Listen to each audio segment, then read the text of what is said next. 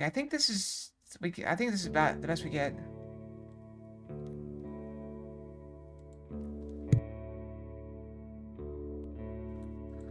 I will continue. Let's see. Let's look at our journal.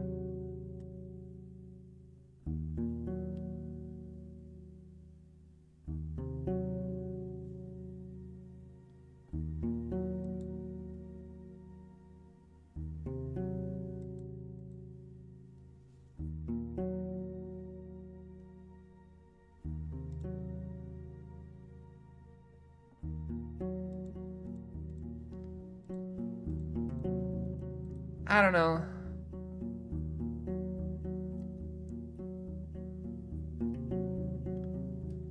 Let's see. Besides one, what did you say? A plague? You tell him everything you've heard about the symptoms.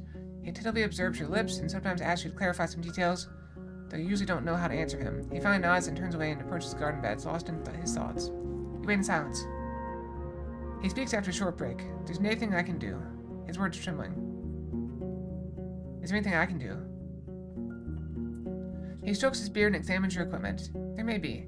You can help me cast a spell of great power, but it will take much. You and Nate dare, and you'd have to give up a grand reward. It is a quest for a hero, Nate a messenger, and there are Nate heroes.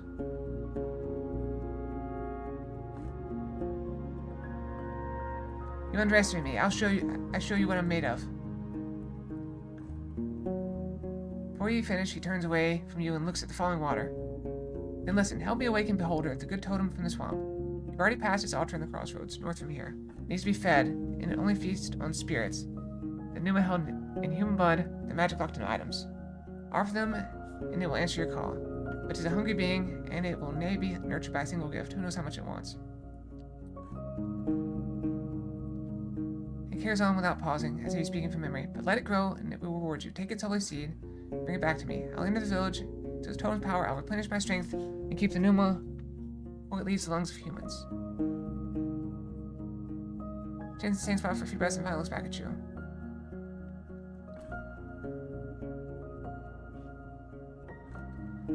Let's see. Do you have anything I can give to the altar? He reaches into his pouch that was previously hanging from his neck.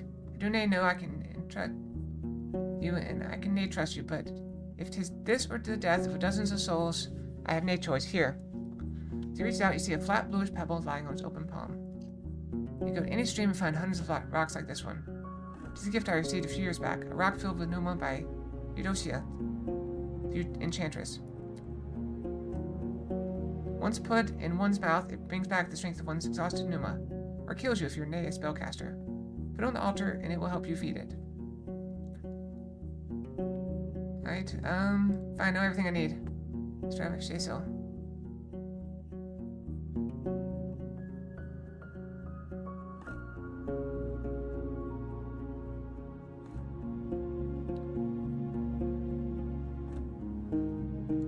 Do I have anything for healing?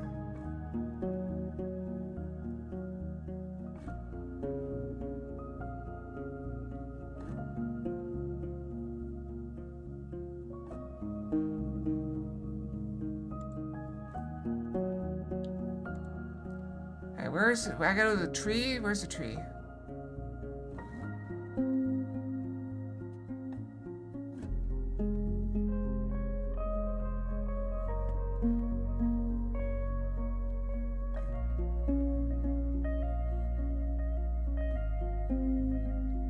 I'll go here.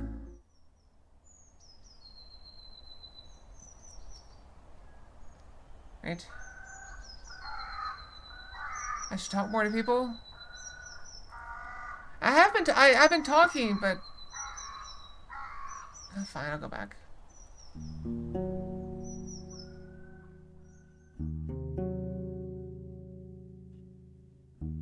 Let's see, I wonder why you don't wear robes like Druids from others. Dell. Where what I need, and therefore what is needed of me. He speaks with pride.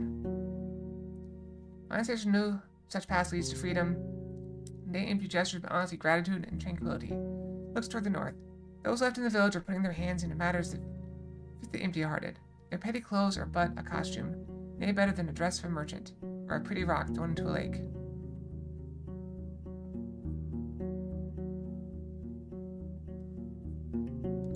Ministerian?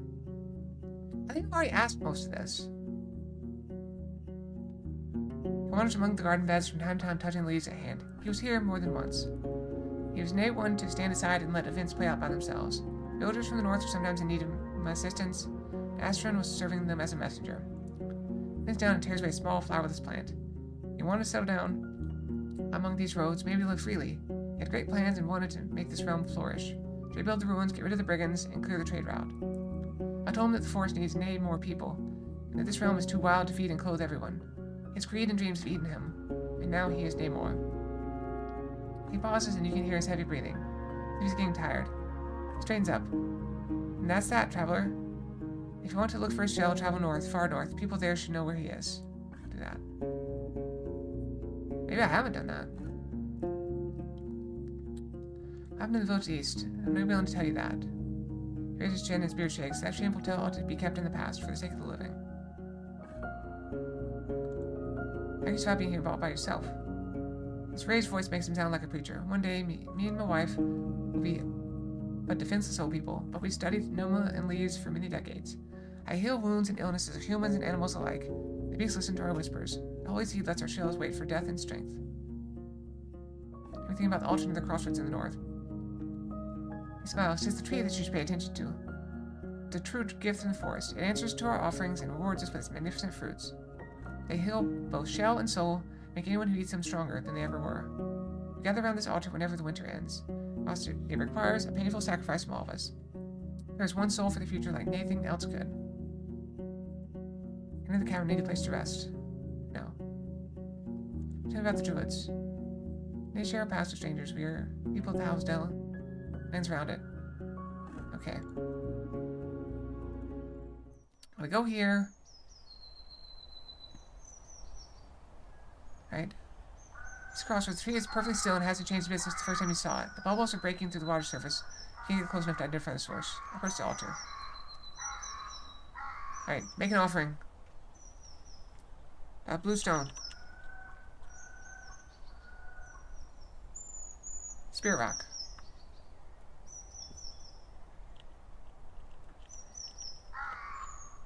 As soon as you lay it on the stone slab, the pebble hisses for less than a single breath, then shatters into dozens of tiny rocks. Not much larger than grains of sand. The tree greets your offering with the sound of moving, stretching branches. Food.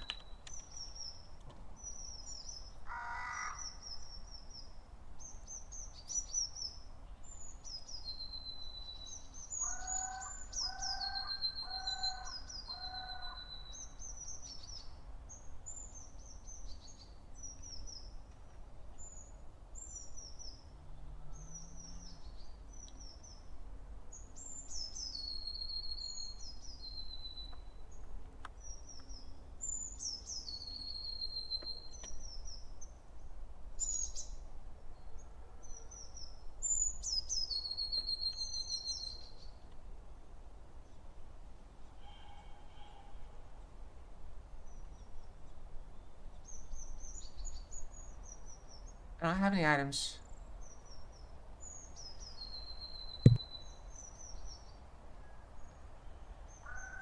I have nothing. And I'm about dead.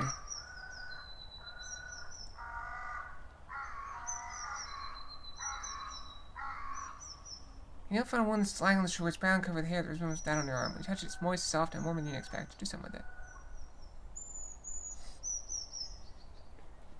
I don't know what to do.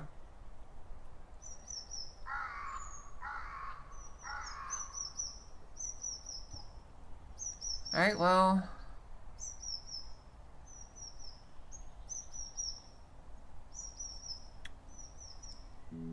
I can try to go up there and see if they have anything.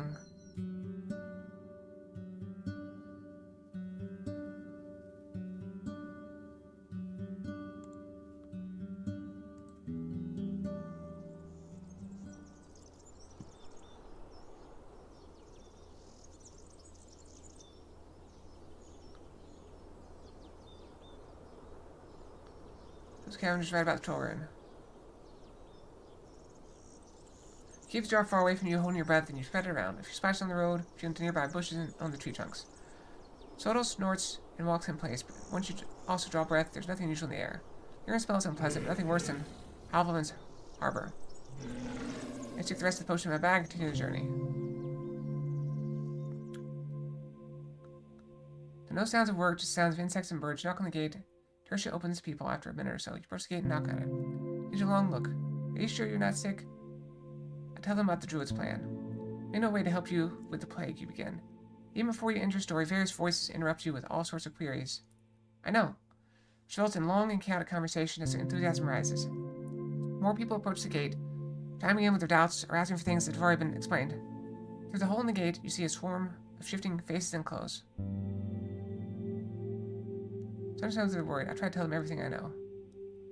Locals spend most of the time arguing with each other about hope, desperation, doubt, and distrust. Even if you're trying to manipulate desperate souls. Reaching the point where you can move on takes you a few good minutes. There isn't much you can do from here, but as I said, awakening the altar requires Numa. Do something I could use to sacrifice, it would be a huge help. Yet another long discussion occurs on the other side. This time it's more organized, with one soul speaking at a time. When Tertia addresses you, there's a sadness in her eyes. There are no enchanters here, Warden. All the magic potions we had were used to fight the plague, and my neighbors don't want to give away our last treasure to someone they don't trust. I can't make the decision for them. I suggest you try to keep some treasures and save your lives? People on the other side fall silent. The woman observes you with reluctance. It's not the way we do stuff. We won't turn ourselves into mindless beasts.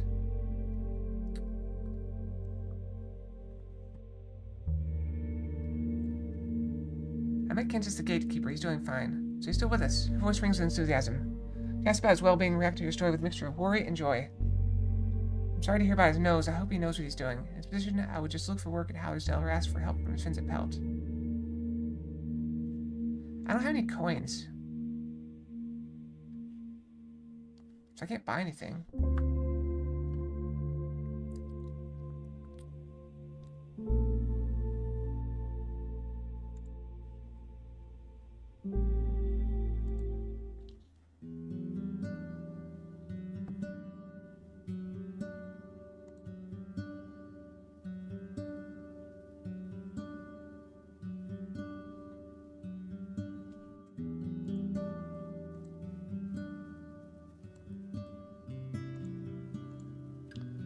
Let's see.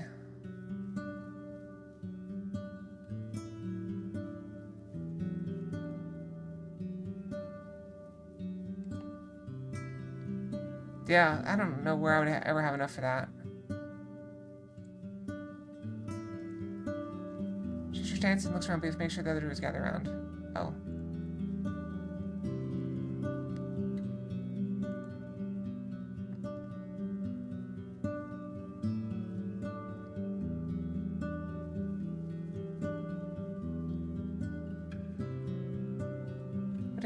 Make you consider joining Hovlin. Consider it right now, but if you won't. My class are remain keen. Let me give you some answers, let's see. I need more water. This is a very thirsty game.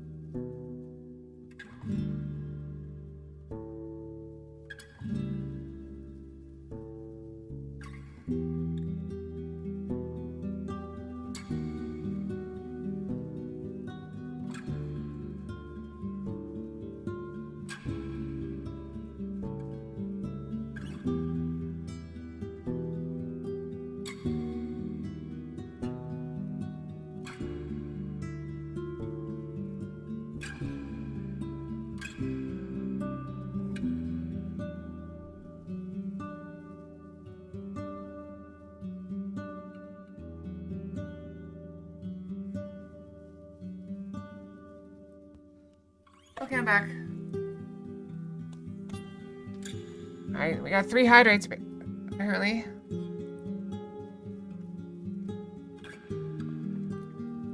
One,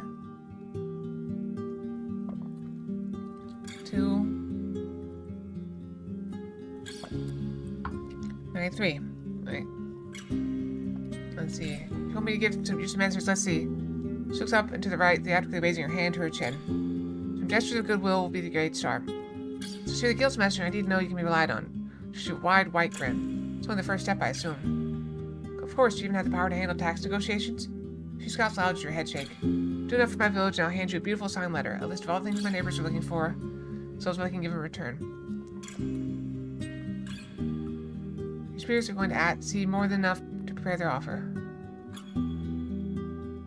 Show up your hands. I think that's fair. Okay, looks like we're in agreement. But one more thing, though. Put your elbows on the table, leaning close to you. Go behind my back. I'm not going to wait for a dagger. I'll hand you first. She rests her chin against her open palms, giving you a disarmingly warm smile. Your people already know that we have a new Roadwarden. Maybe ask around to see if anyone needs your help. The more my neighbors trust you and need you, the more willing they'll be able to offer you better pay. Well, let's start here. What can I do for you? Oh, so kind of you to ask. Before I ask you to run, let's see how you can walk, shall we? Her eyes wander left and right, and she gestures for a nearby guard to move away. He nods and gestures to a few other soldiers to follow him. While a few of the locals cast curious looks at you, they turn away as quickly as you notice them. The mayor's shiny green eyes are still locked on you, and her voice is close to a whisper. Since Asteria's disappearance, there's little trade on the roads, and not much news reaches us. Be so kind. The flirtatious tone distracts you with how obviously fake it is. Then we'll learn some interesting tales about our neighbors. I smile back at her. You mean the ones that weren't meant to reach you? See, I knew that deep down you're a true sage. She titters and straightens up, adjusting her cape without haste. Do you have something to share?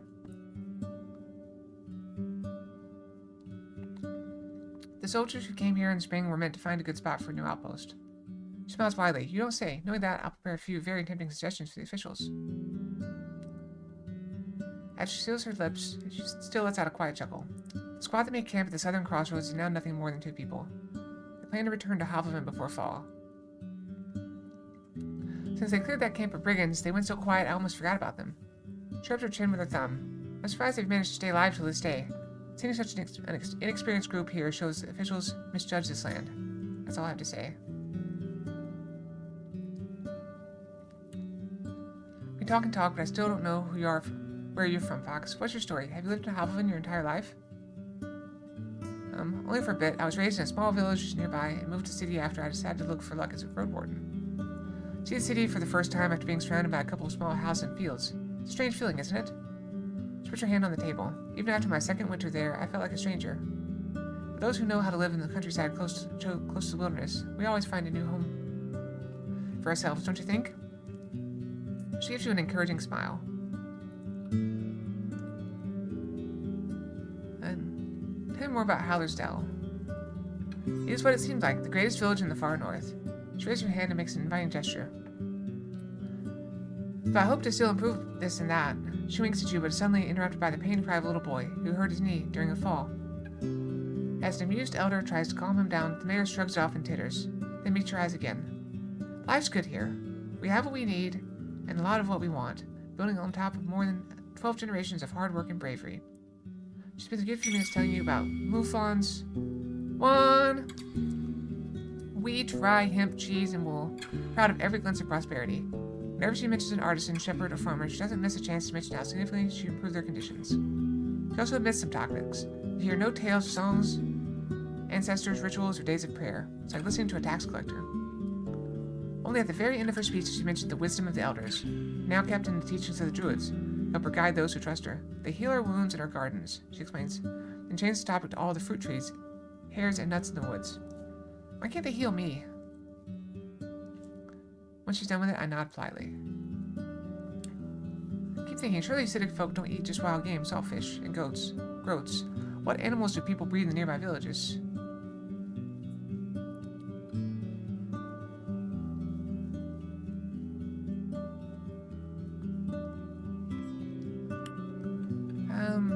I don't know. Bouffants. That's terrible, you can't change noise into laughter. Our livestock won't sell well, but that's fine. It's hard to keep a number of lambs high. We need to sacrifice a field to raise a new flock. Need my assistance? You seem... Okay, don't ask me about money. Okay, thank you for your time.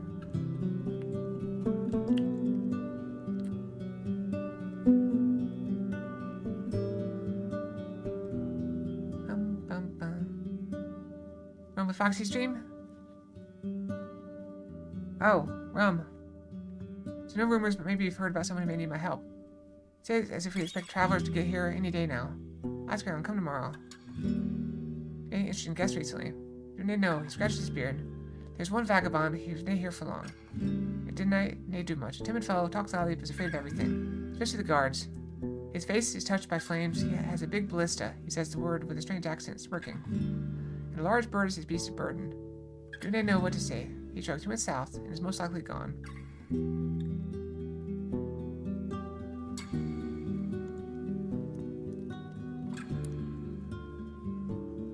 Wait, what do I need the potion for?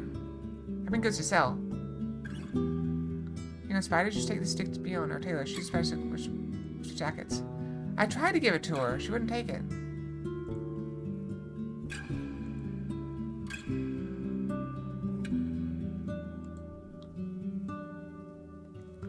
Let's see. Take it off and point the stairs and holes. We'll follow your finger patiently. Remember price an hour or 2 dragon wings. That turns dragon armor.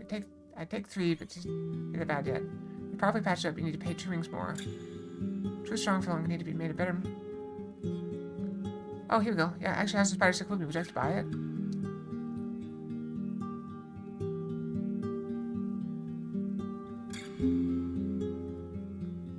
Show the wrap stick, and without asking, she takes one of the shorter threads and starts to stretch it. She nods. I do. What do you want, the dragon wings or a better jacket? She details she loses more of her patience with every breath. 10 rings of thread, or give me 2 hours now, and I'll put some of it here. Oh, hey. Kind of fitting. Give me 2 hours now, and I'll put some of it here. She vaguely points to bits of your game, so to make it stronger. The armor's not going to be any good if I'm 1 hit from death.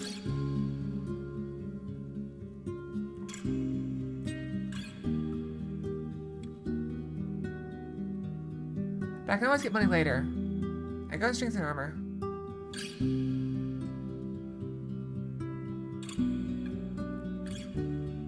Okay.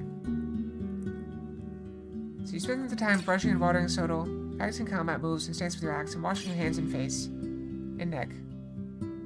Near the end of the hour, you return to the tailor and sit down on a stump, relaxing to the sounds of Howler's Creek. She asks you to come closer and points at the spots where the seams were ripped and replaced with spider silk, which is much lighter than the old thread. You'll make it stronger than this unless you cover it with troll hide or something. Good luck. Okay.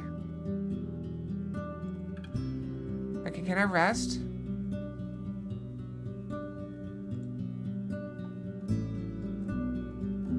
I can't afford that, so I guess...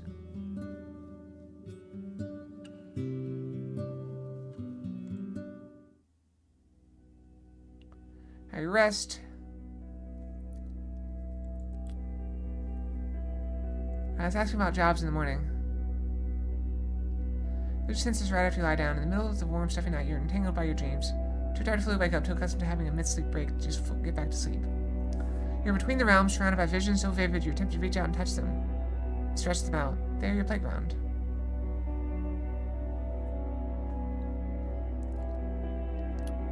As I'm empowered, I do my best to enjoy myself. I defeat dragons, eat, drink whatever I want.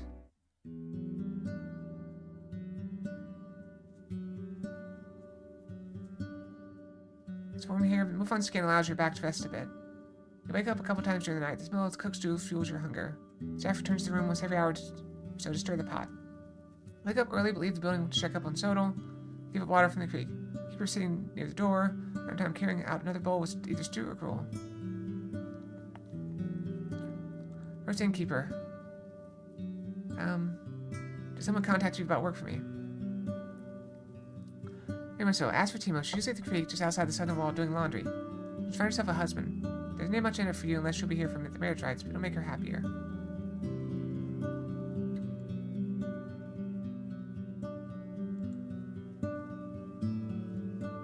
Look for Timo the washman. Before you reach the gate, you find 3 watchmen who are walking down the path, shouting loudly. White hair on their arms and legs shines, contrasting the mud on their feet.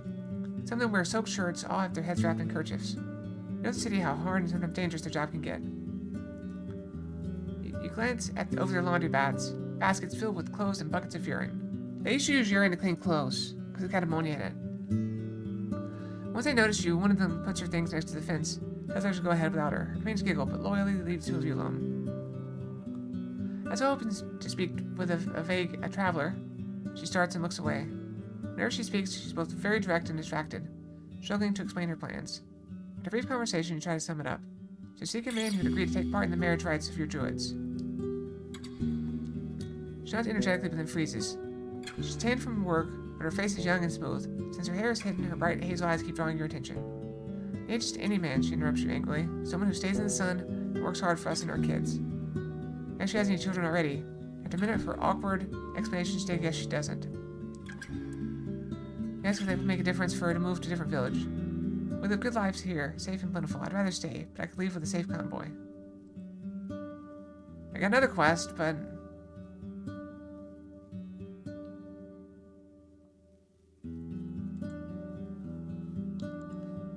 there's nothing here for us.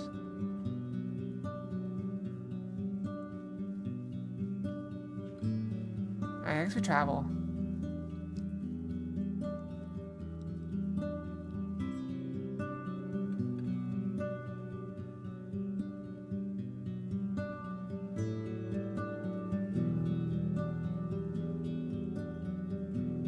We go see if they want to get married. They're coming back anyway, aren't they?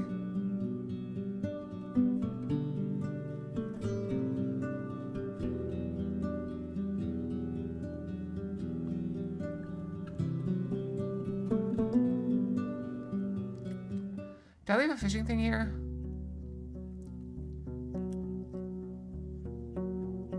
See if the fish trapping is still empty.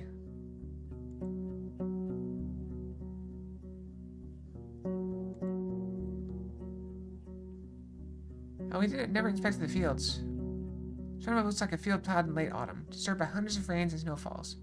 There's a few clumps of grass and wheat. A place like this one, abandoned for years, should already have turned itself into a green lea. A barren field, maybe it was overused. But you still expect the weeds to sprout. A curse? The path leading west from here ends at the edge of the field, shifting into a meadow and then a forest. In a small backyard, the ground is beaten, the grass grows only right next to the buildings. It's been a fair spot for training dancers and fighters. The stakes of the palisade are covered with playful carvings left by children, who are portraying monsters, weapons, and humans. The rubble has been pushed into the corners of the houses. The furniture is broken, but you find something of use on the palace, a slightly rusty piece of steel. Once you pull it out, you realize it's a quarrel for a crossbow, still usable. I checked the northwest.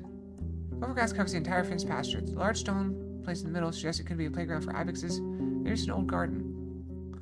You see a couple of small sheds, a latrine, and a single building to the south, completely burnt down. All these places were cleaned out by scavengers. Little doesn't want to approach the large ruins to the north. The terrible stench of feces and rotting food scares you off as well. The paths are covered with goblin footprints. It's daytime, so the pack should be asleep. If the beasts were active, they would try to scare you off, or to hunt you down, or hunt down your mount. This is their territory. Once they wake up, you will face a furious enemy. Alright, let's leave.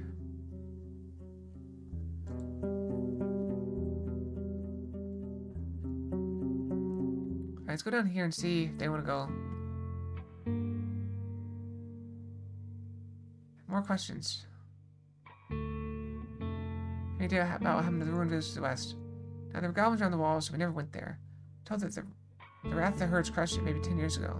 The companion agrees with a nod. If there were any survivors, they're surely gone by now. Maybe they moved to other settlements or left the peninsula. A couple of bandits. Have you ever encountered the bandits from the north?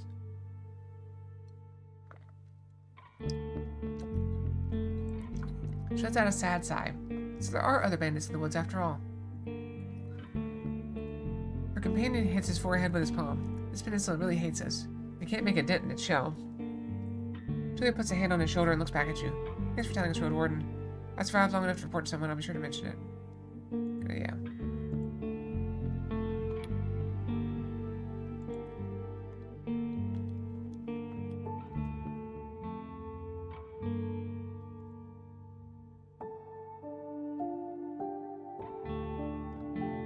Right, not much good there. Maybe here?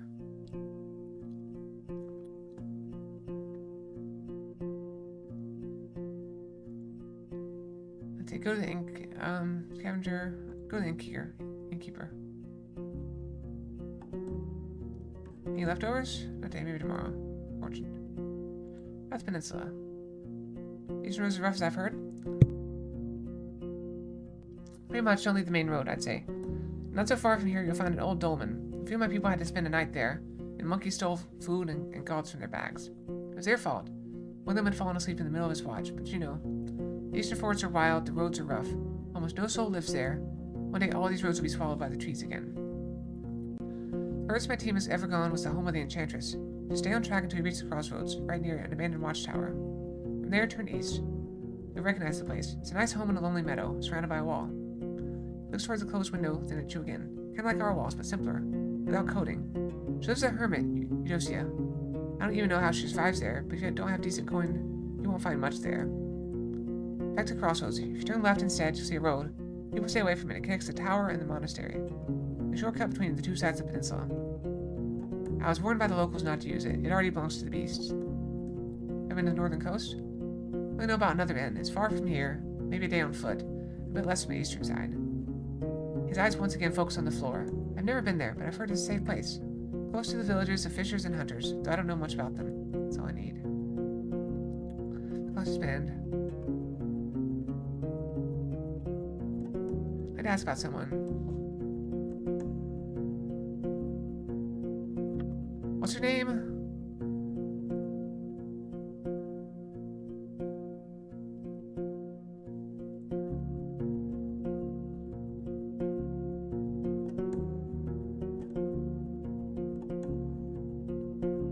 Timo.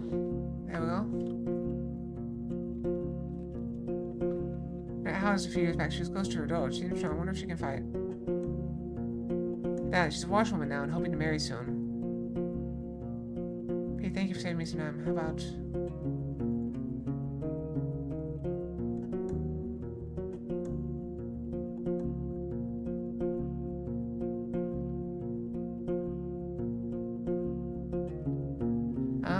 let's see. I met Quintus, the one who trained with your team. He may need your help. In a difficult situation he finds himself, putting emphasis on his wounds and food issues. Listening to your conversation, the nearby guards surround you, forming a circle together with the boar, and ask you if Quintus is in one piece. Tale calls attention to give way to jokes. He's so scared of the wrath of the Urds, they'll sooner eat his bloody crossbow than learn how to use it. This is one older woman. Let's give the poor guy a break. The guard in yellow armor interrupts, which is not welcome about a one-eyed man. He's not even here. After another minute, she grins at you. Thanks for telling us. We'll change our some plans and get in touch with them during our next trip. Well, not that. Same man chips in, but quite soon the redhead stare. Show the arrow I found near the fallen tree. Didn't you just drop this? Turns without hesitation. Now, we get ours from the villages in the south. They don't use pheasant feathers. The locals ask too much for their arrows, as if they're filled with pneuma or something.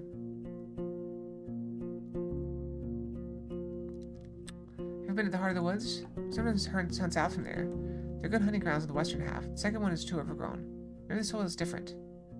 She shrugs and moves her hair away from her forehead. It's a risky spot. There are tree ants there, and wolves, even the furless ones. And if you have to go through the tall grasses, watch out for what's on the ground. They can be archers in the trees. She smiles if it's a joke. There are all too many worms, even larger than a water leech. Have a job for your crew. There's some goblins in the nearby woods that pose a danger on the road.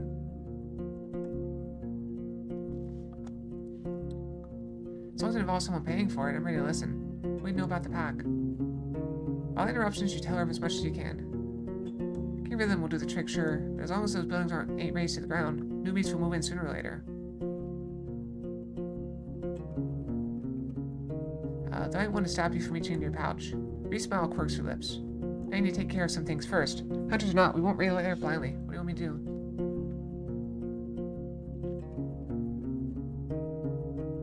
So that's your task one by one, in the meantime bending forward to brush the boar. Make sure you've looked around the entire village. I could get mad if it turns out yet another layer is just behind the corner. Then be sure there's no soul around. When we fight, we don't do rescue jobs. If we do, they cost a lot. The boar grunts and turns around, leading her to his other side. Speaking of which, for you it's going to be, squints her eyes a bit, 10 coins. Take some of the loot we find. Won't let go of the magic swords and rings just because. Not that I expect any. She straightens up, but who knows? She knows I'll bring an axe with me. She looks at you as if you're a lunatic. We won't take you with us, Fox. If you can kill a goblin, good. We have a team. Our own wards, knowledge of our strong and weak sides. We don't need you around. Just give us 2 or 3 days after you pay us, and we'll take care of it.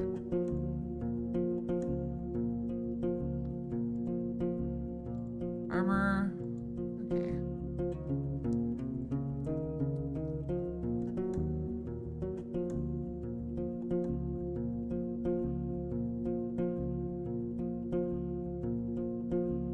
Looks like there's a road there.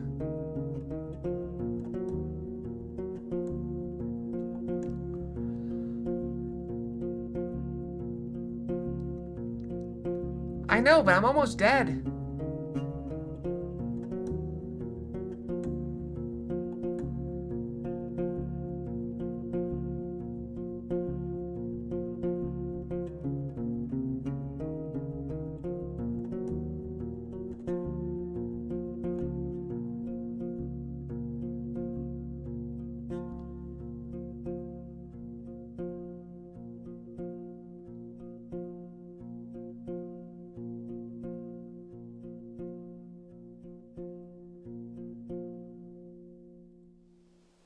I'm trying to stay alive.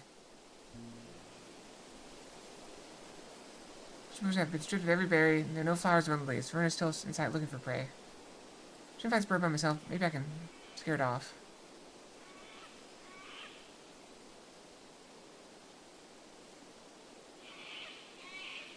Alright, I keep it to hurt it before it gets close.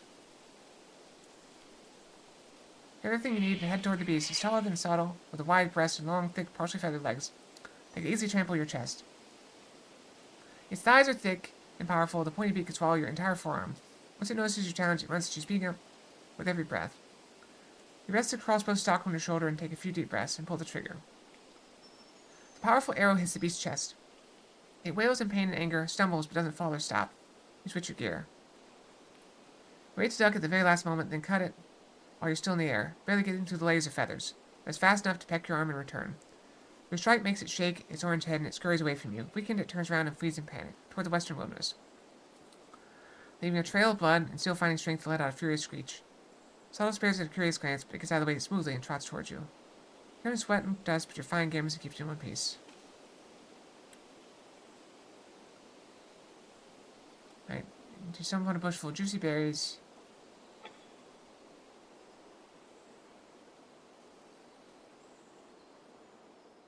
Let's go back here. There's an empty cabin.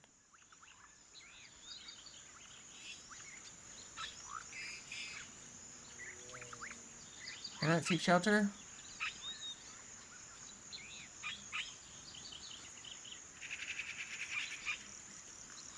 I thought this would be a safe spot.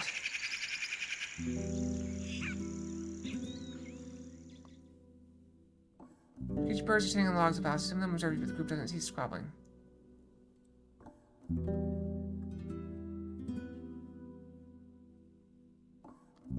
I think I die.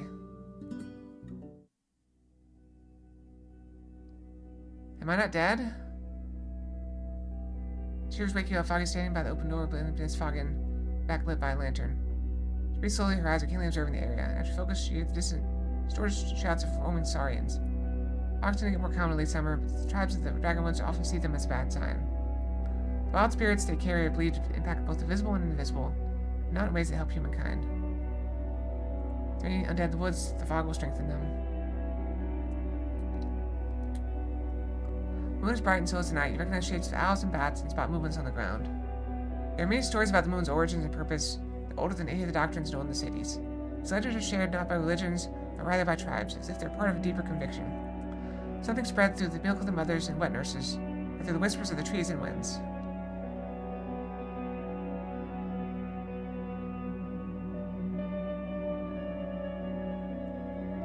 Controls weather, gathers weak crowds like a shepherd and shapes the tides. Exhausted night, Sato keeps stepping in place or walking, taking only short naps. Let's see, I bring news from my old Pagas, they're not good. Oh yeah, I got a coin. Not what I was hoping to hear, love, but I'm glad you went there. No more than the other settlements folks should know before they send their messengers. It'll be rough seasons for all of us. I'll drag him over for a pocket, toss it your direction. Here, good job. Just toward the ajar door and looks at the lake. Can I just eat? Can I eat this? Why can I not use my inventory right now?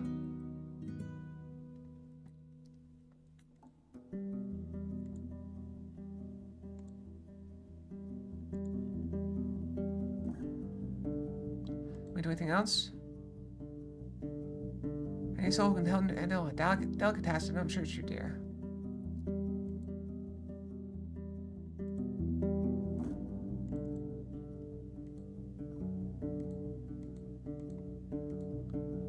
I ate all the plants, got my nourishment up.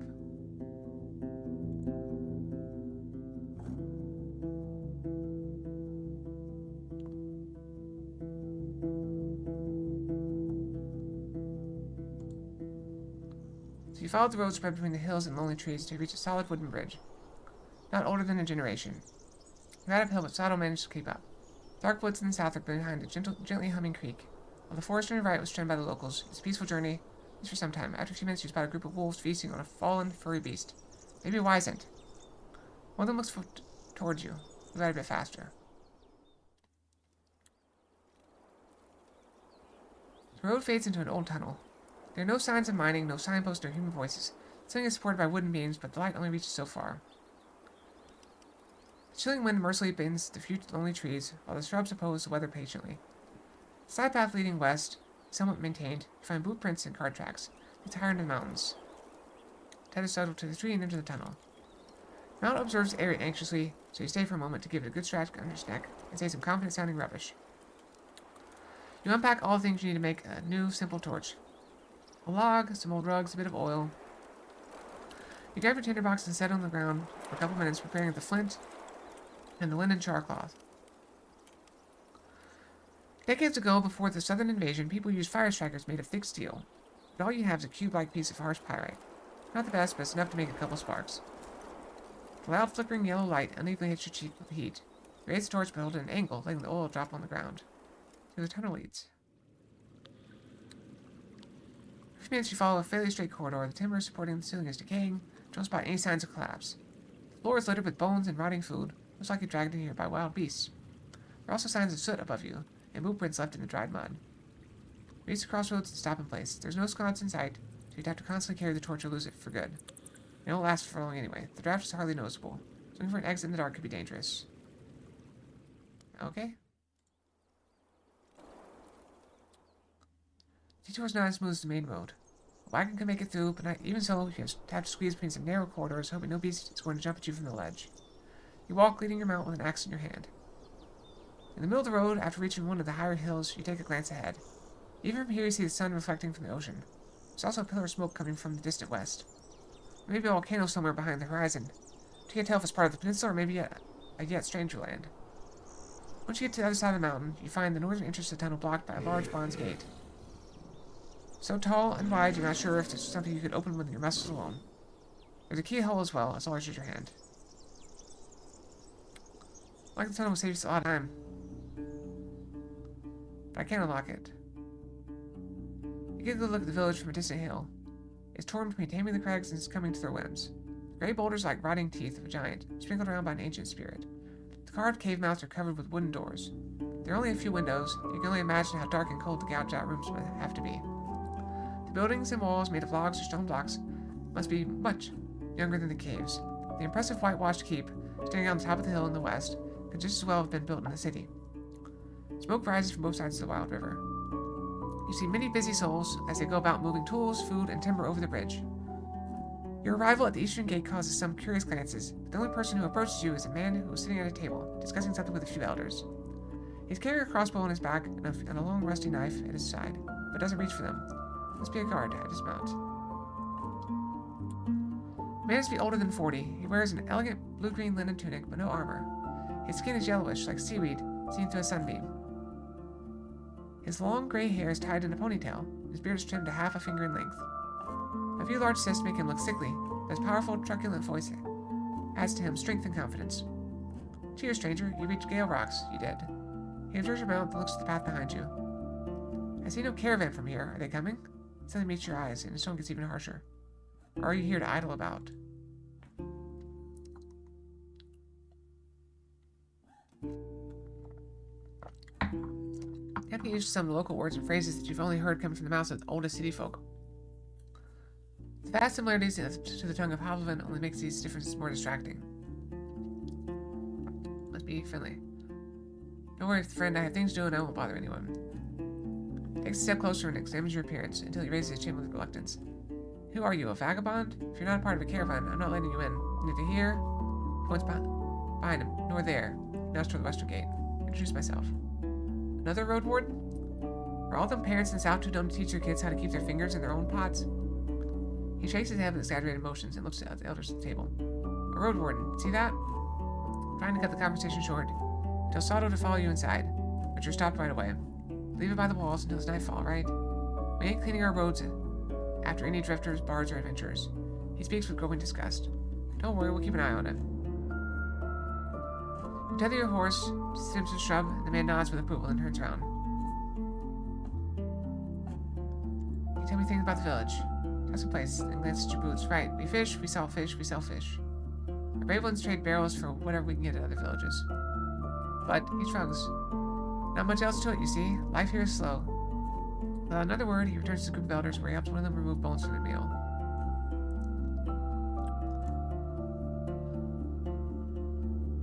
You know, to me, there are some locals looking for matches in other villages. The vast majority of locals see this place as their home and even feel indebted to their families and neighbors for looking after them. Paula seeks a different path. He isn't even 20, but trained to work on the beach. He's strong, slim, and a bit loud. I can even hunt fish if that's the only work left. He admits when asked about his plans for the future. He's not here, not after them neighbors turned a blind eye toward my harpy of a mother. He reveals the scars on his back, left by willow withies. You mention religion, he shrugs without second thought. And I can do whatever, barring wicked spells. Make sure he means necromancy and blood magic. Right. I'll have one as a companion for the mornings and evenings, one with a kind soul, and if good winds allow it, we mother our children. I'm ready to work for them till I faint. He flexes his muscles. I'd gauge my arm for that. Marina's few years older, but much shorter, pale, with dark circles under her eyes. When she hopes to find a wife or husband, she won't leave the village. I was 6-year-old, his father went into the fogs on a foraging trip. I'd love to have more kids, but my forebears have been living in this village for a lot longer than anyone can tell. Rather than make our blood too thick. I asked about what sort of traits she's looking for. Someone kind, loyal, serious, and diligent. But after a water carrier or an artisan, my own back is weak.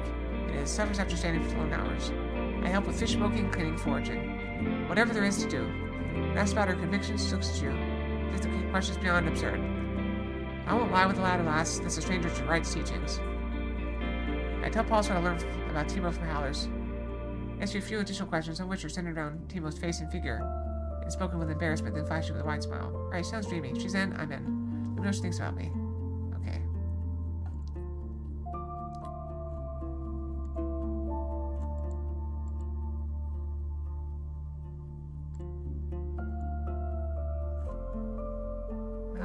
Regarding about when you first arrive in the village, leaning against the wall, observing both the gates and your mount. There are Soto's doors, the gatekeeper reaches for his axe. He sighs when he notices your gaze. You heard about the plague that's fallen upon old Pagos. Plague? The voice closer shout. People glance toward the two of you. Gar grows pale. Better take it to our head woman, Warden. We were planning to trade with them, we were. Have you ever bothered about bandits in recent seasons? Now, what do you mean bandits? That useless group of soldiers already faced them half a year ago. Ain't you heard in Havelin? They killed and got killed. He shrugs as if there's nothing more to add. Try to push him harder, sharing some of the gathered rumors. Colossia and her group? You're wrong. She's from here. She wouldn't bother us or our neighbors. She's one of the lost free folk. Couldn't force yourself to come back here after the events that can't be changed now. She's hunting for treasures in the ruins, trading. That's where she gets her stuff and coins. Most settlements, people are much more hospitable. Using an irritated glance, he stares at the river. Most settlements have fewer memories of getting robbed by drifters, or of wasting their time on good-for-nothing adventurers. All them free souls think they have the right to our patience and care, that they're some saviors of ours, each one of them. Well, we've been beating this land for centuries. With Wright's help and the patience of our forebears, if anyone wants our respect, they better work for it. He knows that getting away with theft must not be an easy task. He answers slowly. Don't get any weird ideas, outsider.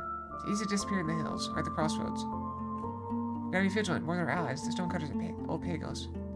They can let themselves be more open to strangers. They have neighbors, gentler roads, and less of a wall to defend. What was it, head woman? Everyone's in the keep, says a young basket weaver with legs too short and too thin for her to stand on. But she's not very patient with strangers, she's not, or with loud neighbors. You thank her with a nod and head to the hill on the western bank. Walking past the big kitchen. A steep path leads to an open, unguarded gate. As you look through the yard, you notice a few pigeons running around, keenly observed by a pet griffin tied to a wooden beam. Some drying underwear hanging from a rope, a spiked flail leaning against the wall carelessly, a knocked over bucket lying in a puddle of water. The place may be messy, but it's not impaired in its function. Preparing it for defense wouldn't take longer than a few minutes. And judging by the wall walk of the bailey, it can stand an attack from a large squad of soldiers. The current state of the place makes you think of Havelvan, whose stronghold yards and temple walls are often surrounded by small peddlers, few of which are even allowed to set up their stalls. As long as they don't hinder anyone else's tasks, they're allowed to pursue the scarce scraps of open space. Keep. The white walls stand out from other structures in the village, and as far as you can tell, the current layer of whitewash is still fresh. There must be at least 3 floors inside, enough space to contain more than 100 people, but without much between them. There are arrow slits on the walls, and the roof is surrounded by a fence-like barrier. Perfect spot for boulder throwers and archers. The large entrance door is ajar, with a wrinkled man sitting on a pillow placed on the stairs. He's not wearing a gambeson, but the fine steel sickle sword at his side makes it clear he's not just a regular guard. He stops what he was doing, carving a figurine from a log, and stands up to greet you. Cheers, Roadwarden. Severina was told about your arrival. Follow me. He may be old, but he's tall, with long and thin arms of the sea folk, a neatly groomed beard, and his gray hair in a ponytail. As you follow him, you're hit by the strong scent of cloves. Climb up the stairs.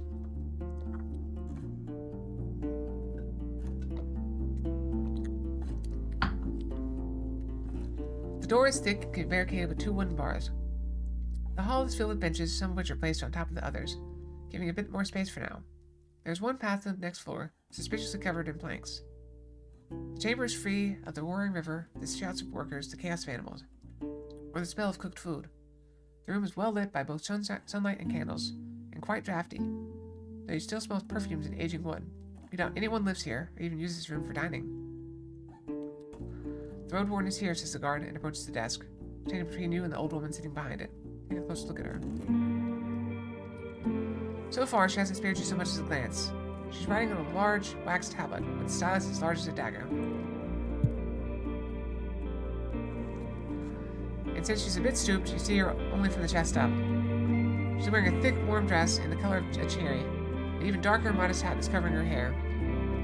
She could be older than 70, yet her face and hands have been spared from scars harsher than some pockmarks carved by illnesses. If you were to encounter her in Havelman, you'd expect her to be an official or maybe a rich scribe. Some of her belongings, however, would be found at the city's desks. The wax of her tablet isn't dyed. Instead of keeping water in a cup, she has a large colorful seashell, and the winged hourglass placed on a stone stand is made of dried seaweed. That's the young woman who sits in the corner. Her crossbow is pointing at you. The resemblance between her and the elder is stunning, though she's slim and a bit taller, and wears a simple dark blue and black woolen tunic. While she's resting on a chair, she looks at you almost without blinking, with hardly any movement, like a cat staring at a rat, trying to judge if you're defenseless prey or a threat.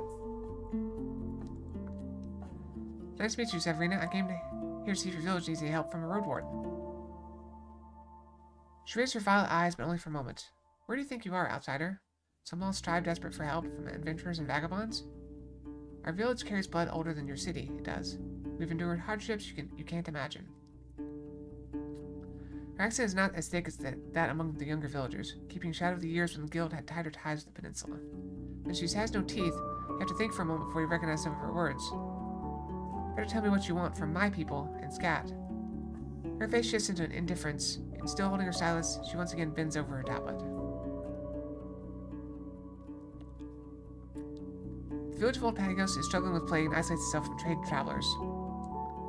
She looks at the perfumed man, who's standing with an open mouth. Then it's the crossbowwoman who has lowered her weapon. The head woman, still without a word, leans forward and rests her forehead on the back of her hand. Her guard tries to speak, pushing him with sorrow. Let me think, she states.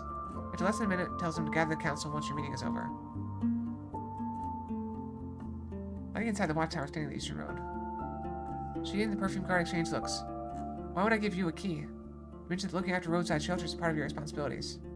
She smirks, raising her hand slightly. I gotta say, we're not an old Pagos. One's duty means nothing here until the soul proves they can be trusted. I heard about some necromancers in the north. They almost jump away when the crossbowman shifts her position. Turns out to just be uncomfortable with the way she's sitting. Sabrina smirks, but she starts to speak. Her voice grows worried. What happens in White Marsh is a sign of cowardice and weakness. I've seen my share of harsh years, and I sympathize, I do, with tribes that had to feed their people with tree bark, or decide which mothers will eat enough to feed infants. But all the walking corpses will get out of those charms and murder their masters, like they always do. And instead of hunger and cold, they'll face the end of their souls. All we can do is keep ourselves safe. Try to ask a few more questions, but to no avail. We don't really travel there often, stranger. Some of the knowledge we gathered on this place is for our ears alone. Now, you can't trust that I will keep anything between us.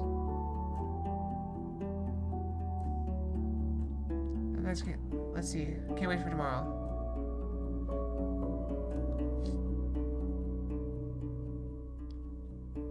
I've seen Asterion recently. He's also a Roadwarden.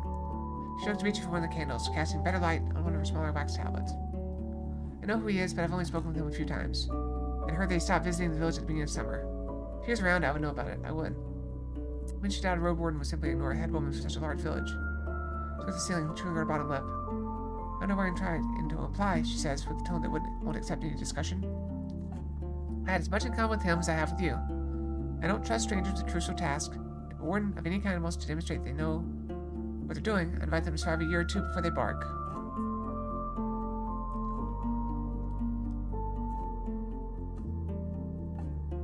A long time traveling between places generally work for me. Turns her eyes over you and frowns with as much hint of subtlety.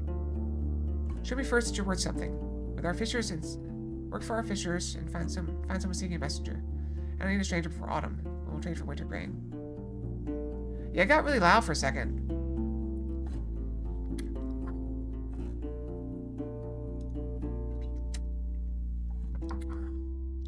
This game has a lot more talking than any other game. Even like when I'm reading like, you know, SAO and like Final Fantasy 14. We can tell about the tunnel south from here. Tell you that the venerable digger, Luno, will tell you more about it than you want to hear, she will. Before the war, it used to be crossed every 10-20 days. Enough for us to keep it garrisoned. With how little use it now has, I'd be mad to ask any of our youth to throw themselves at the beasts that live there. She glanced at an open pouch of sign just nearby, with a few dragon bones sticking out of it. Her toothless grimace is hard to read. And don't offer me your services to merely get rid of the Woken. I need long-term solutions, not violence, and sooner or later another threat will take their place. The mages will stay occupied, these no vagabonds will take it over. Alright, let's just turn it down a bit. If you say so. Can be a bit about Garrox. Be slowly with the kind of someone who may show an annoying brat that has one last chance to learn from their mistake. I look like someone who'd be interested in spending time as a guide or a telltale. Ranch stat starts to move around a few small packages. Looks inside one. Scat spends time among our walls. Speak with the fishers, the artisans. All them lads last whose blood keeps the shell of our village alive.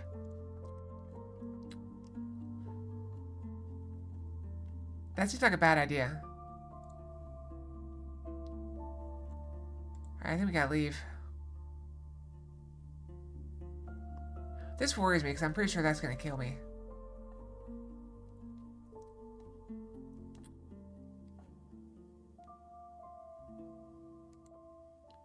Let's go down here.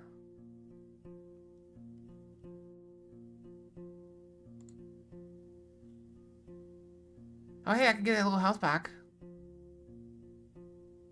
We have 1 coin. Let's spend our 1 coin. Get your health back. On your right, reach the ground to the clouded sky. Deep night, some people call it. So dark you can't see the fingertips of your extended hand. Try to look outside, but to no avail.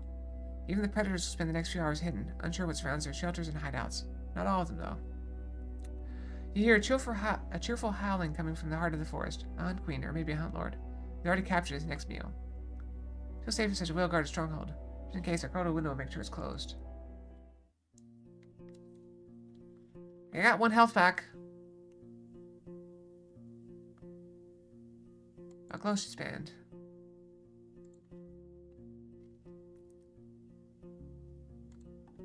Alright, Alright, let's travel.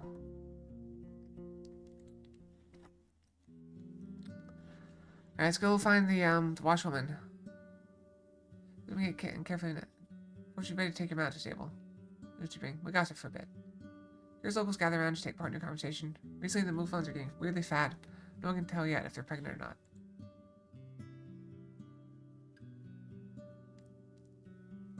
I'm broke. My mount only needs some hay, water, and peace. Scouting points at 8 steps away. Let's draw off the water from the creek. Make sure Soto is comfortable. The creek takes a break to speak with you, apologizing for her crude appearance. She asks for air with her hands on her knees. Looks you directly in the eyes. Tell her about polish from Gale Rocks. I'm the worker, but make sure he will not oppose marriage rights. If he follows the right, and need his word, he'll leave his spirit behind him. If he agrees, alright, he goes, he can come in the fall, we'll see how we get along. Okay, we did good.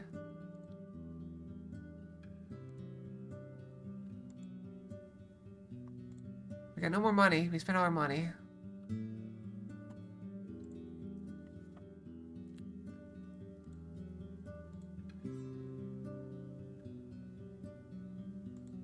I got nothing.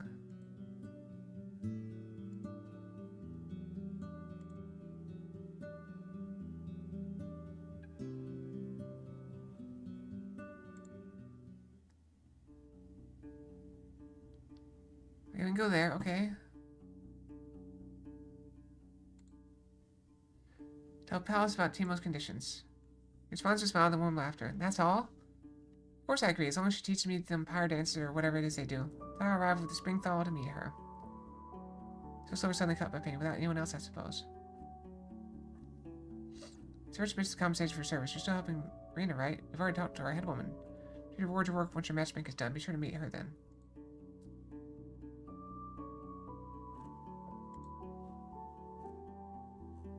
Oh, this guy, you think he'd be a good match?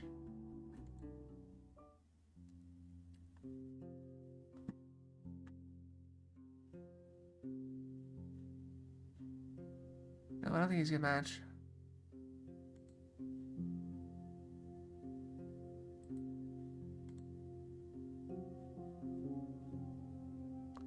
Ah, this Asher is gone.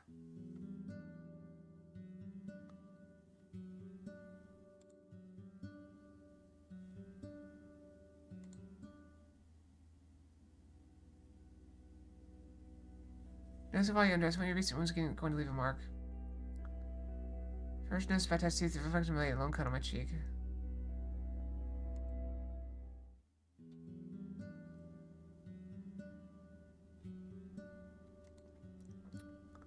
No more food?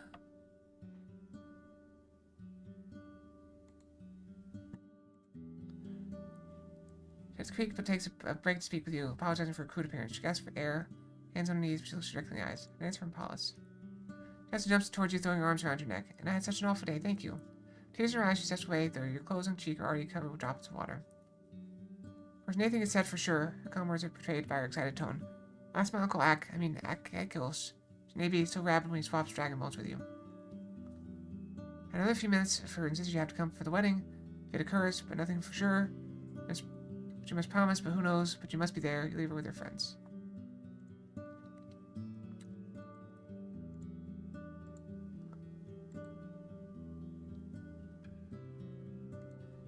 Alright, didn't work.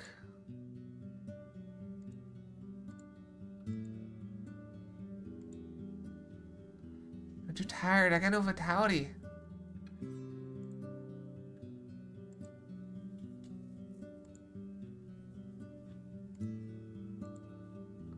I don't know what to do here.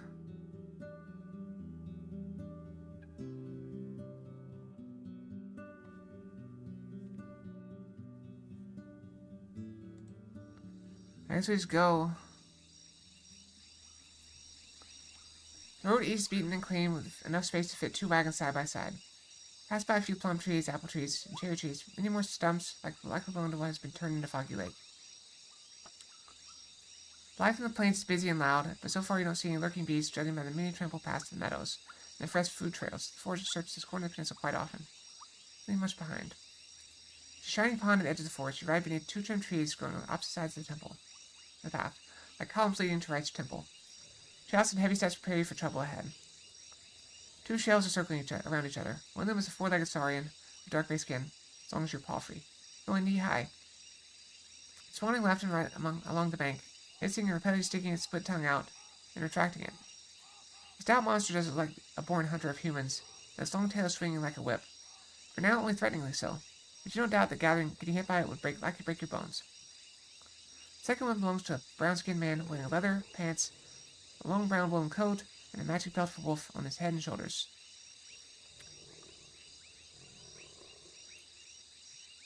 Like a haunting hood. His voice is both gentle and scared, and shutting his hands in front of him, trying to make the beast stay away as if it's a moflin. The third shell is right in the middle between the two, which you don't recognize from a distance, but is in a puddle of its own blood and isn't moving. Accidentally, I jump on the ground and rush to help. She'll charge forward through the strays a bit to left, as if hoping that you'll change your mind before you ride into the saurian. You ought to do so and land on the ground between the two enemies. The man's voice turns to laughter, and you realize that the dead shell belongs not to a human, but to a creature covered in white fur. Don't worry, friend, I'm trying to scare away from the ibex.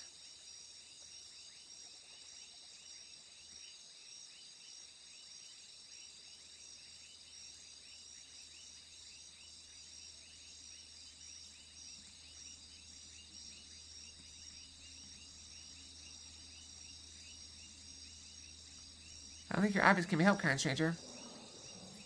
He tilts his head, then lets out a chuckle. No, not mine was the kill. I'm not a beast breeder. What's his hat, as if it's meant to be proof of some sort.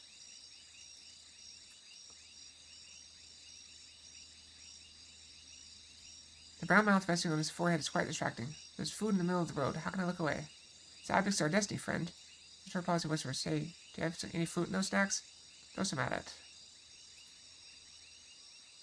I only care about fruits. It has a whole ibex to eat. And trust me, that's only when there's nothing better for it to pick. They live on trees, you know. Look at Saurian's shell, wet from water in which was sitting not so long ago. I notice your gaze. I'm almost sure. There's no way a few apples will work. Maybe a cart of them. He pursed his lips for a moment. You expect the wolf head to follow his lead. Whatever. Not really worth the risk. But not with that attitude. Takes a deep breath and raises a finger. Steps away from the corpse. My home was this way, in the creeks. You coming?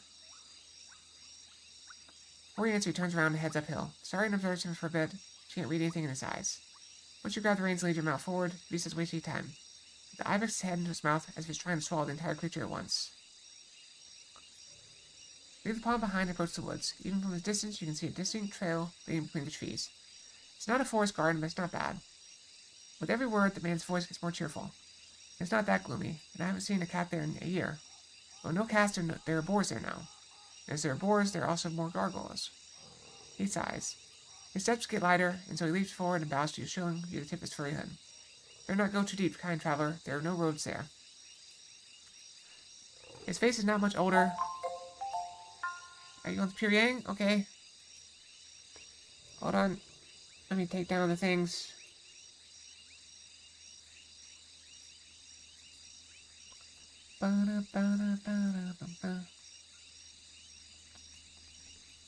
I'm doing okay. How are you?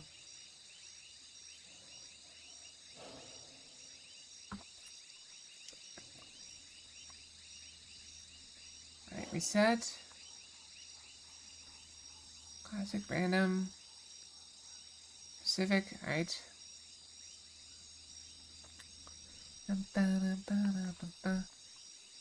I pulled it up.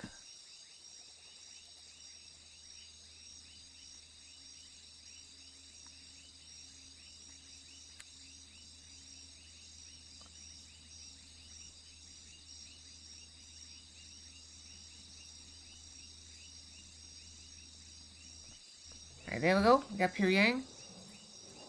I am out of water, though. I do need to go get some more water and brush my tail. I'll be right back, okay?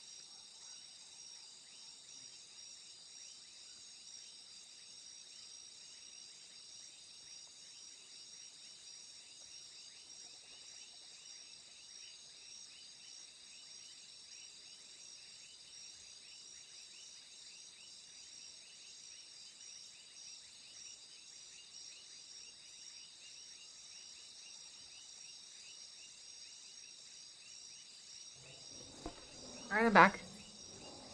How is Subnautica with horror? Like, I feel like it's already kind of scary.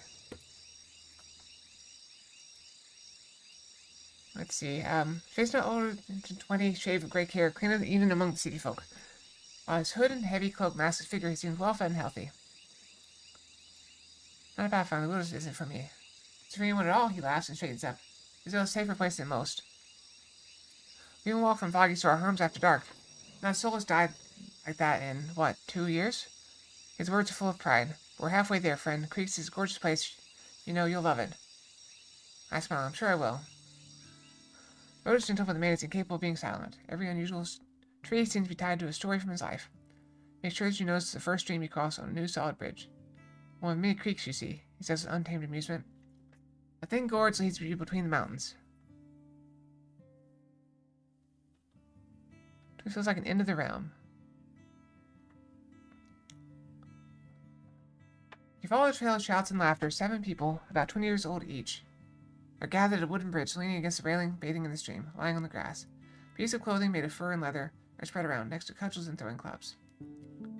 Once the sounds of hoofs manage to break through the chattering, the curious young eyes, untouched by wartime, turn towards you. An excited whisper spreads. The tails are proudly displayed, the confident smiles are both inviting and challenging. How's water? The hunter greets his tribesfolk while stepping on the logs. Gentle and warm, says the man resting on his friend's shoulder. Caught any squirrels? There are paths leading in many directions, but the main road will take you uphill. No need for me to be embarrassed. Now look at them. Light dances on wet hair, both on their heads and crotches, blurring your eyes as much as the revealed chest and muscular arms. You interrupted not just their bath. The soul who's speaking with your guide is embracing another man as he's sitting behind him. One of the women is keeping her arm around the waist of yet another man. I don't see any wounds or marks caused by sickness. The harshest days of this group are still ahead. As you move your eyes from one person to another, they greet you with kind nods. Notice their eyes are focused on your rugged clothes. Once you step off the bridge, the hunter chuckles, seeking warmth. Don't worry, we're not that obsessed with outfits. The wolf's head bounced as he speaks. Neither group then follow the man. The palisade is as tall as trees, but being placed on top of the crags makes it look impassable. What? Why is the gate closed? Hunter turns to the watchtower and repeats his question only louder. Maybe call Ela? Too blind to see we have a guest, Hardly visible guard with a female voice leans from the tower. He's coming, Howler, relax. Her shouts hint of no patience toward him. The youth died in the woods after the bath. Why wouldn't we close? The man glances at you. I wait patiently. They argue for a good minute, and you recognize it's just friendly banter. You don't recognize some of their jokes, referencing events and people you've never met. Your accent resembles Froggy's. It's thicker, and you'll have to get used to it. Don't let Ephraim talk you to death, friend. The soul from the tower shouts to you as the gate opens. Into the village. Sparse clumps of grass survive only on the edges of the spacious yard. A few onlookers wear working clothes suitable for their hard labor, carrying tools, planks, and logs. You're next to a large building of unusual shape, either a temple or a house of gathering.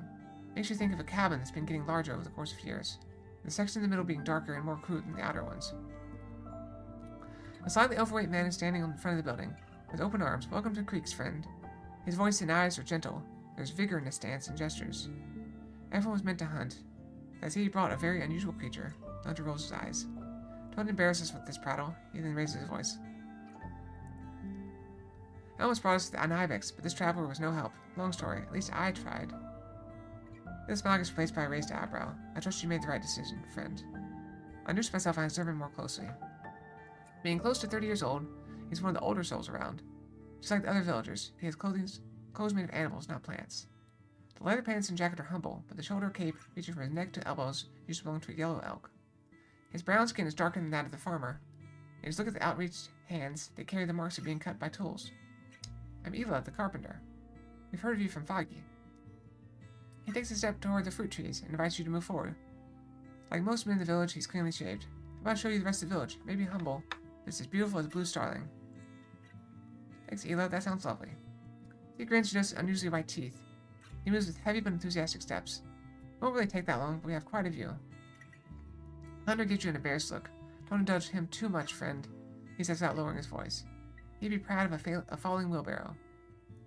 Let's take a stroll then, says Ela as he leads you forward. Your mount can drink at the creek here. Come, Soto.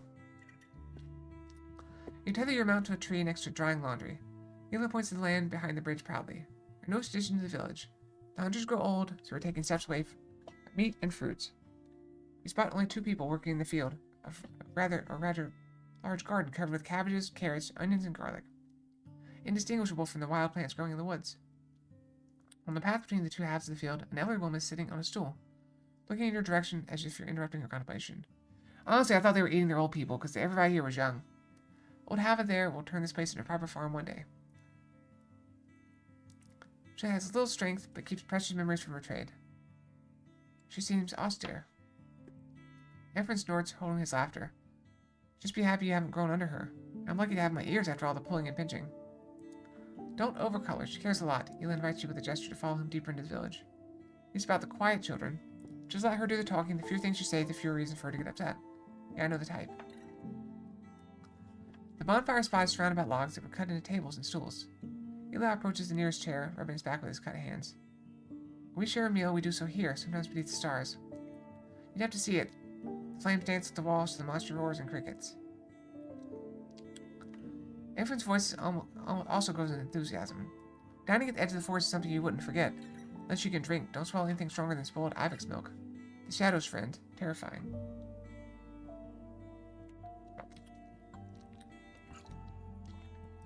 You glance over the wooden buildings while the walls seem fine. The roofs are primitive, mostly made of planks that are already soggy and bent. There are a few people working on cleaning bark from a log, but the square is mostly quiet, with a few kids observing you from above their toys. Imagine what such dinners look like, one big family. Eli flashed you a disarming white smile. Yeah, a huge one. We don't have any rooms to spare. Looks at the children as they return to their crude wooden toys. They don't realize yet how small our home is. They've hardly seen anyone from the world outside, and the trade occurs at Foggy Lake. And good for them, the hunter chips in. They don't miss much. Other than spouses, we have everything we need. And so far, we have plenty of fresh meat. Sometimes even too much. He smirks at the carpenter. In response, turns and walks away. Follow him. You stand between 2 of the houses in front of a gate of an animal pen. The walls are made of sharpened trunks and are as tall as 2 humans. The captured beasts are tethered by ropes, but have enough freedom to wander and graze. 2 brown boars and a black mouflon. And here are our captives, Ephraim declares proudly. I know it's still a bit empty, but we'll crowd it just a bit before winter. Are you going to care for them in the winter? Hunter swallows loudly, already thinking about his next meal. No, they're here just for the meat and skin. Once snow falls, we'll butcher them. Carpenter gives him a sullen glance and squeezes the lower edge of his jacket. I'd love to keep them with us. I don't even like meat. We could start a mouflon herd, or any other. But it's too dangerous with such weak defenses. He leans on the gate. Our houses are too small for them, and having loud beasts outside during cold months would lure predators. We tried. He falls silent for a bit, and once he picks up his conversation, his voice returns to his previous proud tone. You'll understand better if you take a look at our old forest friend. He points to the area behind the palisade. I look north. The vast clearing is returned to life, with shrubs spread between the paths and tree stumps. You move to the bridge in the gateway, and have a chance to look around. You can see the edge of the world from the watchtower. Eli narrates sublimely. In the long distance, the plateau ends, surrounded by cliffs. You either climb up the mountains or fall to your death. Both men tell you about the difficult paths to the village. A desperate camp, then a cabin, then 2, shifting its wooden walls as more and more trees were cut.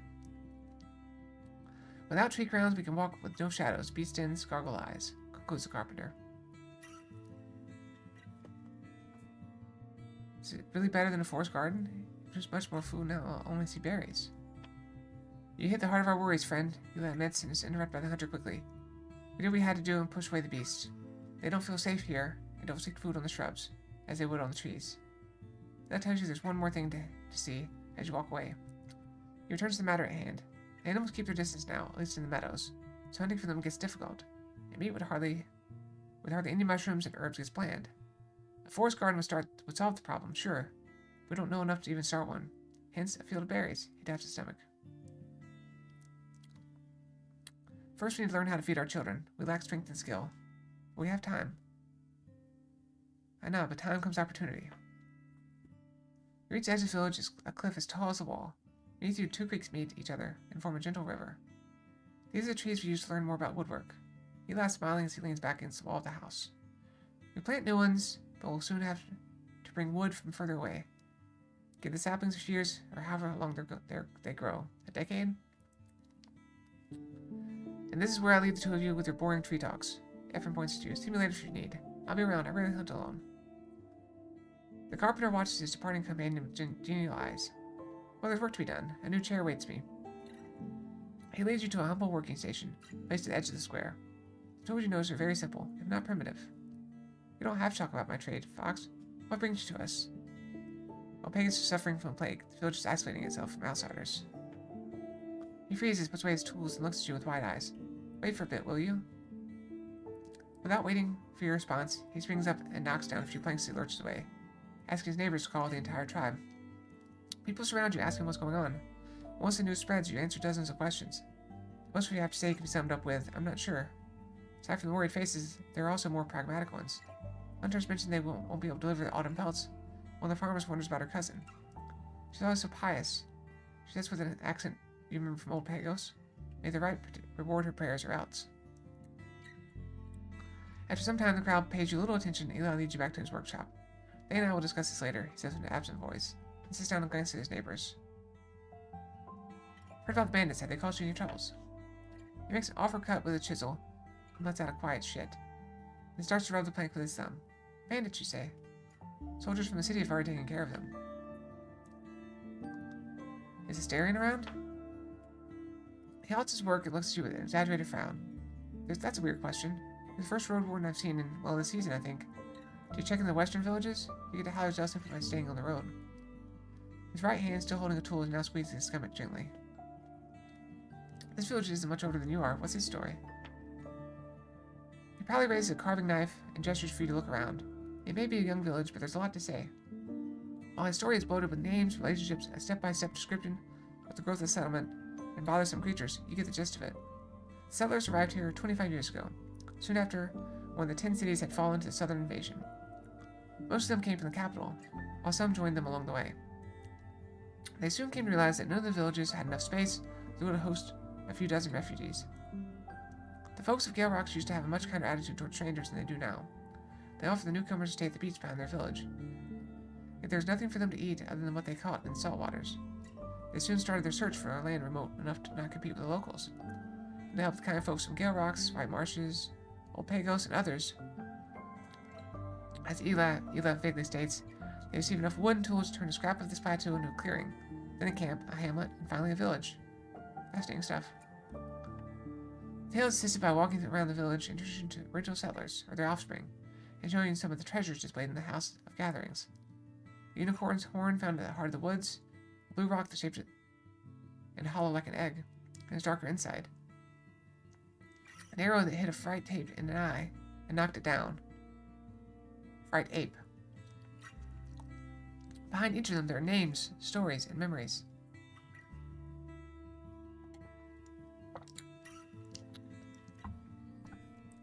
At the very end, Eli leads you back to his workbench, holding a hand on his conspicuous stomach. To give his throat some rest, he turns the topic around. And what are the folks in Huffleman like, friend? Foggy says there are thousands of souls at the capital, and one can go their entire life still finding new faces in the crowd.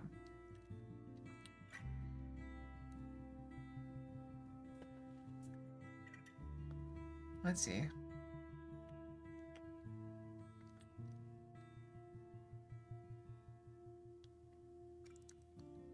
It may be so, but my city feels lonely. There are many people around, but all of them are too busy with their duties to share with their lives with others.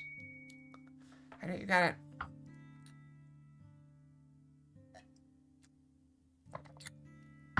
He nods. A few years back we had a visitor who hoped to move in with us, saying they were a stranger in their own land. We agreed, and they departed to Hovelvin to pick up their things, but never came back. He sits down next to his tools. Does this bother you? This loneliness?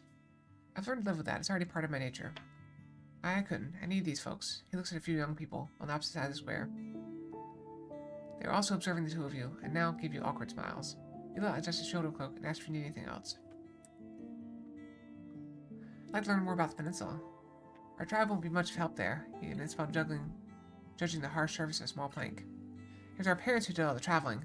They did so while we were kids. We're not yet born. Most of them are already gone, and most of us travel no farther than to Feige's, only when we have to. Heard you have some issues with the Eastern Path.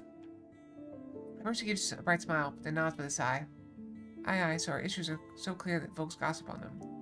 I'm glad you came to help, friend, but it doesn't feel right to admit we need help from an outsider. He stands up slowly, walks away, and leaps over one of the log-made tables, looks for something in the pile of wood. In this part of the land, there's always going to be something to do for a road warden.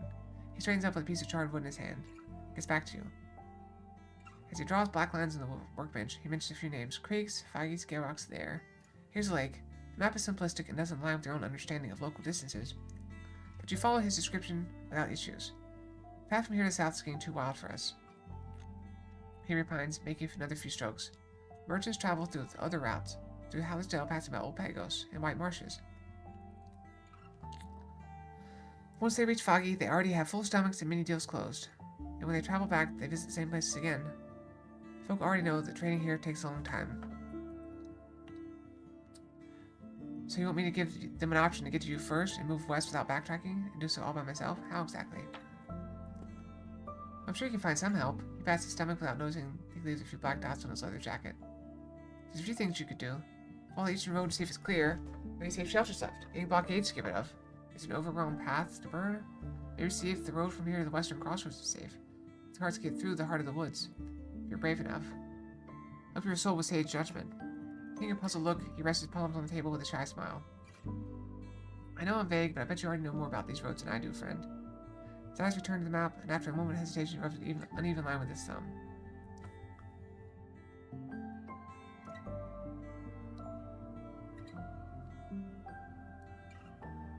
How can you know if I'll be honest with you? He looks at you in silence, then clenches his stomach. He can't, most likely. But the more news you bring us, the farther away from the village our foraging hunters will be willing to roam. Foggy's boys as well, I expect. Sooner or later, the truth will surface, and I'll advise my tribe to take lesson from whatever we're about to find. Where does that mean to start? Go to the shelters just beside the roads. There's a ruined campsite west of Foggy's. He makes a small circle on his map, where you go south to a cabin our elders built. Makes a large square. It's halfway from here to the river. Take a look around, see what's their condition. If there are any beasts around, you can handle a few small creatures, can't you? So 2 shelters in, you just want me to take care of anything I find? He laughs, but not with his eyes. Believe me, my friend, you don't sound like anyone with much experience behind them. Nothing like a Asterian. He took pride in self-reliance. You got to mention my pay. Depends on what you're about to do, eh? The tribe has but a few dragons. To confirm his words, he enters the nearby house from which he picks up an old wooden case. Crude in shape and with an unsightly engraving of a 3-headed hydra on its lid. Inside it you see maybe 24 dragon bones. Let's say you'll get a dragon for any news about cleared or blocked areas. And more if it takes real effort from you. Alright, we have a deal. Alright, he flashes you a wide smile and passes his stomach. You won't regret this. Then he throws away the charred wood and returns to his stool, looks for his tools. Alright, I got rid of a small pack of dust foxes that lived in the ruined shelter to the west. Dust foxes, after Mr. Silence hears on. I don't know what that is. You describe their looks and the threat they present as Ela observes the crowds. Sometimes asking you to explain more. Mine taps his stomach. Well, better than a tribe of goblins. What about the ruins? Is the wood still standing strong? He thinks about your brief tale and looks inside his wooden case. I admit restoring the place right away would be a waste of time and effort. We may need your help with it, but maybe next spring, or even the one after that. I'll give you 1 dragon for the news and another 2 for handling the foxes.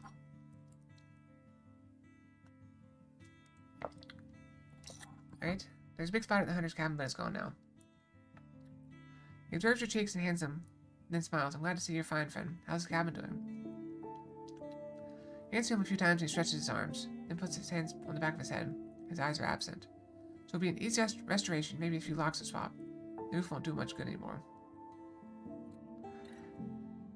It takes your pronounced grunt for him to blink a few times and raise the lid of the case. 1 for the news, he puts the first dragon on the table, then another for the one next to it, this one for taking care of the beast. Alright, not a fair price, but I let it go. And thanks to your tales, the hunters and foragers feel more confident about the meadows from here to Foggy's, and even beyond. When you have a day to spare, come here any morning, ask for our tribesfolk about a job for a Roadwarden. As it rains, you get 2 dragons and enough stew to fill your belly for a day, patrolling the roads and assisting us in our wagons. So things you're meant to do anyway. Aye? Maybe. Alright, I took a look at the dolmen to the south, it's safe. Keep sculpting wood and asked you about the size and interest of the chapel. I've heard it's small, but not that small. Not enough for a group, maybe a lone traveler, but that amount. Looks at you with a smile. Pick a Dragon Bone from the case, will you? I don't want to stop now. I grab a coin. I'm not gonna steal. Pass the stomach, looks at you with a smile. Keep up the good work, friend. I encountered a fallen tree in the far south. Describe its exact location. I guess it's unavoidable for this to happen at one point or the other. Too bad it's so far away from here. He stops work and turns towards you. So would you like to help us with that, friend? Ask him what he proposes and describe what he calls a day of honest work. There's gonna be some day in the early hours. I still need to discuss this with the tribe. I'll ask the stronger folks to travel with you to the tree. They'll agree if they feel the roads can be trusted. Split it into blocks, get on the wagons, bring it here. It won't go to waste. The road will get cleaned. But it's gonna take an entire day, he agrees. You get 5 Dragon Bones for it. Just come to me when you're healthy, only if you already know what's on the route from here to that point. There's a lot of trust in you guys, Protection Fox.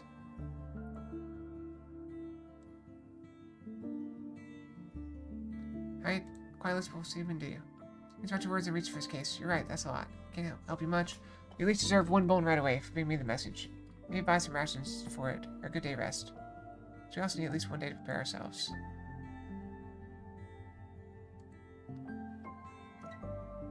I'm worried about those bandits, Eli. Looks at you for a bit, then nods slowly. Those are not some strangers, but folks in the north, our neighbors. One of them was from our very own tribe. They don't target us, just strangers. You ask him again if he's sure no one from this village has been targeted so far. After a cold eye, he reached for a carving knife. Not to be a carpenter's part of them is easy. To have a healthy imagination. If you have a healthy imagination, he rests the elbow on the workbench and smiles. I have patience and I'm getting better with tools. And these are some shoddy tools, he says singingly. It's hard to disagree with him. They have been used for many years, with only the wooden parts being somewhat in shape, since they seem to have been recently replaced. Steel chisels and saws are jagged and dull. Hammers and axes are made of stone. Some of them were brought here by the settlers. We can't buy any more right now. There's work to be done, but I do have a plan. He asks him to explain. He's all too eager to do so. He enters the nearby house and shows you his more successful works, each of which has some shortcomings, noticeable even to a layperson. A bowl engraved with a fish was poorly planned.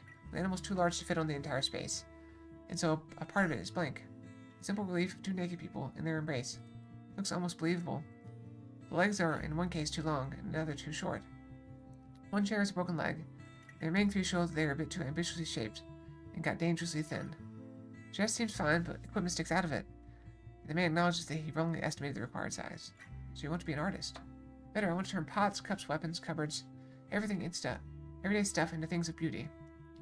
Seeing your look, he pats his stomach. I know I'm far from mastering it, but trust me, these are so much better than the ones I did this winter. Started out only 3 years ago. His pride makes him look even larger, especially in the shoulders. There aren't many carpenters in the peninsula. Folk do things for their own use. And I'll be a specialist. It's a city thing. Boggy told me so. Not just a jointer, but someone who does only a few things, but better than others. The tribe supports me with food and time, and I'll pay them back with dragon bones and prettier houses. He leads you outside. You start to share some of his excitement. Most of it dwindles away after you sit down at his workbench again, on wobbly stools surrounded by broken planks and crude tools. I need a wooden lantern, one useful for an adventurer. Dreaming of caves and treasures? He glanced at the nearest pile of planks. I should have some glue and leather to spare, but making a lantern would take me half a day. Got a lot of sawing ahead. He points at a broken chair behind him. With some. If you really need it, friend, you can give it a try. I'll lead you through the difficult steps, which will take us almost half a day. I should know when I'm ready. Okay, can we get anywhere?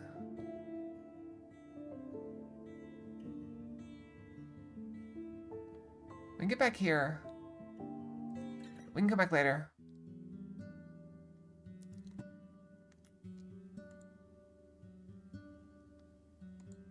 Alright, just get that. Alright, let's go sleep.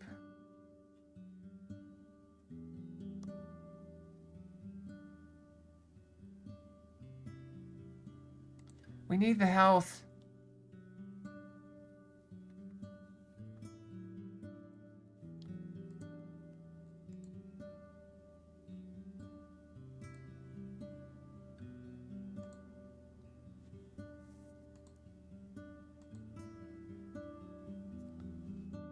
Alright, we can go back here maybe. I don't think I found the Northern Inn.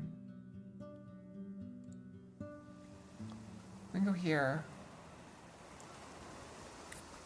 Where's the sea? Reach you first. Oh, is it? Must be reach you first in the cold wind and light. Hardly any shrubs nearby. And as you ride downhill toward the white and gold beach, somebody's hit you with full force. The sea here is not like the one from Holoven's port. The harbor and waters most people see during their busy days are full of life. Ships, warehouses, traders, dockers. Of course, there's Sickle, the very island that provides the city with its lagoon. It also serves as a home to dozens of species of birds and monkeys and rodents. For most people, the sea is never silent. But if one travels to Sickle and looks west, or embarks on a boat and sails away, there's yet another view. A very different one. The never-ending blue, emptiness, the humming waves, the monsters swimming to the surface just to take a breath, not even interested in the wooden vessels. Most say that if one jumps off a ship with a heavy stone, they will drown before they touch the seabed.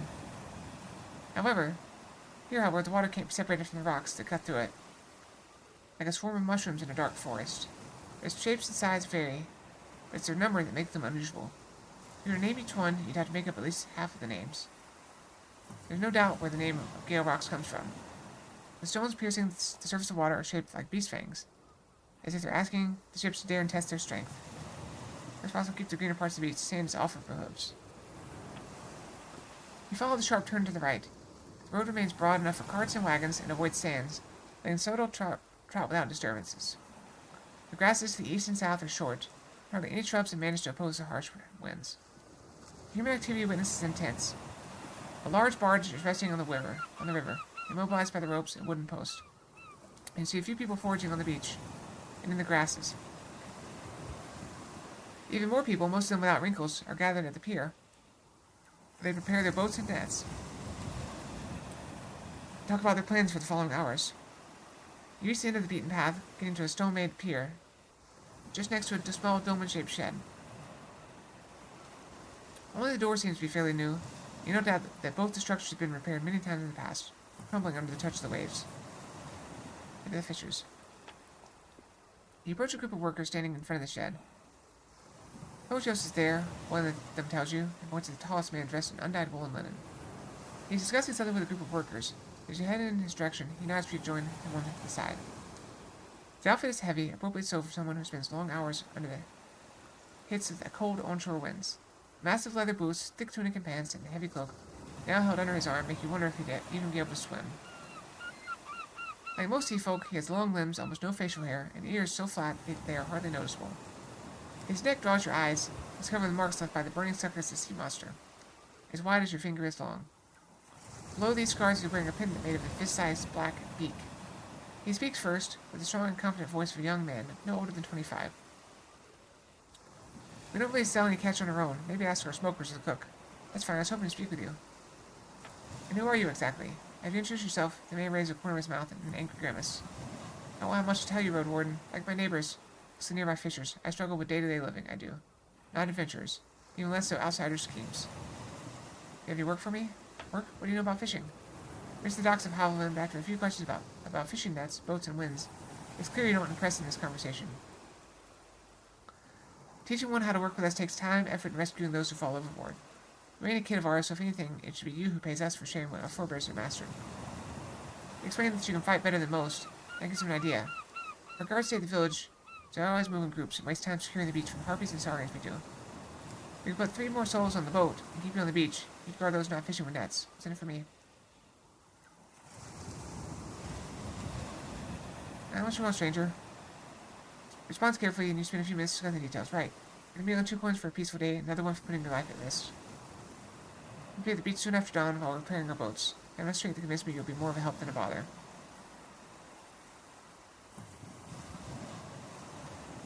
Alright,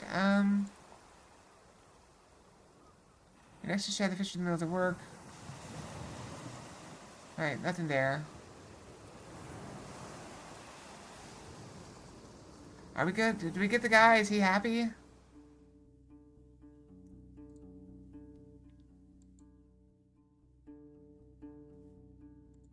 Alright, looks like the guy's probably happy. The only path left is this one. I'm pretty sure I'll die if I take that path. I guess let's go here.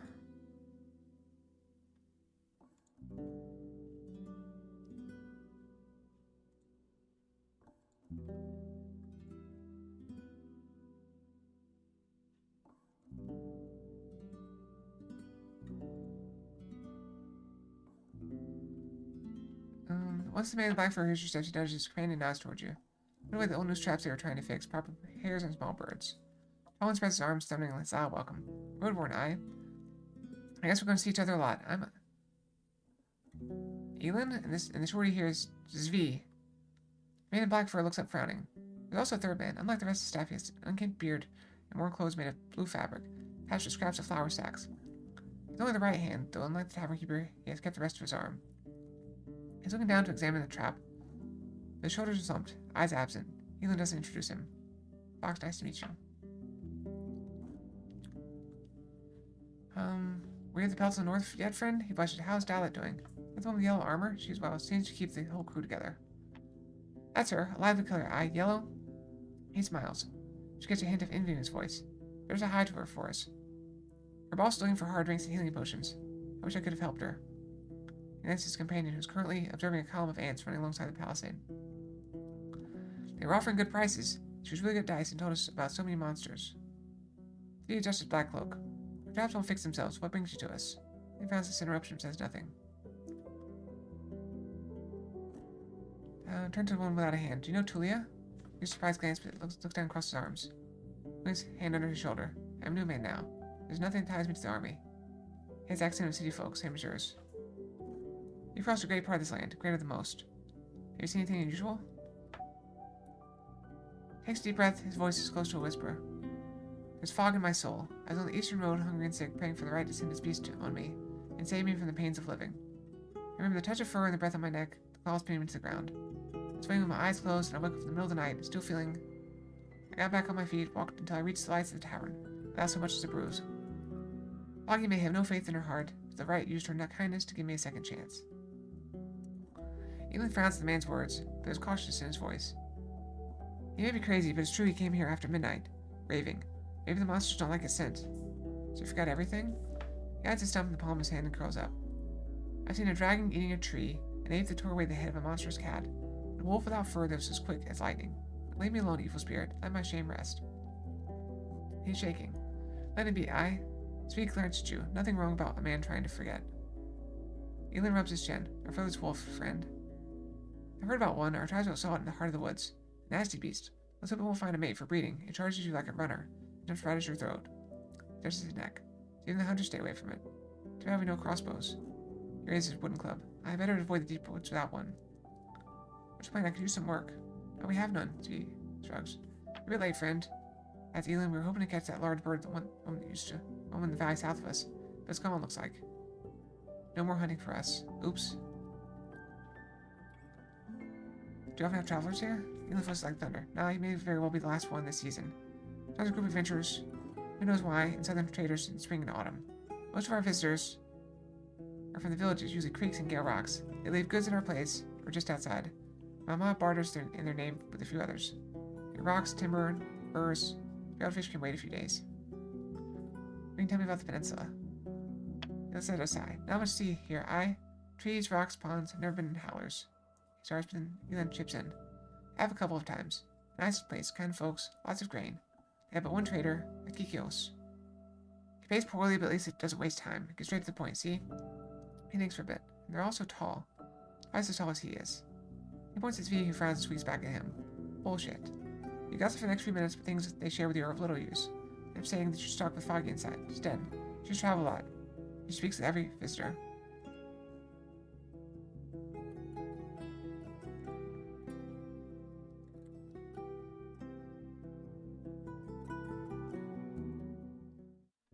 Go here, maybe.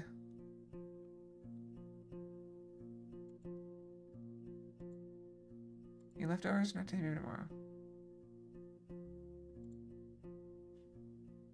This is only one. Gain some health back. Have to have muddy roads. I feel like I'm running out of time.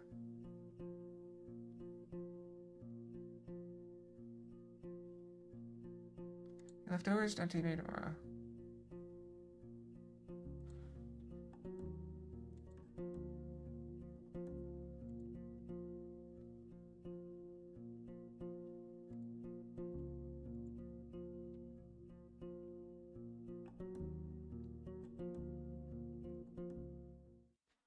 try to help the guards a bit.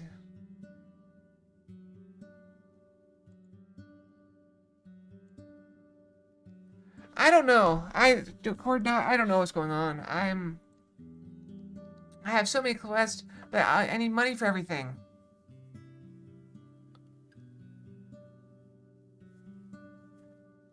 I don't know what to do. I'm just kind of wandering around trying to get money. So, because I'm feeling injured. He needs 5 food rations, which means I need money.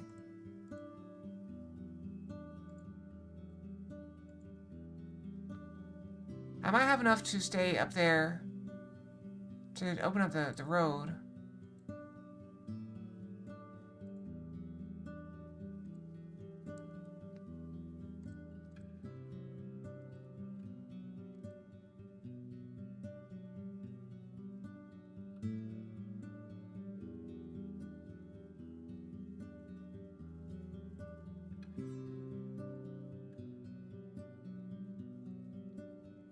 Yeah, I don't know.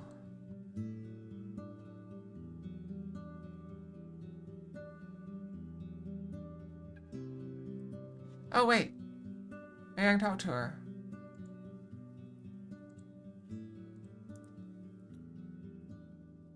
I thought I found everything.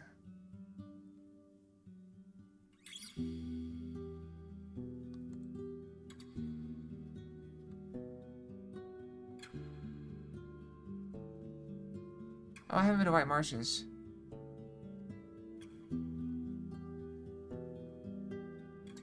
Gale Rock's the only one I need, I guess.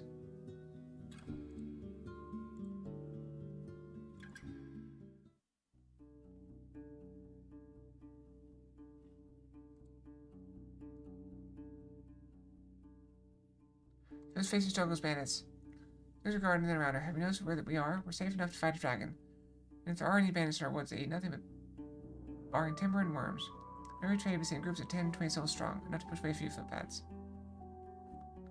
Fine, whatever.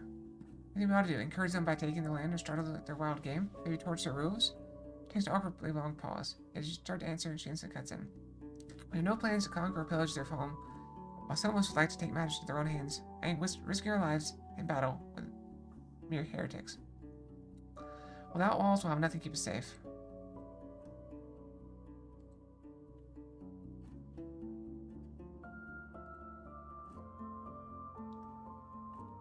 It's the only place I can get to, I think.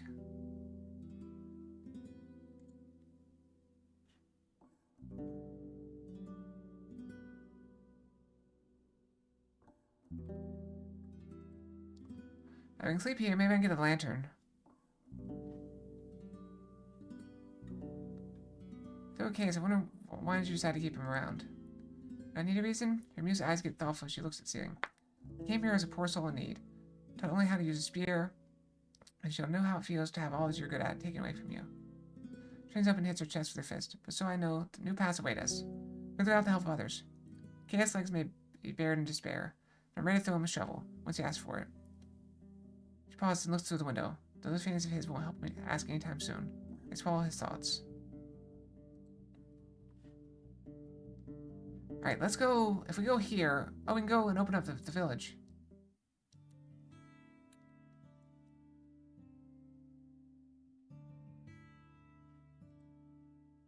She must later find yourself sitting at the table with Shoshi, dark-haired 20-year-old, whom some call a woodcutter. Others a singer. Both these roles, her massive stature must be of help. She walks to either carries a large axe on her shoulders or swings it around, towering over her tribesfolk like a chieftain in the tales of war. She admits she enjoys a friendly chat from time to time, but can't see a future for her in the creeks. None of these friends lose their lives in the wilderness. I start seeing cats and girls in every shadow. I have a few calm, safe years at the side of a pretty little woman I'll see in my bed in the evenings. They know, friend, not just her. So that sonorous laugh. You mentioned you don't know if she'll be able to keep her trade after moving away. Strokes her axe with affection. I miss the woods, but who knows? My tribe can't be the only one that cuts trees around here. I ask her about her worldview, but she gets bored by the topic. We here, she looks around, we have no temples or priests, and I don't aim to become one. Tell about Marina from Gale Rocks. Well, you found quite the someone, friend, and I've heard a lot of good things about her home. This right talk makes me worried. Are you sure she'll be ready to keep our bonds loose? Seeing her shrug, she sighs. Tell her about me. Don't hide my plans. Speak to me kindly. She laughs. If she wants to have fun with me, I'll make her life warmer. And I love kids. First time her smile becomes humble and kind instead of playful. About the eastern path. Oh. Time now, let's build a lantern. If you really need a friend, you can give us a try. Let's get to it. Gun shaping the slats seems to go without end. This instruction help you keep your hands safe. The blunt, jagged tools are merciless. A little show after the first hour, and the carpenter puts his own work aside. Space, you'll have to return to this tomorrow. Let's try something different. Legion of Chambers storing all of his projects, most of them crooked or half completed. As you search through a chest filled with wooden discs and boards and rods, even more trash stored behind it. Some of this must be salvageable. Shoko carries a hint of irritation, but indeed you both leave the room with many pieces that would take little, hardly any sawing. The remaining adjustments still present a challenge, but having the locals to chat and a warm nettle stand always at hand, you dig the last piece of parchment to frame much sooner than you expect.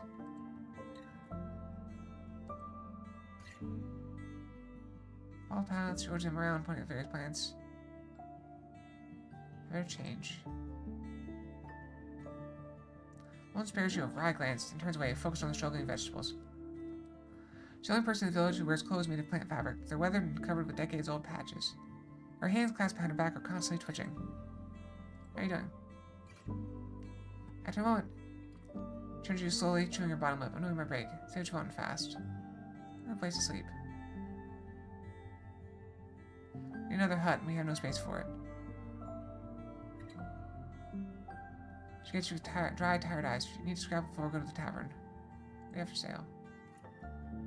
So what we had, we're lacking hunters in these. Just wrinkled vegetables will go into a stew. They're even worth picking. Oh no, she grabs her left forearm with her right hand. Doesn't stop twitching. We always have a fish trap to spare. Make them just in case. Large basket, put in the creek and wait a day or two until something swims inside. Say one for 2 dragon bones. Or eat something right away. Do we even have any money left? Yeah, we got some coins, but I don't think we want to bother with that. Eat some right away. Our cooks will always spare roast grass or chicken. It'd be cold but fresh. We always have one. You never know when there are maggots in your supplies, and kids shouldn't skip a meal. Take more, but patience grows thin. It's best like roast in the north. Any spice to it, so it spoils slowly. That's it.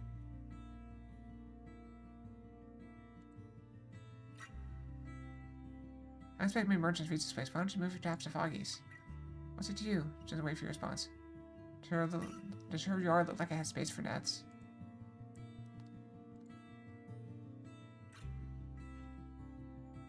Nope, no good there. Eat that.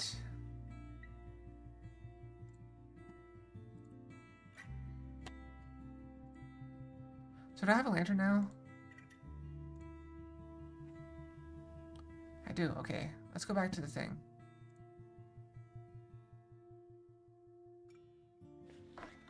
Okay, I can save.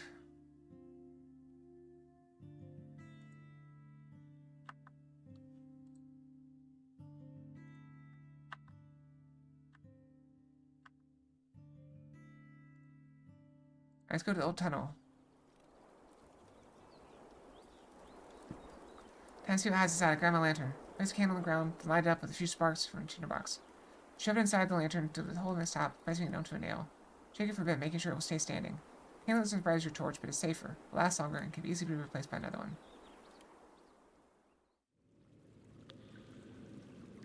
Alright, let's move forward. Forward ahead for another few long minutes, no longer able to see light from the exit. You can stand on someone's shoulders, touch the ceiling. So far, you could ride through the tunnel without getting out of the saddle. Sound of a stream retreating from my head. This time there are no side paths. Been a few minutes walking back and forth. Here the wooden support is denser with more beams both on the walls and the ceiling. Trash on the other hand is sparse. You can find nothing of use. Animal trails turn back to the entrance with the exception of human-like bony prints. The stream has formed a wide pond. You stab it in a few spots, but it turns out to be only a finger or two deep. There's no sign of a bridge. I take a close look at the water. It's clean, but the dark rocks and lack of light camouflage a soft sand-like bed. And a few fish bones and other remains, but every step you disturb the sediment, further climb into water. The water flows from your right to the left. The trail is wide enough to follow, at least for a few steps, and so tall you can do so without crouching. The open door to your right leads to a narrow corridor. You take a look further down the tunnel, a cave-in with broken timber blocking the path forward. Take a close look at the cave-in. I push away a few rocks, making them roll on the floor. The blockade is at least a few steps deep. Take an entire demon diggers to get through, if it's possible at all. Climb up a bit and peek through the large hole close to the ceiling. There's weak light coming from the distance in the tunnel.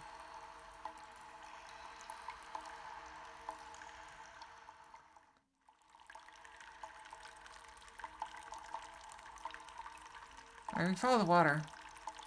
Before it's become less spaceship after just a few steps, we're going to take a good look around, moving both with and against the flow. Wet walls are home to worms, mold, and what looks like pale spiders, with only 6 legs. Among the commotion, you spot a cave ear sticking out of the wall, a familiar with those unfriendly mushrooms, creamy color distorted by your light.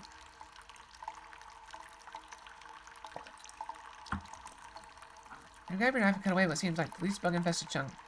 After wrapping it with a linen sheet, you wash your hands. Cave ear is used by some fighters to enhance their senses in combat.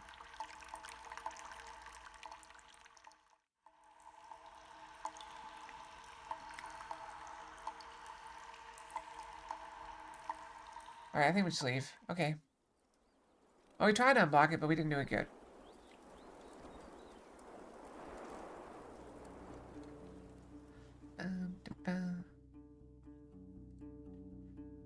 Tell me what I've learned about Shoshi from the creeks. So far, nervously and her voice low and has an open relationship, as if. Thinking about you nod. Our forebears wouldn't encourage such way of living. Does she pray? You mentioned that her village in general seems to not put much importance on matters of faith. She seems to lose hope. Is she pretty at all? She says without meeting your eyes. Can I answer some more specific questions, make her interest suddenly grow? If she's really looking for safe, slow days, ask her if she's willing to abandon this weird wish. Tell her. She pauses and straightens up and speaks with confidence, as if she's writing an old story. Tell this outsider. You can find love of soul and shell with me. A new path free of empty cravings. You won't ever look back and regret it.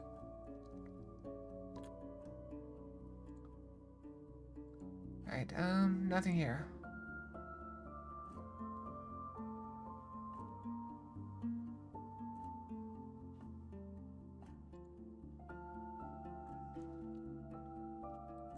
I can try resting here for a bit.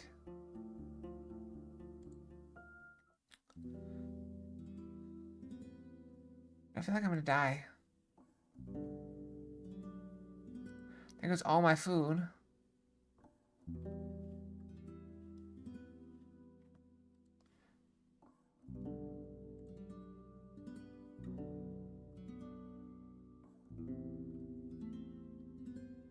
I can go try to help them there, maybe. I don't have any money left. I got 2 food, or 2 money.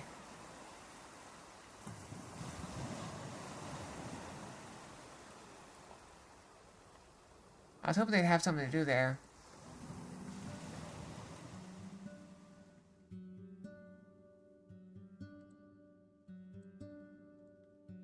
Alright, let's see. I thought I was doing pretty good.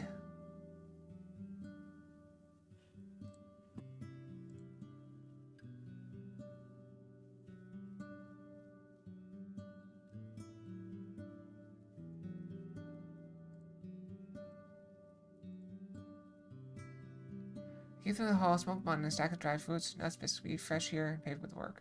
Of course, it ain't worth much. My thanks to the Litmoose. Say 1 ring for enough food to fill you for 2 days.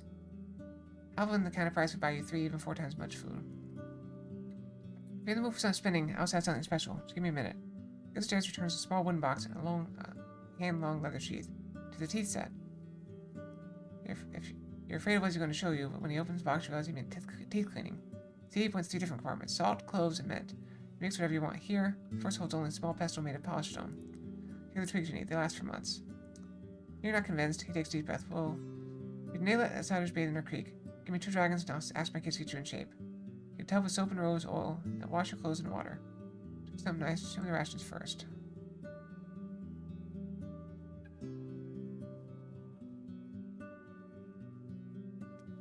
I guess let's eat.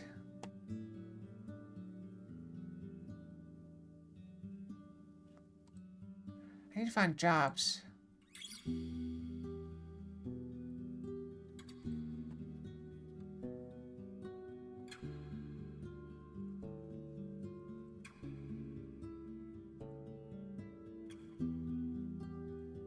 Well, I sure left me. The woods treat me girls softly.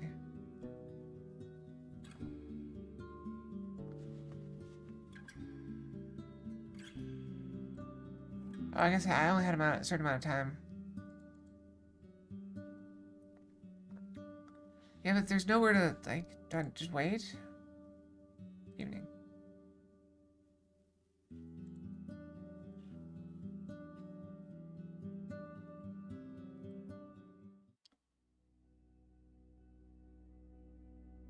Just waking up, you open the window and see the dense fog covering high streets, feeling like milk to the entire village. You hear music roll coming from the main square and spot dancing light torches and lanterns. The village remains calm and asleep. Tides hoping no curse carried by the fog.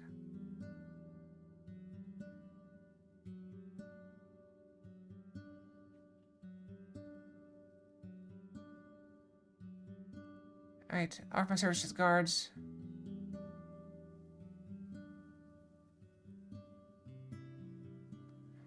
Okay.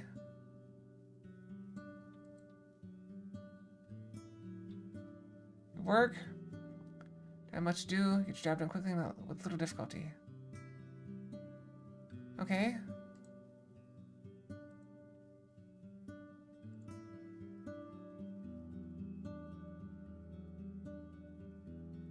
There's gotta be something I can do here.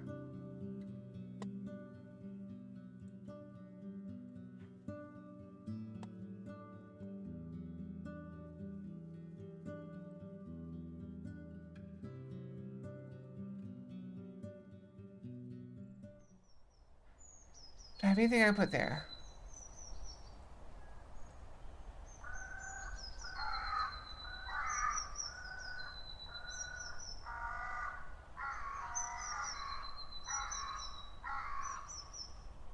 Another cave here, maybe?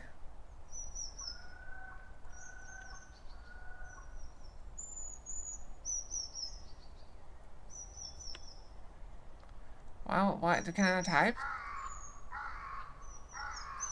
Oh, maybe there's nothing I can do.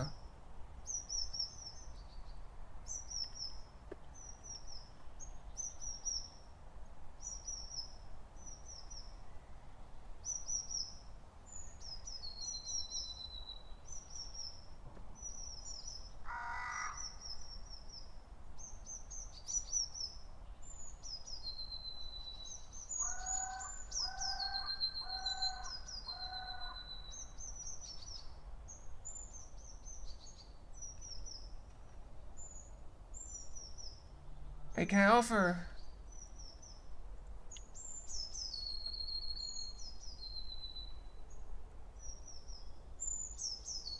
Make a deep cut.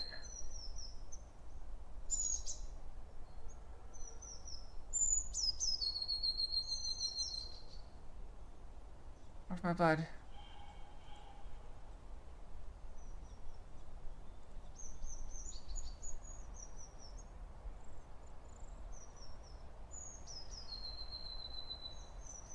Well, that gave up all my health.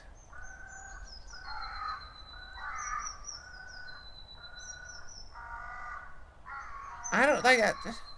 There's gotta be something I can do.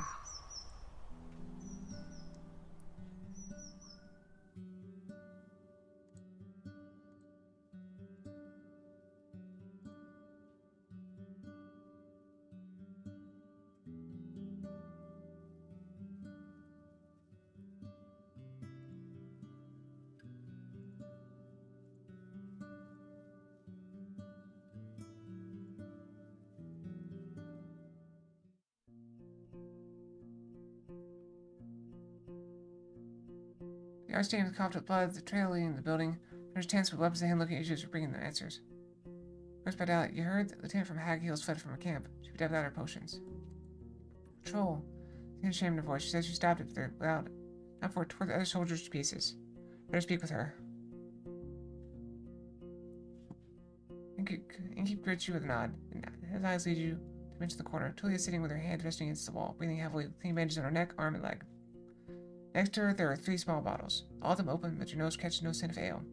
The game sits on the floor, now more of a rag than armor. They sit next to her on a stool. She opens one eye, then another. Everyone says it. Tell me about the attack. They must say, it came in the early hours. We threw a shot anything we could at it. After it broke through the gate, I had one last arrow left. I smored it. Voice spitter gave me time to aim. Now he's gone.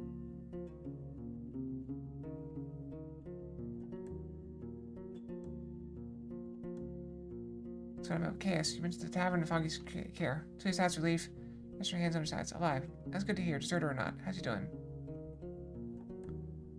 People around him try to put him to good use. His soul is healing even slowly. Describe what you see and make you reach behind her head and take a deep breath. Guess I'd be a bit less angry thinking about my squad. But that's quite a task. Chuckles, I'm glad he found kindness in this land. We shouldn't have to look for it, though. Summer's almost over. We should soon travel back to the city. Now, what day are we on? Can I see what day we're on?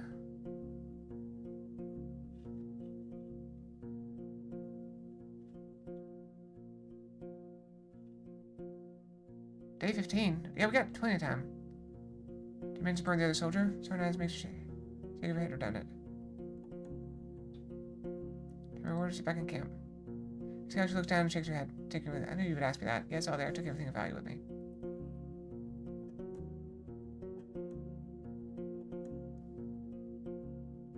Did you ever enter the road leading through the heart of the woods?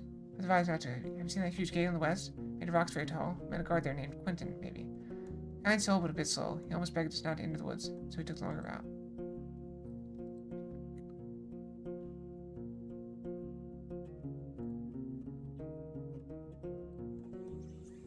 It's covered with paw prints. From time to time, you spot bloodstains. Picked up by someone with deep wounds. Blood carrying a user circling head above the camp. When you reach the walls, the carcass is serving as a feast to birds and draglings, two which are resting on the ground, waiting for the next wave of hunger. One of them gets back on his paws, giving a warning stare. Half the troll's charge marked with broken arrows and puddles of blood. Soldiers fought bravely, but the camp will be of no use until someone arrives here with a wagon of tinder.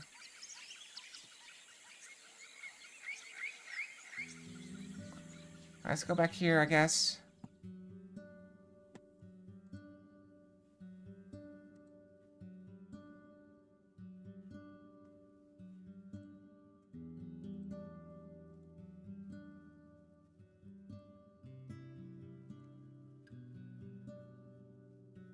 A little food back, I guess.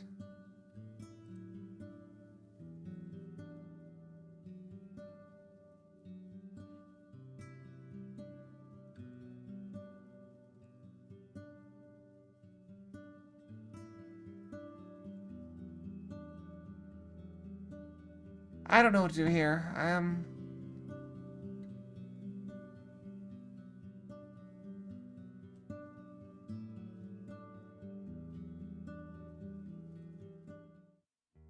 go check here.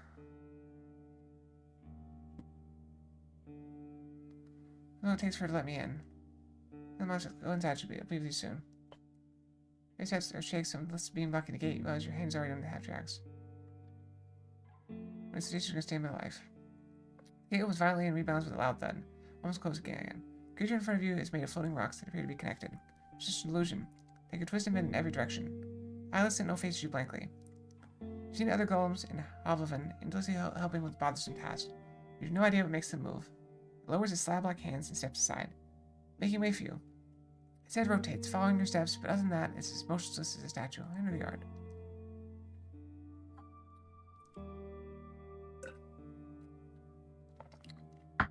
The house in front of you has a huge entrance, but just large enough for a golem.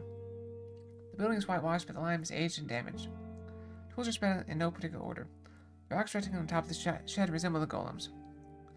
A few birds stare at you from the roofs, while many more ignore you. No one's willing to approach the garden patches, despite the growing though neglected vegetables. It's quiet here. I approach the sitting golem. It seems dead, inactive as city folk will call it. But the Numa still makes its chunks float less than an inch away from one another. It doesn't react to your presence. Unlike the previous golem, this one bears engraved signs on its larger rocks. The meaning unclear to you. You can't tell if they're decoration or carriers of a spell. Leave the door opens. I step closer. The woman is tall and stands upright, with her arms crossed and legs apart. She's more than 30, with her face touched by lack of sleep. She gives you a long look, observing your blade, hands, boots, forehead. Everything but your eyes. I greet you, without distortion caused by the gargoyle. Her strong voice isn't as disquieting. No surprise that it caught your eye. Don't disturb it. It's very much awoken and will defend itself, or me if it comes to it. I give her a better look. She's wearing a long, ragged robe covered in stains. It used to be blue, but now is unevenly pale. She's barefoot with skin covered with dust and dirt. Her dark hair was recently washed, but it's untidily spread on her shoulders, back, and chest. She wears no jewelry, belt, or buckles. Not even won't spare. I won't bother you for long.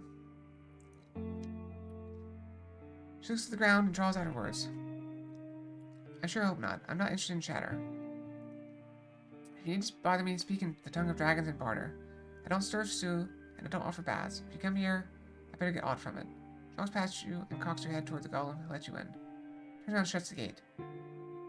Good that you came at such an hour. Keep it up in the future. If you ever come here in the middle of the day, you'll just stand outside looking at the doors like an ibex. Don't need more salutations, so... Voice remains cold. Why are you here? I'm looking for Stary, the Pierce Roadwarden. No, he's not here. Not even a mouse in my shed. She meets your eyes, yet her great iris is made absent. Her sigh turns into a snort. Aught else? Bring news from the west. Old Pegasus facing a grave plane. Chen still come again? While you describe the symptoms, she starts to fidget and finally interrupts you. Cut it. Have you heard aught about Eulalia and Irenaeus? About 50, 55, a mason and sculptor. Her eyes are getting bad and he has a limp. I never entered the gate. She rubs her arms above her elbows as if to warm herself up. If you ever ride there again, meet your eyes. Ask around, please. I need to know. I'm sure you filled some arrows with Numa before. Any ideas where this is from? It's the one I found near the fallen tree. Oh, are you tracing a murderer? She sparks, but then grabs the arrow and takes a quick look. Black and orange. I don't know much about wood. I recognize these feathers. People of Galerox breed such pheasants. She goes back. It's in the far north, close to the coast. Ever been to the shortcut? Only once. She admits solely. It's not a good memory. Her brief tale is rather vague. She once had to use her golems to travel to the other side, seeking out a remedy for a stomachache. The beasts were afraid of the noise they make. Points at the massive stone legs of her creatures. The monkeys in the far west were too dumb even for that. They kept throwing things at us, even poop. She paused to make an exhausted grimace. We couldn't reach them or scare them away.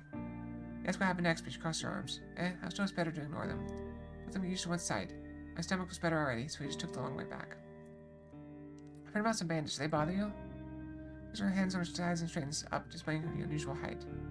Is this another sick game of hers? If so, tell her I'm not interested in either in her head or her offers. Hey, Astria Stars! Welcome, welcome!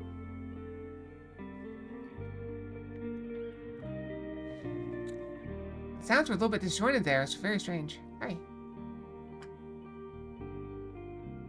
You notice the sudden movement of her golem. Yeah, one way. We're almost there. So what's your story? Why do you live so far from any village? Just around, no. Fine. Some questions about your golems. She walks around the closest sentinel and observes like a farmer with a donkey before a purchase. Isn't it clear what they are? Furniture that walks and works. They carry rocks and logs, hunt, kind of, and protect this place while I rest. What else is there to say? How do you make one? I village rock with Numa, bind them together, she pauses and waste it off. You won't build one anyway. Like alchemists, enchanters have their own secrets. I got no way of sharing my talents with others. Do they talk? Yoshi still moves her lips, but her words are coming from the stone creature, which doesn't move an inch. No more than the gargoyle you've seen. The voice is deep, distorted by an echo. They don't need meat or bones to listen to my commands. I have no understanding of what's happening around them. To create a sentient creature, you need a human shell, and a whole lot of necromancy. The golem raises his hands and shows you his palms, and I'm not going to touch that. She then mentions that her creation isn't much of a messenger. It needs to remain close to her. Just look at it. The golem covers his non-existent mouth. He has no eyes, snout, ears. Seeing the world through its head is like putting your eyeball into a rose bush. It takes Numa, and the further away it is, the more exhausting it gets. Is it for sale? One day, or so I hope. She points at the golem's hand. One wrong order and it'll tear your head away, or kick over a house. It won't ever be safe. The dead make for bad customers, and I won't be blamed for others' stupidity. Her further answers come in greater detail. They're rather complex. Once you understand, she plans to invent a set of very specific commands that could quickly be learned. Then bind them to a wand, binding it to the creature. I'm still not sure if it's a safe solution. If a wand was taken by a reaver, stuff could get ugly. If it's so loud when it walks, don't monsters react to its presence? She lets out a chuckle. They flee from them as they would from a troll's. They can't stalk their prey or jump on them from a bush. But they don't move for long. Beasts take them for rocks. It's not like they need to breathe. They just sit still, waiting for a roe deer to get close. Golem's eye suddenly gets brighter. I appreciate it. Don't stress it too much. It jumps forward and punches the air. It lands with the sound of thunder. That's why I need them to be so large, the enchantress explains. I can't give them muscles. The speed I give them is pure pneuma. Being firm and heavy helps.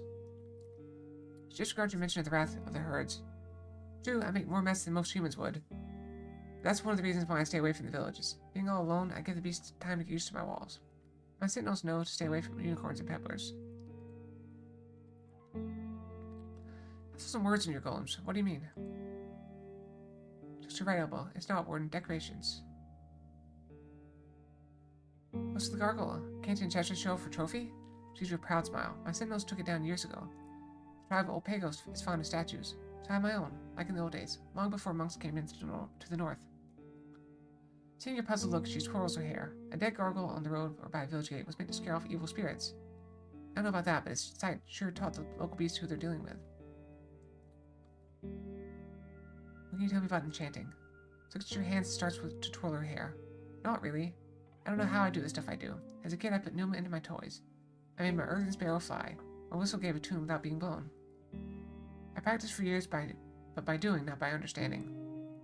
Puts a hand on her hips and observes her clean nails. I can't teach stuff that's in my fingers or my eyes or my breath. It's just a part of me. Looking for a job.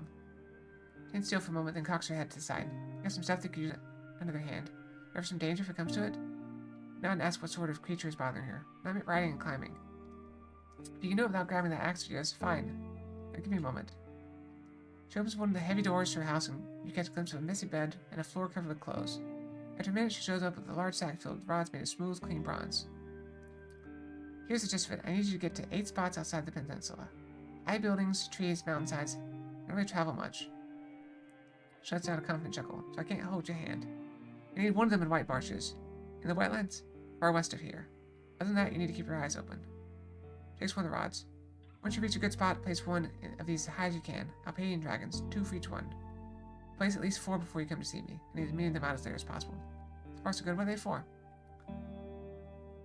What's up? I'm here. Yes?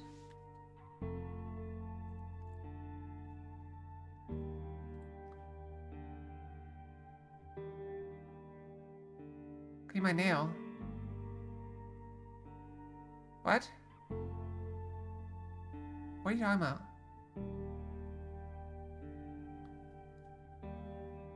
My nails? What's wrong with my nails? They're fine. Even though it's more than 2 feet long, it's light and empty inside. You can bend it on your knee. The bag also contains a long hemp cord and a scrap of cloth. If I were to send my golems away, let's say a mile or 2 from here, they'd stop moving at all, waiting for me to show up. She approaches the nearest sentinel and touches his chest. They carry similar rods inside them, so the plan is to give my orders better range, so to speak. I'm tired of depending on hirelings, especially since they no longer stop by. She leans the golem with her arms crossed. Questions? We have a deal. I'll learn more about the peninsula. What other nails? I don't know what you're talking about. I'm not selling gossip, nor am I buying it. I've got my hut, my gardens, my lake. I'm an artisan, not an innkeeper. Need one ride south to the belt north. Keeper's stiff like a broom, but offers a nice room. Horses dripping with noise. Or if you'd rather visit a cheerful place, ride north to Foggy Lake. Visit Foggy's Lake. Whatever, Foggy's a keeper. He's not as boring as the other guy. It's a place to rest. Can I spend the night here? Even though she draws out her words with frustration, she speaks with ease. She's reciting memorized speech. I know how harsh the woods can be, but I don't offer shelter to travelers. I don't want to look behind my own shoulder for hours, or use my golems to protect you. Travel north or south, look for a tavern or inn. You'll find safe hearth there. She brings him across her arms. We're both adults. Don't tell me I could bind you with a rope or take away your blades. The less I have to touch you, the better. Throws around the watchtower in terrible shape. Why don't your golems look after them? Why would I bother? I expect her to continue her questions and earnest. After getting overgrown, soon getting to other villages will be close to impossible. She rolls her hair looking in the direction of the tower. It may be for the better. She stretches listlessly and shakes her head gently. You may be right. I hope the trail will take care of itself, with traders and all. The years are getting emptier. Still, I need my workers to seek food and to guard my walls. She moves to herself. I could bring you some rations in return. 20 rations? Our rods are spread across the peninsula. Easier for me to spin the golems into the woods. 20 rations. It's gently rose. That's 10. That means I have to plant 5 of these to break even. So I don't need you to bring me any barrels. Alright, let's travel. Where can we get to?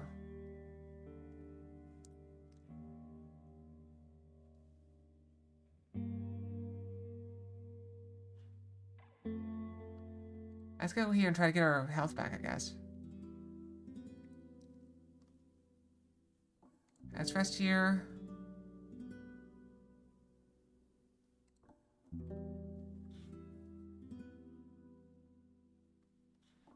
Okay. Alright, where's a good place? We can put the rod up there.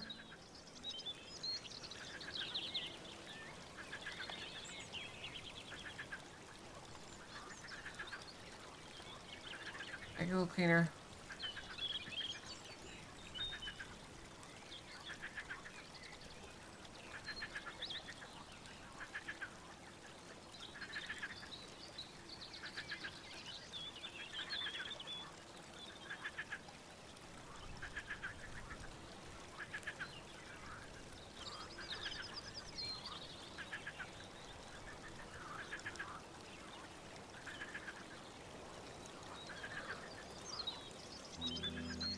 I can see if I can put one of the things here.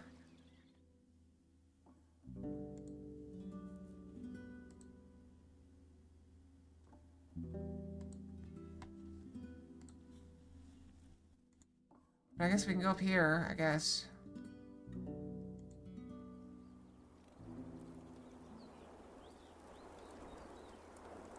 Alright, place it there, okay. Okay. There's one.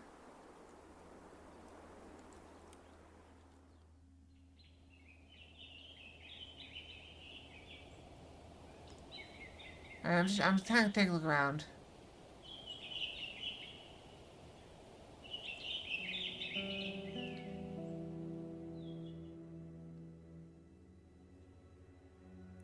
Oh, wait, this is new. Another shout of birds fills the box. Suddenly more than 20 brown birds take off in the grass, scared by the sound of hooves.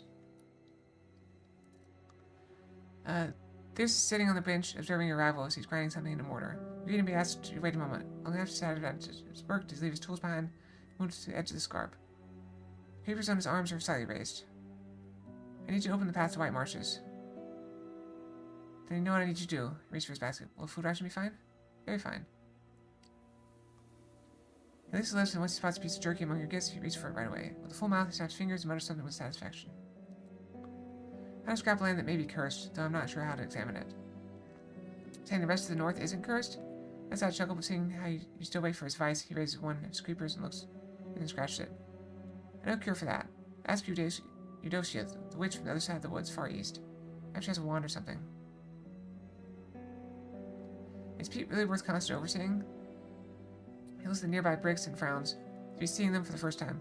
Sure, kind of, I think. He asked to tell you about them, but he admits it. It's the others who harvest it. I meant to pile it all up into rickles. He wants a small dome-shaped structure. But I'm always so busy. He grins. He asks me what the turf is good for. He starts to tap his toes. You can build with it, you can burn it, add it to soil. It's great for smoking meat. We used to dig it slowly and barter for stone and timber, but we changed our ways. How do you avoid wild beasts? Some who avoid this place. They're afraid of spears, my plants, and poisons. Seeing her frown, he raises his creepers quickly, waving them like a dancer with scarves. Yet his arms remain still. They're stronger than muscles, he simply explains. But still, I'm not much of a wanderer.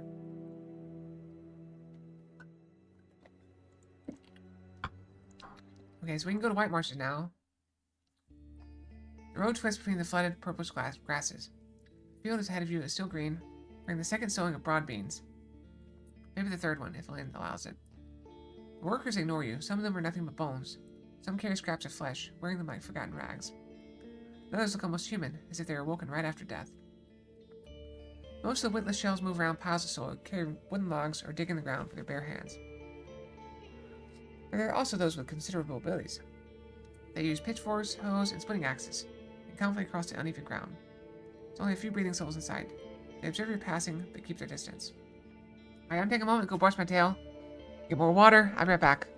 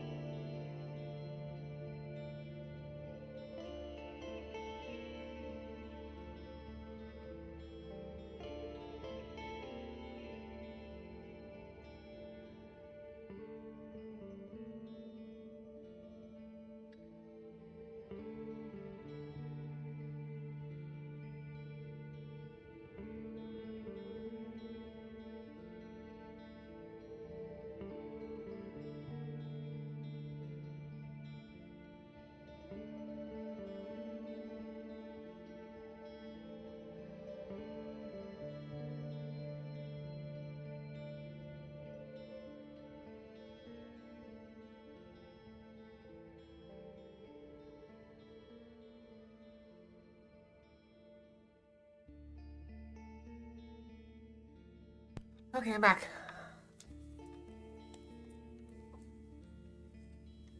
What's that? It just came off my headphones.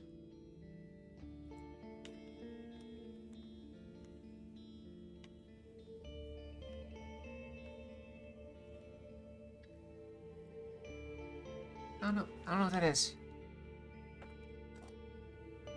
Like a sticker or something. Alright, get rid of it. I don't see any more, so I don't know where it came from.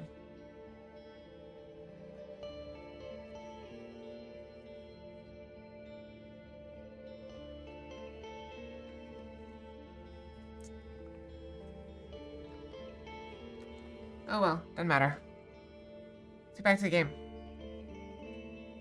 There are times you don't need to be afraid. The people who live here seem to have everything under control. The guards let you in without questioning. They did not. Interested in the walls in general were recently constructed. Those still are still not finished. There will soon be yet another gate, allowing for trading conversations without opening the village to danger. Just like in the fields, the work is divided between the undead, who carry bricks and take care of the most thankless tasks, while the locals cut rocks and spread mortar. The difficult past is still carved in the village's gaunt faces and crude outfits. Their big plans to show little curiosity. Windows 11, leave me alone!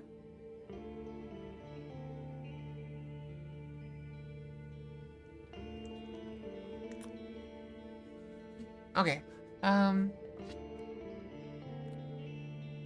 difficult past is still carved in the villagers' gaunt faces and crude outfits, and their brief glances showed little curiosity. Two of them were sharing a meal right next to the wall, And the victuals in their baskets is of green leaves, fruit, and eggs, and cuts of roasted meat. Food of foragers. Told to wait here for the mayor. Don't roam on your own. The guard's voice is harsh despite the stutter. Tethered soda in a small shed. The man shows up soon after with a careless saunter, and he hardly spares you a look, instead staring at your palfrey. The stranger from the forest garden. I cannot guess why you would come here. Who are you even? His stature would be considered average in most villages. In comparison to the rest of his tribe, he's portly, muscular, tall, and with a large, square face.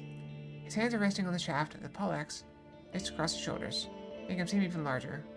See, now you got me thinking, I gotta make sure it's like, there's no more ears. I don't want stickers on my ears. I don't think there's any, though.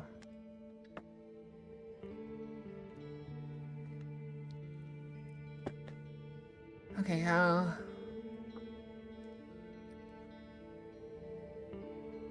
No, there's not eel on my ears. I checked. His long straw-colored beard is shabby and makes his bald head look shiny. You can't even tell how old he is, though you see no wrinkles. Just like the others, he's wearing prominent charms favoring tiny figurines of animals made of bone and wood. Only one of them is hanging from his neck, a silver amulet portraying the head of a moose with large antlers. While valuable, it looks older than other critters, and quite crude in form. I introduced myself. And I'm Helvius. Who let you in? Was it Thyrsias? He's as much a gatekeeper as a fly, as a warden, to a piece of shit. He gives a telling frown. I'm not one to bow with others behind their backs. Did I ask? He raises his chin, starts to twist his wrist, spinning his weapon slowly.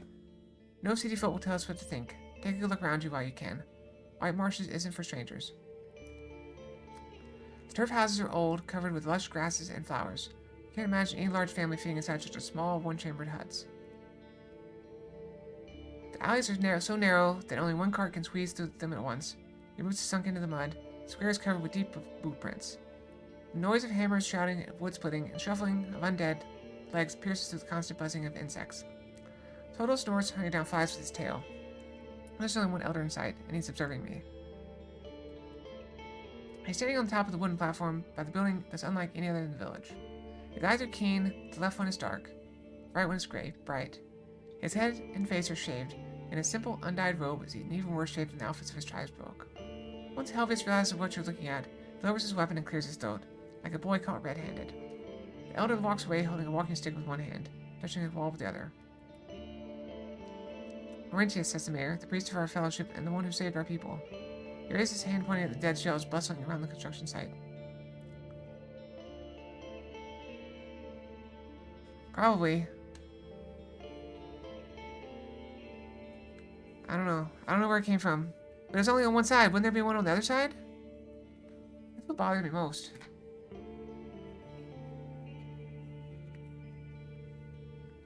Oh, I see. It came from there. Okay.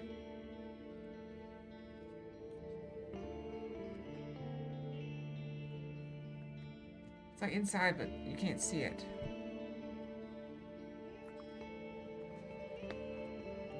Okay. I looked at the undead workers. They don't bother you? He told stories about them as a kid. He nods for you to follow him. Laurentius told me they're no different than boars on fire. He dashes forward and swings his poleaxe, bashing his skeleton shoulder. The arm sinks into the mud, while its owner, a bit awkwardly now, keeps trying to climb the ladder. Helvius bursts into laughter and the locals look away without a word. See? He continues, leading you back to the well. All you need is control. Look there. He points to the dead shell with the remains of flesh on his chest and head. There's a white and brown sparrow sitting on its shoulder, preening his feathers. Even beasts know they've not a thing to worry about.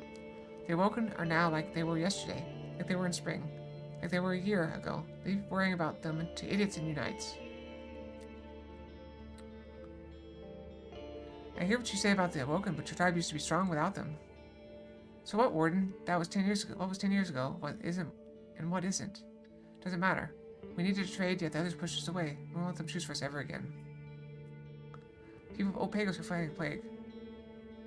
Stark inside. Who? Kids? Elders? When I speak, the nearby villagers stop their work. Even the undead are told to freeze in place, offering your ears a bit of relief. You answer a lot of questions, making the muddy square even more grim. You hear someone weeping, and the young woman announcing, "It's not fair even for them." The mayor nods in agreement, keeping the axe on his shoulders. I'll tell Laurentius. From now on, we'll gather our wood chips and twigs in the shed.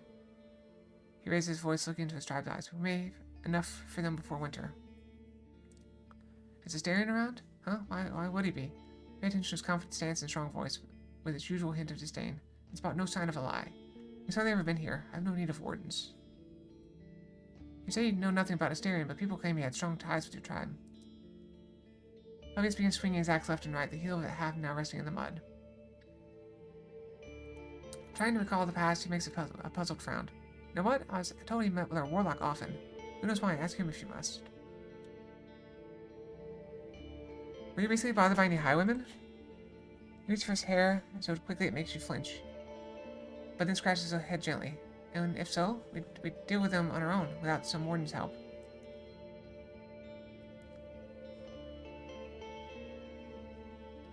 According to what an old druid told me, the highwaymen bother you much more severely than you led me to believe. So you're bothering other people with these questions as well? He scowls at you but carries on. Glaucia's angry with us. Took our food and tools, beat our foragers, broke our traps. We don't need a stranger's guidance. Just say the enchantress would like to place this rod in your village somewhere high. Would that be a problem? So let me see. He swings a hollow piece of bronze like a sword made from a branch, then raises it above his head, staring at it with little patience. A lightning catcher, or a toy. Well, he's back. Come one day before noon. You go out with foragers or ask as a guard. Work with them for half a day and we'll put it in a tree. Or on the roof. Yep. Maybe another time. Let's learn more about White Marshes. Father, both us and yourself, the tribe's been taming the bogs for 5 generations. Feels he moves toward the gate as you had no opportunity to see them before. From a few seasons ago, thanks to Orentius. You used to live on berries and meat, selling peat and timber. But soon we'll need no outsiders after all these years of feeding our blood to Saurians, leeches, and merchants. Better days are coming. We made them come and we deserve them. He finally wipes his blade with his thumb, then clears his throat, if the right allows.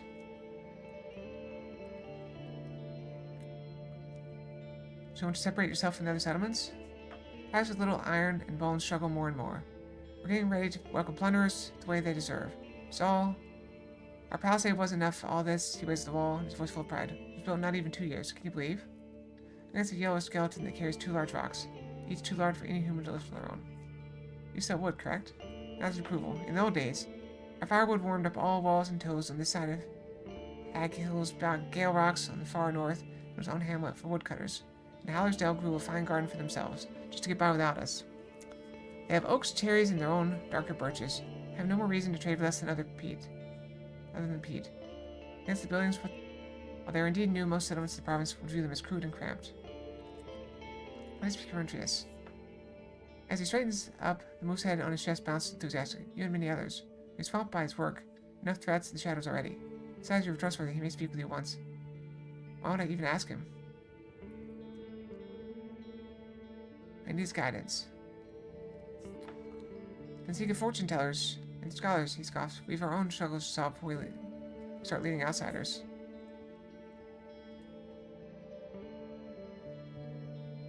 I trust the guards. People from the other tribes are looking for spouses. Tyler Gabriel gives you a long look. We need no matchmaker here. Our youths work to do, or then they're free to go where they want. As the village is open to invite new dwellers, he snorts. You think they're going to move to the village of the dead? Good joke. Right, let's travel.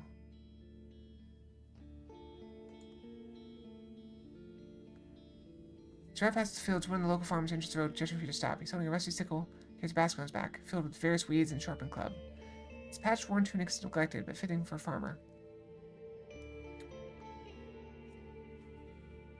The lean years left his face skinny and his teeth crooked, but his sad eyes hold heartwarming kindness. Hi there, Warden. He has a thick local accent. I've been warning just now that it's a small matter, you see. Do you know how to read? I don't, I'm afraid. I see. He gives you a sad smile. Still, you have a horse, I mean. His eyes make clear he's aware that you're sitting in the saddle. It is. You're right place. Give me a few moments. Without waiting for your response, he runs to the village, brings you a small sack in his hands. How about you take it to someone smart? He unwraps the package and reveals a large wax tablet made of bone. It's a letter from someone I care about. I'm not sure what it says. I'll give you a coin once you've read it for me. Take the tablet from his open palm is fancy, unlike the wooden ones.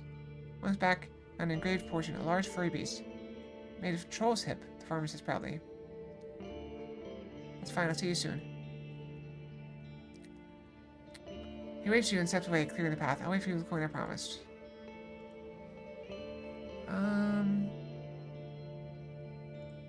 Let's go here. We could put something on. We could put the thing on the gate.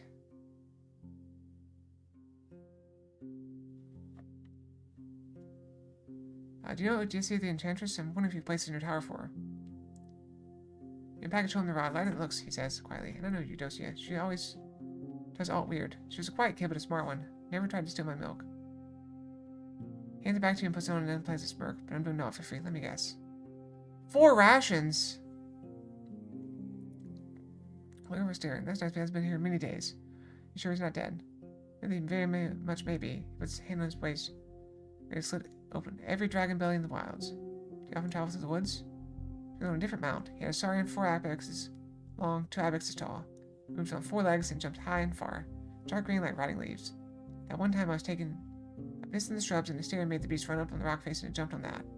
Once the hill. Like that, they ran above the wall and landed on the other side. Just like that.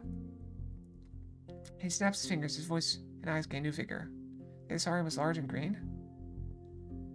You're not everywhere, he points his eyebrows. He has red scales here and on the tail and shoulders. I don't know what to call it. You asked him for a bit about Asterion. He has little to add. There used to be 6 of us keepers. I saw him every now and then, but not that often. It's like living in old Pagos. He opens his mouth, giving you a puzzled look, then lets out a weak chuckle. What am I to say? We've got rocks, he taps the wall. We make houses, bowls, tools. We sell them too. We grow oats and broad beans. Ibexes give us wool. Skins for monks. We call it the one you write on? It was on when you mentioned parchment. Yeah, it's a good place. Beautiful old hill. That's what Pagos means, old hill. When you bring up the monastery, his eyes get brighter. Good people. They came here on a mission. Teaching us Wright's book. My grandparents were pagans, you know. We now follow the river of truth. We keep to ourselves, but help others when they need us.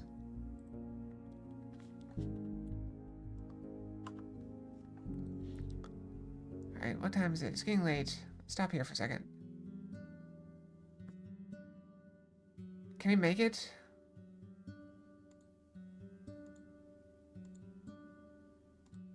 Can we make it here and back? Yeah, I think we can.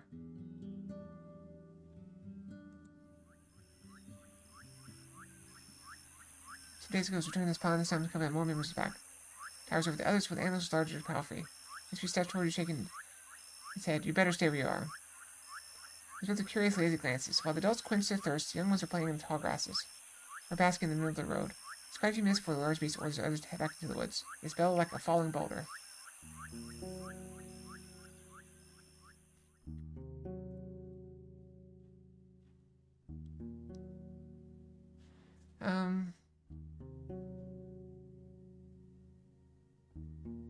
The path to Hearth was quite dangerous. Has a long, dark past, and already caught many souls as builders. It is paved with blood, and the last 10 years have revealed it was all for nothing. Since the days of, he glanced at you once again, surprising you with how shiny and lively the blueness of his eyes is.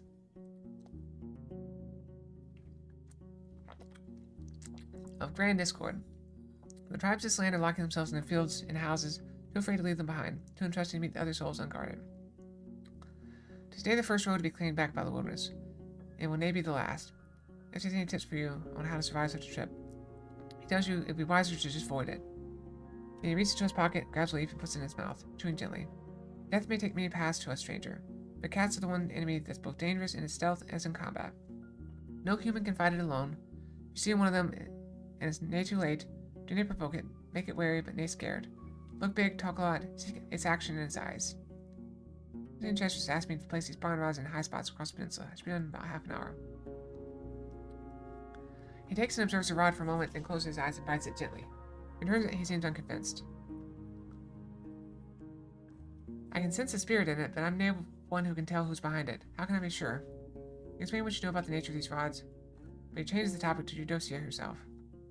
After another minute passes by before he accepts that you indeed know her. Fine, I'll ask for her story next time I see her. Go, but away from the spring. Don't break your neck. Even a child could get to the higher parts of such a rugged cliff, so you have no reason to expect all the roof boxes to be cleared. My armor and put away my weapons and bags.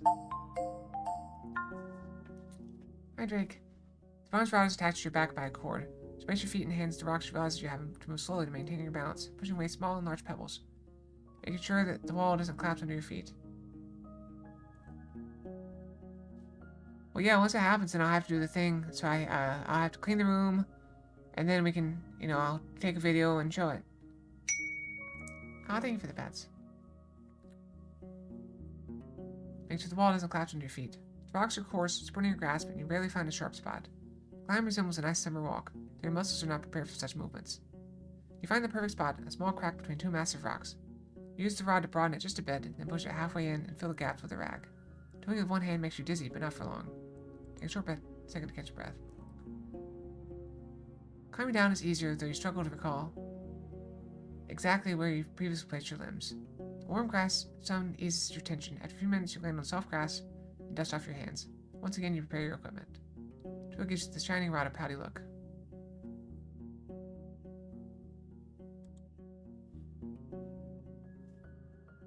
Let's go here.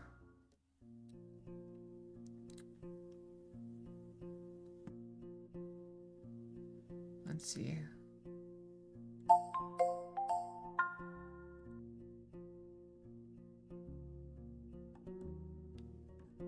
I don't know, like 15? I'm doing bad. I was actually doing pretty good, and then I went and gave all my blood to the tree trying to fix things. And still didn't fix things, so I don't know. Any leftovers? Hooray! Let him give it to the boar. He gives toasted bread and a slice of large mouflon cheese. While eating, ask if you need anything else.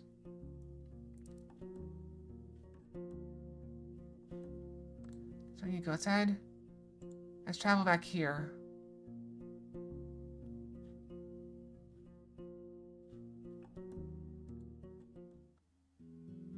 I talked to almost everybody about them. Will the mayor see me?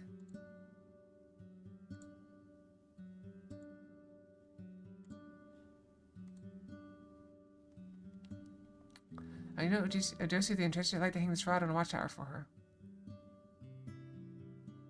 What's it for? It's meant to help her golems cover larger distances without going crazy. She gives a long look, then rolls a piece of bronze back to you. The answer is no. You must find such a rod in our woods. You and I are going to have a talk. I knows how to wake up in the middle of the night surrounded by her stone army. Sure, can you tell me what's on here? Pretty steps on the carving on the back. You sure don't want to leave it with Akikios for a few bones? Gets the letters and puts the tablet on the table. It's just some farewell letter written to Phelan's. Her husband said you couldn't stand this nightmarish village. They met someone else during his hunting trip. It ends that we will start a new family. Goodbye. No signature. I bring news about Gloucester's band. Are they?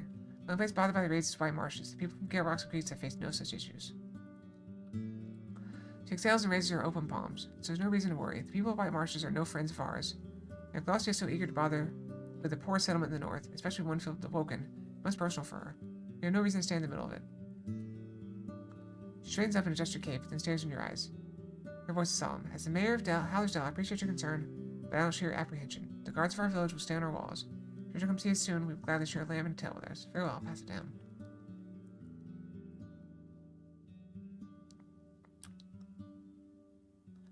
I wonder, why are you here? What pushed someone to becoming a Roadwarden? I just want to help people. If I can make Sarah safer, I'm going to do it. She waits, expecting that there's more to be said, then lets out a nervous chuckle. Give me something I mostly hear from children, not travelers. She observes you with keen eyes, but after another few breaths, she shrugs her doubts off. What else do you need?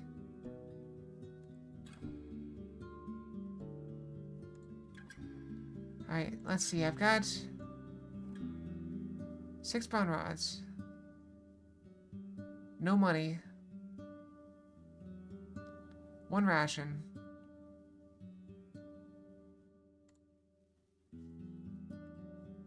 Can I put one like here? I feel like I'm running back and forth. Fish trap. Oh, oops.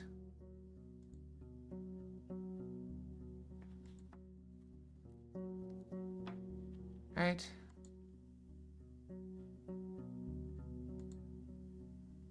That's here. I'm just replaying the grasses. Look into the well. Open the gate. With a tree. Anything worth picking. Have to have quinces, maggots crawling under skins. You wonder which part of the meal is more tempting for the dark-winged bird sitting among the branches. The flesh, the fruits, or the worms. Quinces are rarely eaten without having a chance to bled. I don't know what that is. You can safely guess that they were meant to be dried, or to add taste to cookies or hard drinks. After a few moments, you realize the bottom part of the tree, just above the ground, is partially charred. Someone must have posed a torch here. The wet wood didn't burst into flames.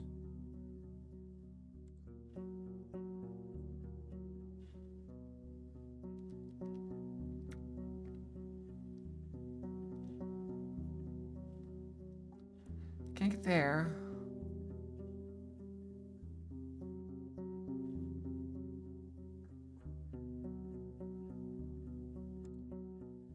I can go here. I'm trying to get more health.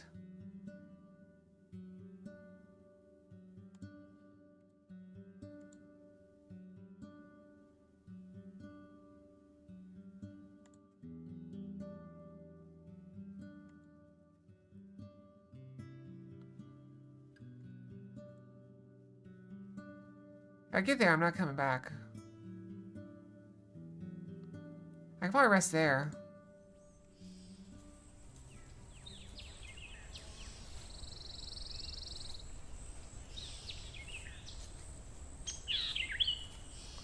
How much time till nightfall? Okay, I could...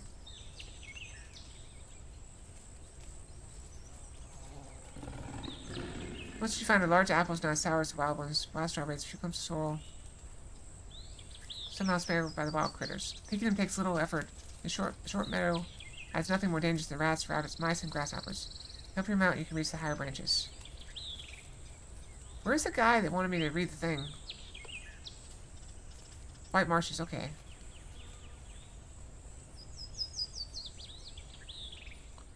Let's go rest here, I guess. Hopefully we can rest here.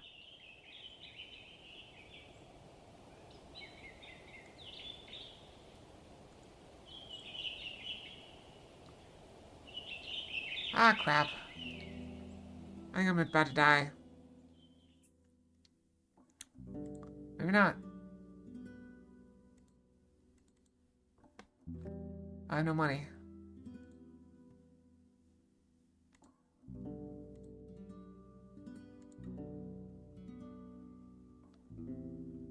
Alright, I'll sell that, I guess.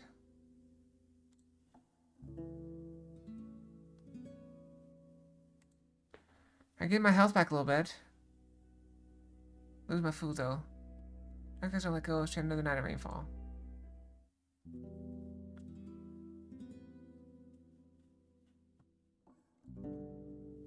Okay, we got so many quests. There's so many crazy quests.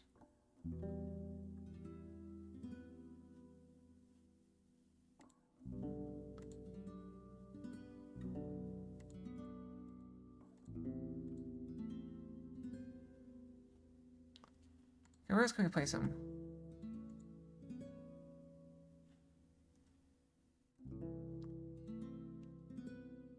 We can try creeks.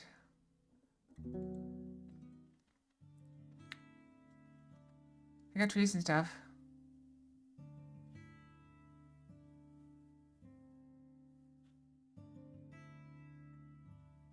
Hey, bye, Drake. Oh, I returned. Oh, yeah.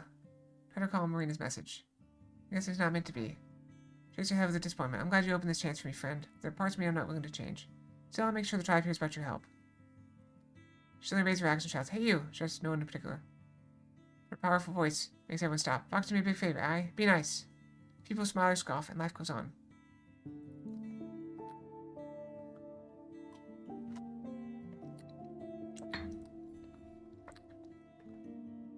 And if you want to bring Marina my answer, she rests her chin on the top of her blade. Tell her, think it over. For I can make every day of yours sweet and light if you're ready to breathe fully. Need protection on the roads?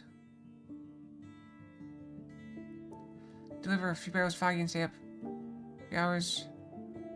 Traps, okay. Make it dangerous. Let's do it. Did I lose my health for it? Time to stay safe. At one point you find yourself evading a pack of predators. Your clothes are now soaked in sweat. Thankfully the armor is able to keep you in one piece. I can travel. Let's rest here. I want to clear this road. So let's go here. We'll try to clear the road.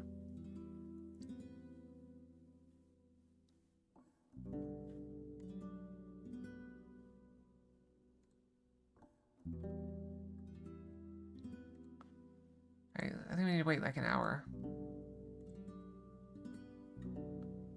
Alright, spend 1 coin.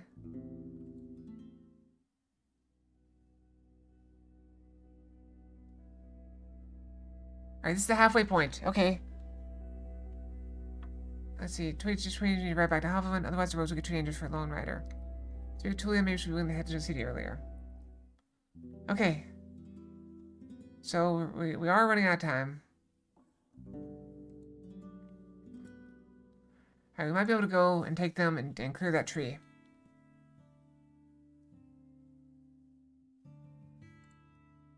On the eastern path.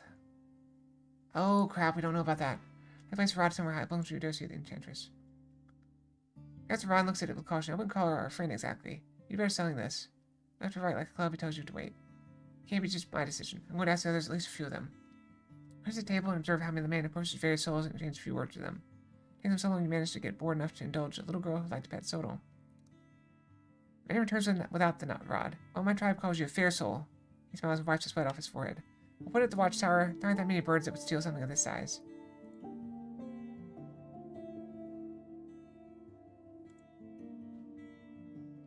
Okay,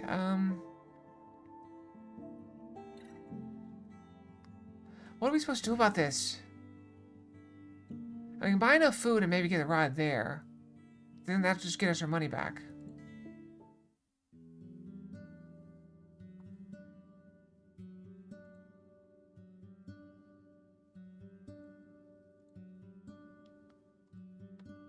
Wait, before we go. Wait.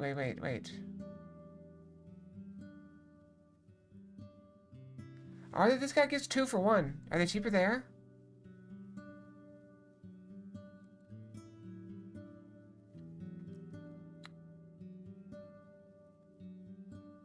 Turns out you don't have much to do, you get your job done quickly with little difficulty.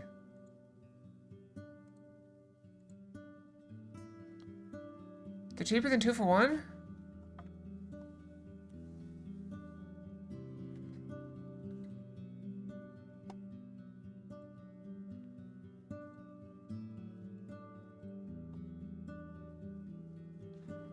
How much are they down there?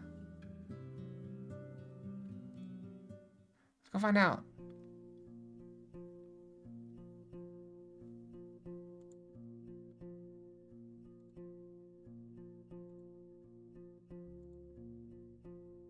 Oh, you're right, the safer one. Okay, good call.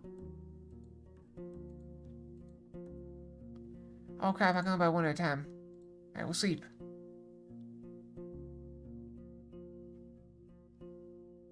I don't care much about it. We're already out of food, so it doesn't matter.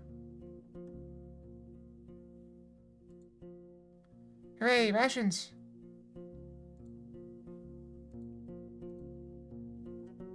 I bought lots of food rations.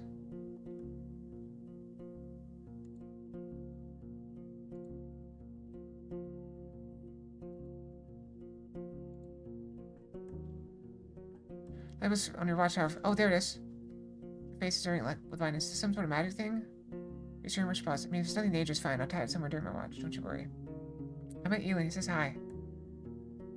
Turner said, sorry, who? Foggy-san. She gives you a beaming smile. Oh, so that's his name. His accent's so thick, I kind of misheard it. Forgive me. How's he doing? That's about the bandit's companion. A couple of the hunters join your conversation. Asking about the eastern roads, the tavern, and traveling in general. A good couple minutes is spent on discussing fashion and creeks.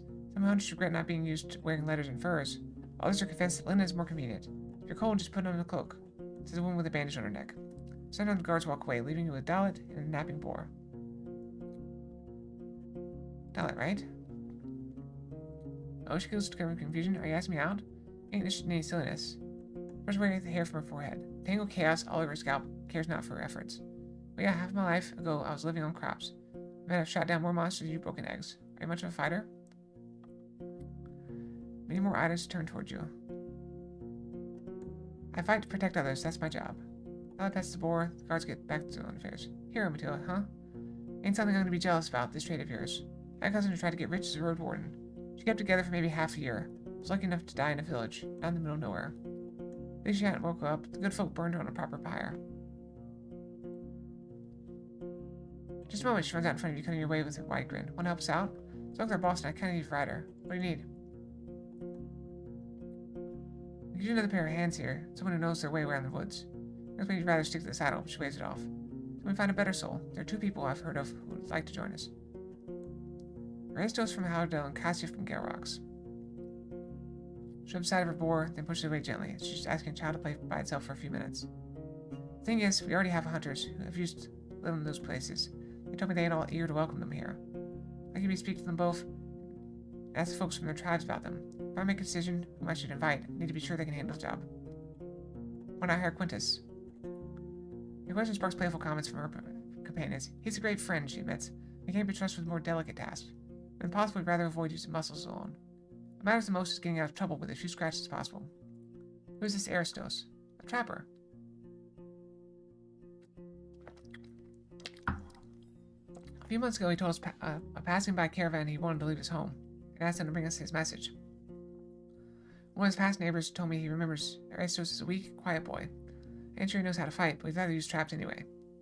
Well, Cassia. Been just staring that she'd like to come here. She's a guard, but I've heard she's more of a talker than a fighter. Gearbox. It's so far away, I really prefer to not travel there, but she's a better choice. I may have no other option. Guess we'll not handle this? The guards, and the one with the fancy bladed beard clears his throat. Ask as many people as you can in small villages. You can never know who sleeps with whom. What's that for me? Coins, now. He goes, how about 5? I'll give you a few more if you amaze me with the news you bring. I'll tell you if I learned anything.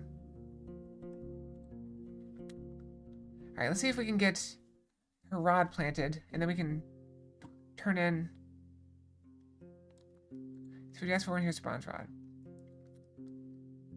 His wide grin makes you think for a moment that he's going to swallow an entire package at once. Leave it to me, I'll shove it into a crack with 1 or 2 cords. It'll resist rain, frost, and fogs. Have you ever met Aristos? I remember him trading with my neighbors once or twice, but never spoke with him. A bit of a wimp. We talk about the road. Find the gate. Oh, not much. His chuckle turns into a cough. It leads through lowlands, mostly woods, and some ponds. It's dark and lethal. He mentions tales of ghosts, dragons, fogs, and blood mages, but whenever he asks about any creature in particular, his response is vague and brief.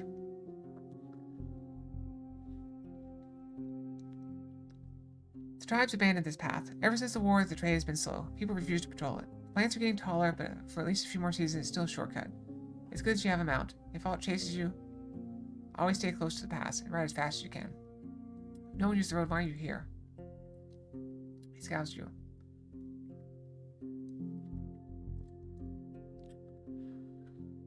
Not no one. It's where people hunt for monsters, and every few days I have to open it for reasons.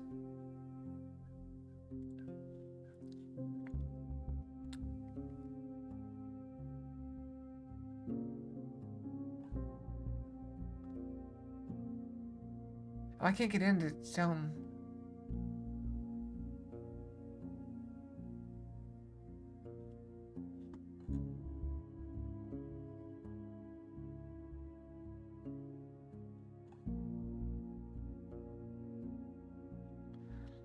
How are we supposed to deal with that?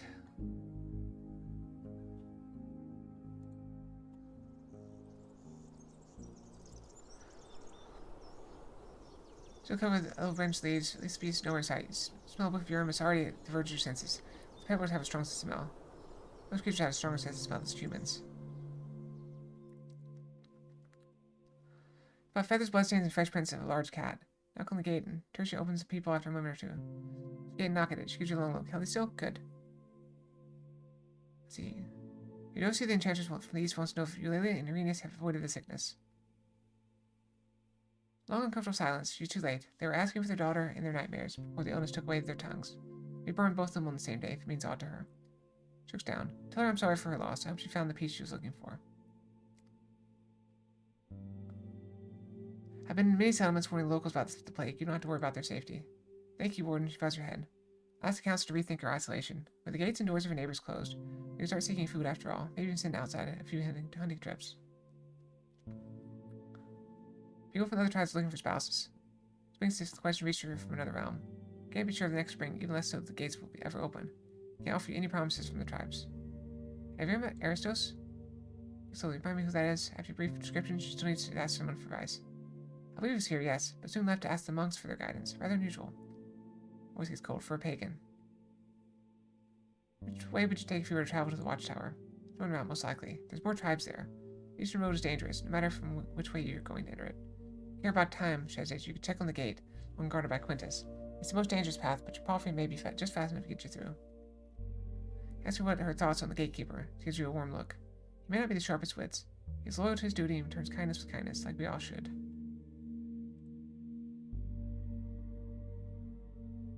If I get there, am I going to be able to get...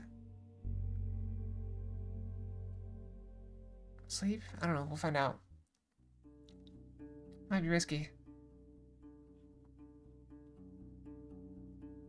Let's see.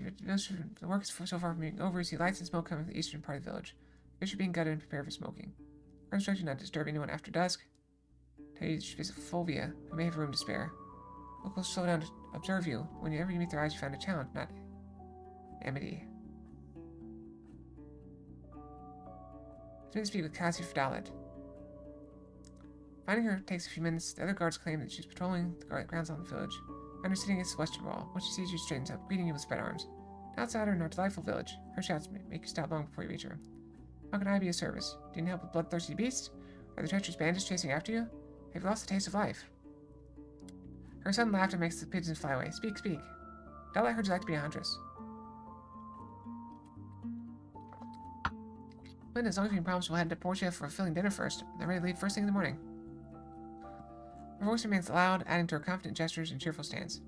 She's wearing a decent gambeson, but it's lazily put on, without tightening the straps and cords, matching her loose, dirty short hair. She's large, both tall and wide, has a prominent stomach. The only weapon she's carrying is a club longer than your arm. She swings it with enthusiasm. Her dark yellow eyes are as large as dragon bones. She can't read much of them. Tell me about your talents. Where am I to start? She raises her club above her head. I can crush, I can smash, I can catch, I can dispatch. Makes a wide spring and steps forward. I tore out the first harpy head when I was 8 bare hands. Shows you her open palm, twice the size of most humans. Tall hand sister called me, until she's there between the two of you. Fighting is one thing, but the wilderness takes cunning. Get a glimpse of her Hi, Frosty. Guess Frosty's awake now. Gets a glimpse of her hesitation when she narrows her eyes. Is it like midnight for you? What are you doing?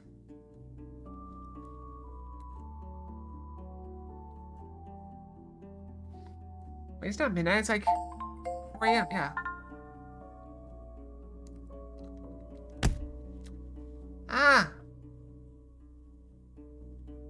More nuts. Are you just eager to hear the tales of my deeds? Want me to tell you how I lifted the curse blocking the mountain trail? How led them saurians away from our pier? Without me, this place, she gets the wall next to her, would have fallen long ago. Are you not satisfied with living here? Great home, great people, she assures you. Great fish and salt. But the beast, the space to grow? She moves her right hand in front of her eye, holding the thumb and index finger just slightly spread apart. Tiny, before I ask you to go anywhere, I want to hear what your drive has to say about you. Something looks down, clears her throat, then points at you with her weapon. Anything you don't believe me, do you, stranger?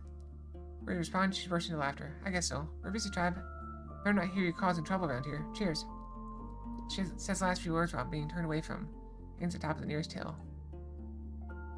We're ready to get ready and shovel the last little bit of snow. For the young people. She shows she misses Marina. The blushing cheeks contrast with the pale skin of her hands. I can't, she says after a long moment. I thought about our previous conversation, Roadwarden. I'm not ready for such changes.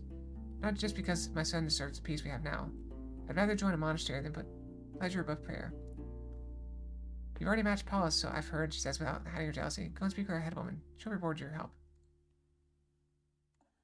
You ascend the hill, the guard stands up and puts his woodwork on his pillow, and asks you to wait. You hear his and the head woman's voices coming from the hall, and once the man returns, he nods gently. You're asked to enter. Come inside. Serena puts away her writing instruments, glances at you, then frowns. The closer you get, the more annoyed she seems to be, but she says nothing. What are your thoughts on Cassia? All I'm bearing right now is that I'd rather not spread rumors about those I look after.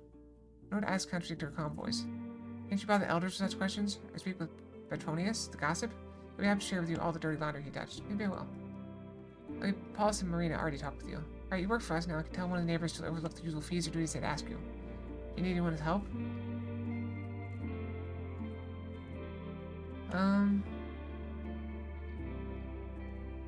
Anyone where I can spend the night?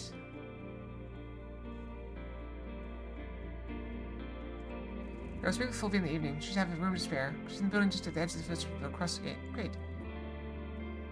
Fine, farewell.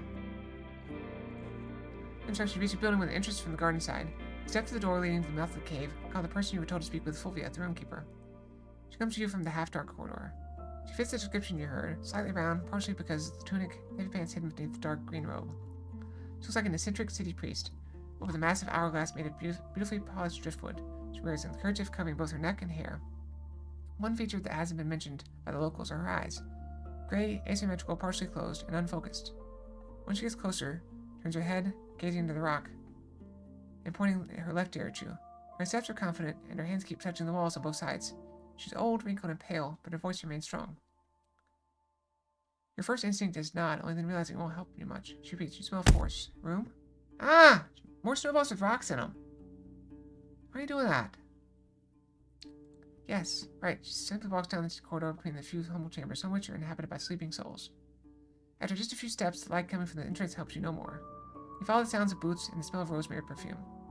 Then suddenly hear a rock hitting something made of metal. The lit candle makes you sigh with relief. What color? After a quiet moment, she tries again. The horse and coat. Bay. Puts out a sigh. The beast of the emperors. Must be a beauty. The room is far from comforting. The ceiling is only a head above you. Walls are rounded and bare of any decorations. The only chest looks more like a crude crate. Leaves of dried grasses covering the sleeping pallet are bug-free and smell of freshness. You don't have to share it, she says in amusement. How much of this delight? She chuckles, still turned to you with her profile. Don't worry, you won't be cold. We don't let anything mold in here. I have a nose for it. She demonstrates with a loud sniff. You can work for the village for nearly a few hours in the morning and move some weights around. Or you can pay me 2 coins. I won't take less, for I need none at all. I'll just throw it to Severin's chest in a few days. After you explain that you were promised a free service, she shrugs. So you're that Roadwarden, are you? Right, alright. Do you know who Cassia is? Needs a moment to think. Venus' sister, huh? Last time I spoke with her, she was but a small lass. Okay. What was the name of the guy that I know? Well, at least we finished some quests.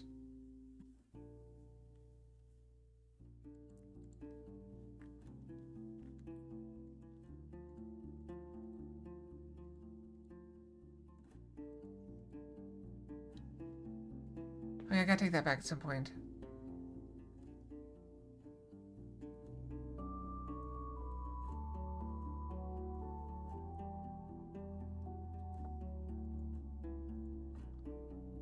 Alright,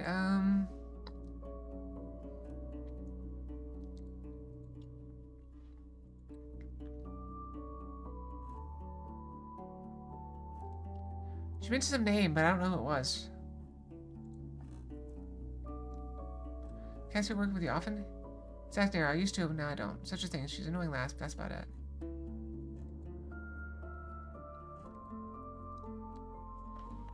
What is it, gossip?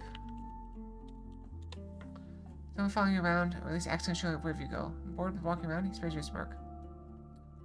He's a short man dressed in a worn gray black woolen robe with a belt as wide as your hand, and a buckle decorated with a large shell, now placed annoyingly just 2 inches away from the center of his stomach. He may be only 30, but it's clear why he has no task to bother with. His fingers are paralyzed at unnatural angles, spread like an osier tree's branches. He's capable of moving around both his arms slightly. They're constantly built both at the elbows and the wrists. He's wearing no boots. I have a few questions. I know he nods for you to follow him and leads you to the orchard where you stay in the shadow of a cherry tree. Right? He looks around, scowling at the nearby kid, who instantly turns around and gets out of your sight. Name's Petronius. And I could be your guide. His soft voice close to whisper. 1 coin, 1 question. It's a small leather sack hanging from his neck. No backsies. You decide my answers ain't worth it, you stop asking.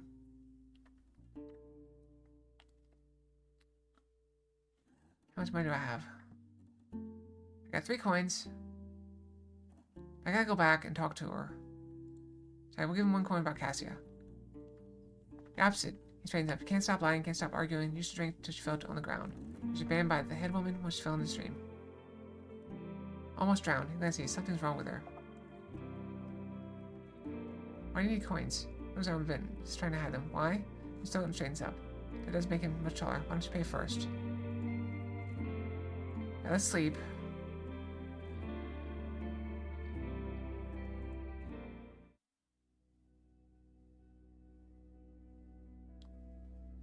She was waking up and you open the door slightly, letting the dense fog in. You see a few lights, most likely lanterns, a few patrolling guards. One of them shouts at you to stay inside. The harp's may descend long wanderers. I'm looking for a candle. I think the many times I've heard parents tell their naughty kids the fogs will take them. After full wheel blows out the candles without considering if you're ready for it, you're in complete darkness.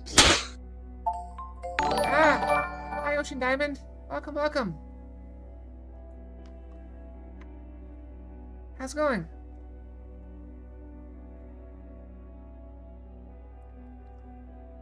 The thick walls block the humming of the wind, birds, and river. The keeper heads to her own room, and you only occasionally hear the whispers and snores of other dwellers.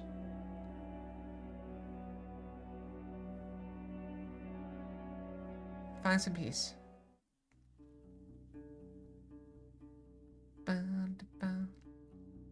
Surrounded by darkness, quickly gather things and leave the room without a word from the keeper.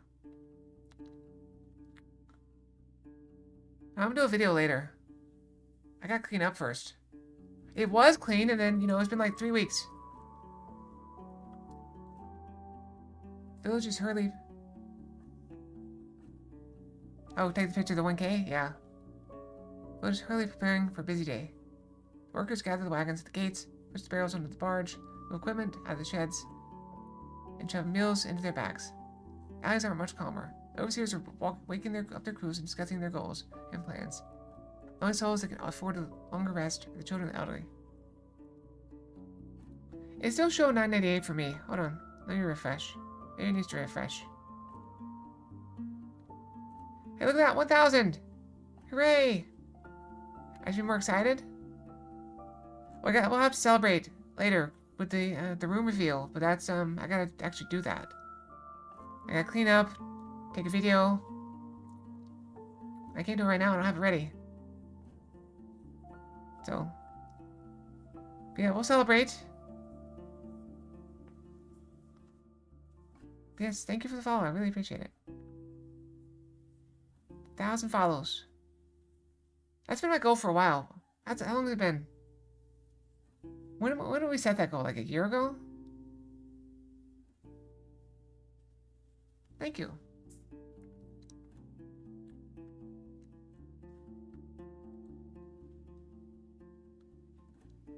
Alright, maybe if we work here, they'll help us.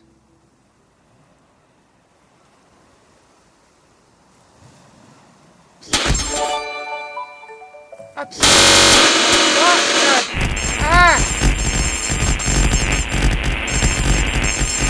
gone! What is that?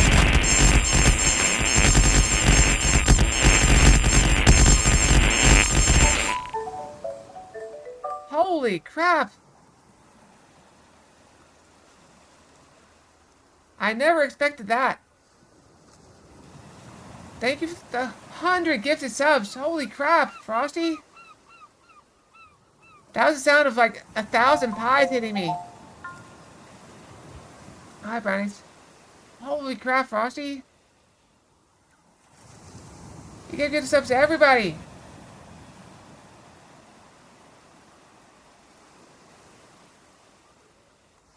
Holy crap. 100 gifted subs. And a hype train. A new record on the hype train. Ah, and then throwing nuts at me. You hit me with so much. Do you realize how much stuff you threw at me? Like, I think it throws like 10. Or more every time. Well, yeah, we're just chilling, doing some Roadwarden. Celebrating 100 subs with, or 1,000 followers with 100 gifted subs. And thank you very much, Frosty. I am excited. You hit me with so many pies. Do you know how many pies you hit me with? That's like the fish one, where the fish are just... Can we not work? I do celebrate goals. We're gonna celebrate with the room reveal. You know, fishing today?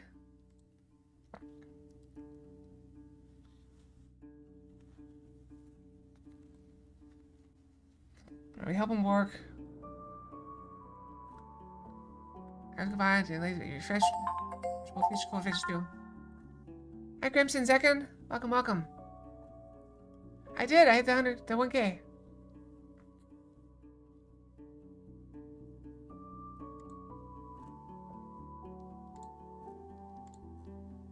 I need the key to the watchtower. How do I get prove I'm worth of trust? You gotta refresh. Yeah, I didn't see it either. You have to refresh it.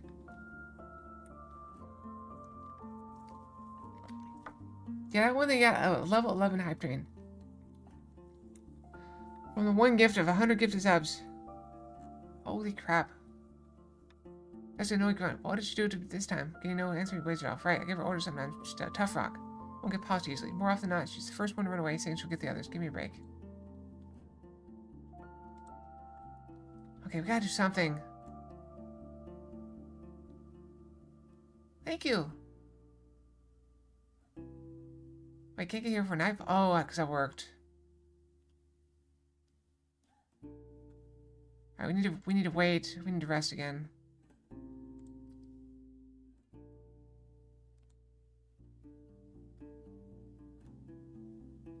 Emo counter's maxed? Yeah, I forgot to open emote slots for sure. It's actually not.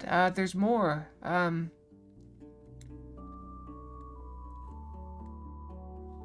I've already got 4 animated open slots and 6 standard emote open slots. Holy crap! I need to order some more emotes.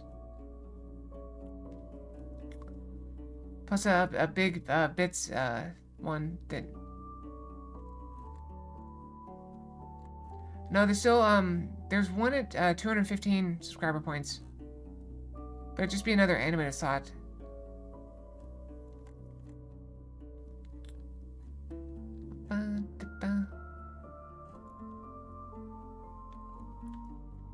Do those ever run out?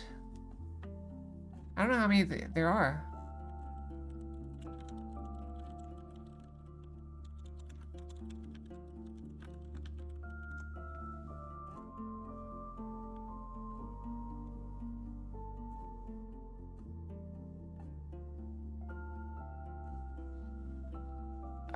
Okay, yeah, Brian, they keep going. Apparently.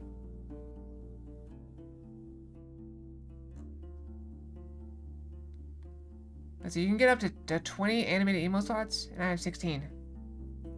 So I think they just keep going. According to this, you can get up to 60 if you're a partner. Hype chest, what we get? Complete purple emote. And they just keep going. And going and going. Hey, Dalen.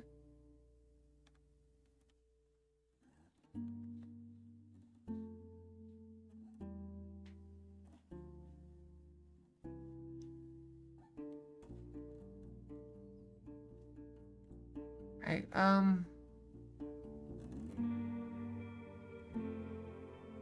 is there anything we can do?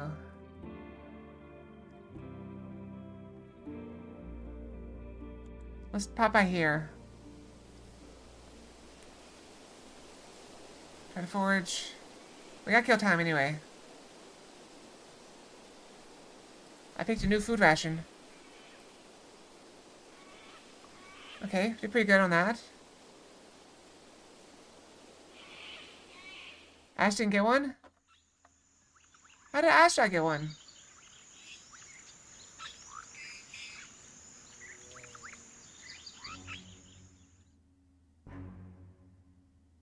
Oh, remember how my sigh.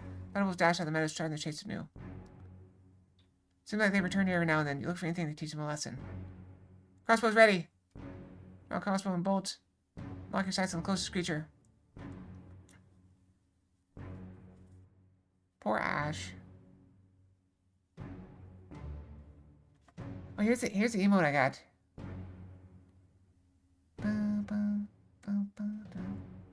This one.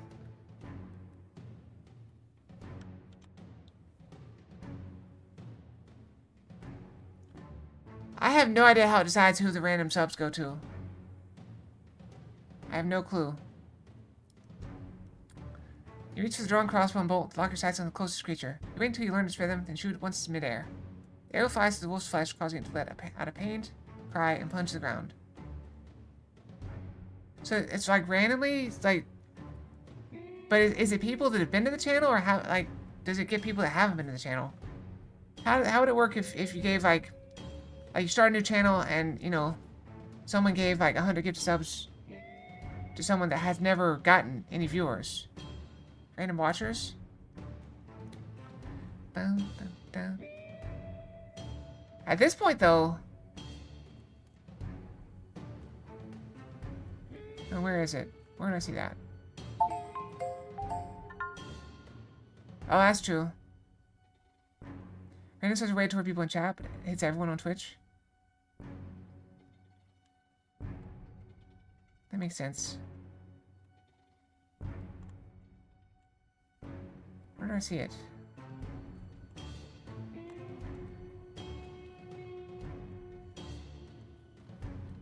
Oh, this probably has an update. I probably need to update it.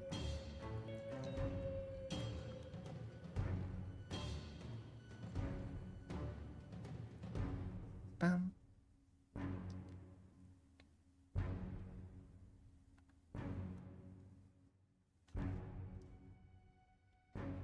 Oh, you like it?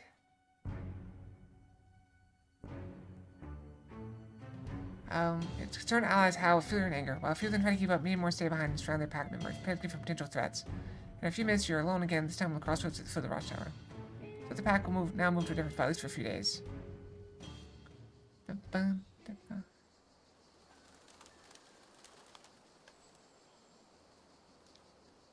Picking foods and vegetables should be easy on open hill. I spent half an hour foraging.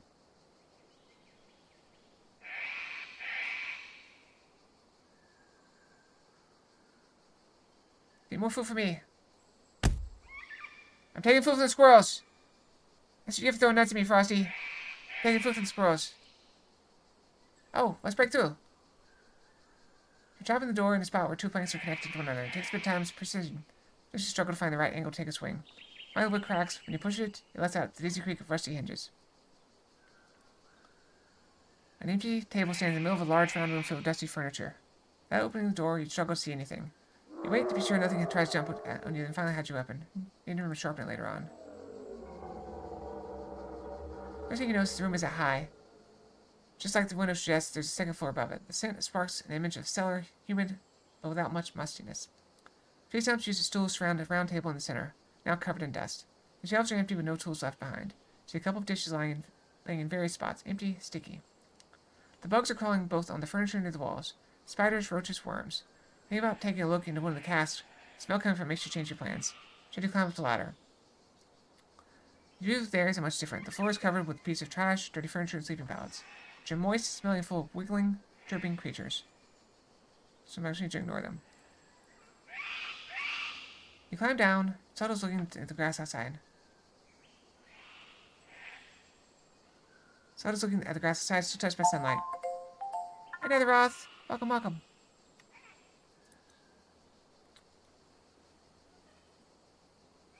But knocking it down from outside won't be an easy task.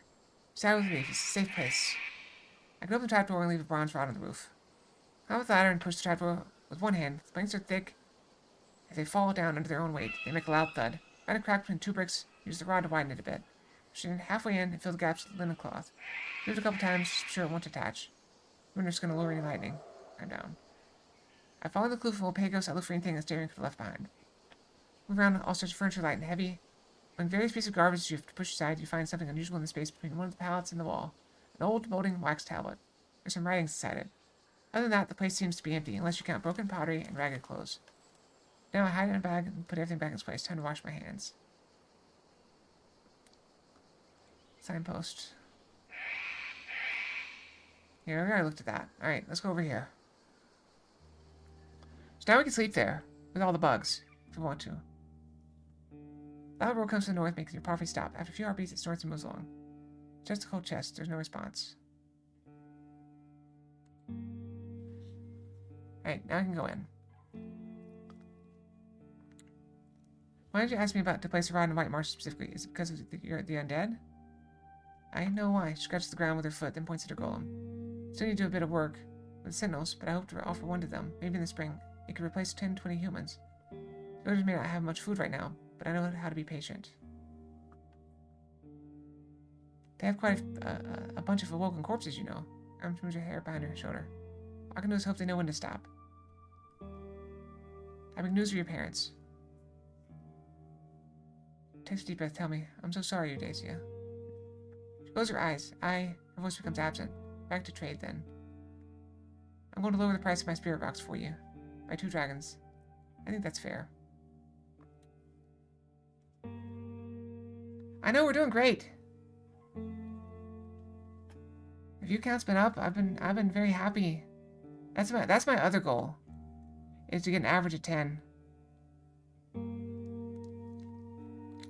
But because I stream so much, it's hard. Because people don't want to watch for, 40 hours a week. It's hard. Alright, let's see here. She opens her gray eyes and you notice the tears. Her voice is shaking. I need a moment. Definitely, I'll brush my horse. Use this hour to rest from the riding.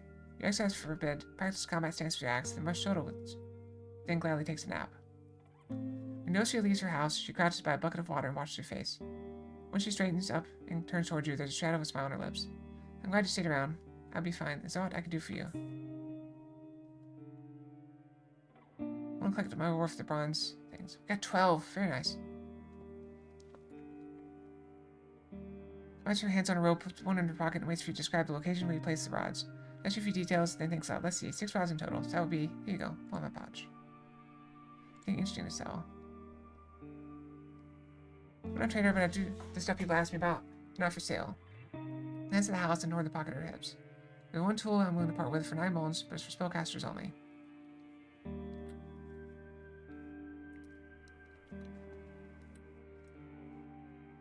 Ah! I need it. Yeah, I don't think I've quite beat 35 hours. I'm at 154 hours for the last 31 days. Is it 30 days? 30 days. 30 days. So what is that?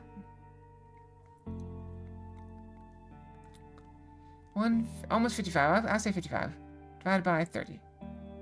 That's 5 hours a day times 7 days a week. Yeah, so about 36 hours a week. That's what I do. It's the best I can do. I also work a full-time job. Right? But that's most of my money, but I'll take it. Here are the dragons. Alright, I got the spirit rock. Found a barren field that may be affected by a curse. Do you have anything I can use to see if it's right? Curse field. Where do you find this? Where did you find this stuff?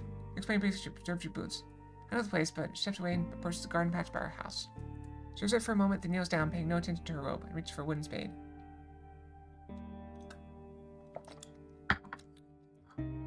What she digs out looks like a tree sapling with 2 leaves that are as large as a hand and a thin elastic stalk.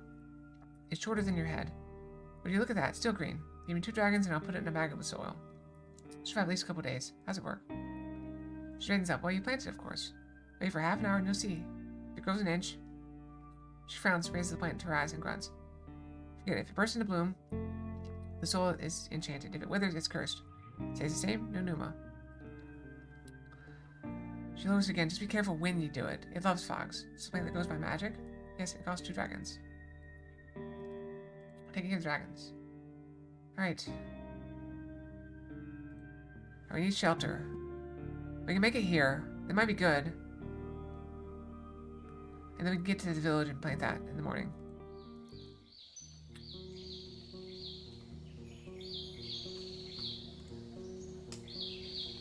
Alright, let's eat some wild plants.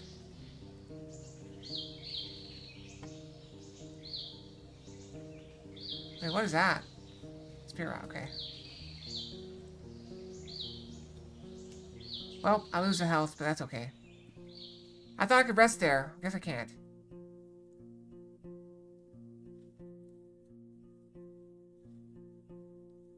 So end deposit and enter the inn.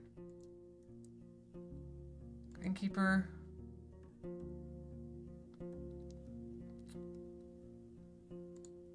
Alright, let's buy some rations. Okay, we got some rations. Everybody wants rations, so I'm trying to get a stockpile of them for now.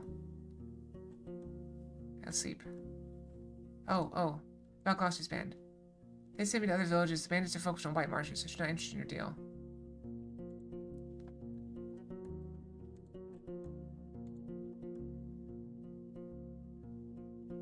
Alright, let's rest.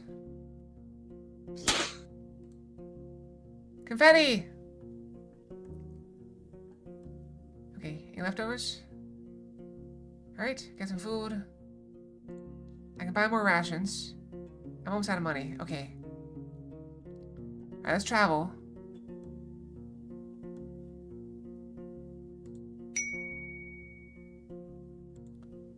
Oh, there it is.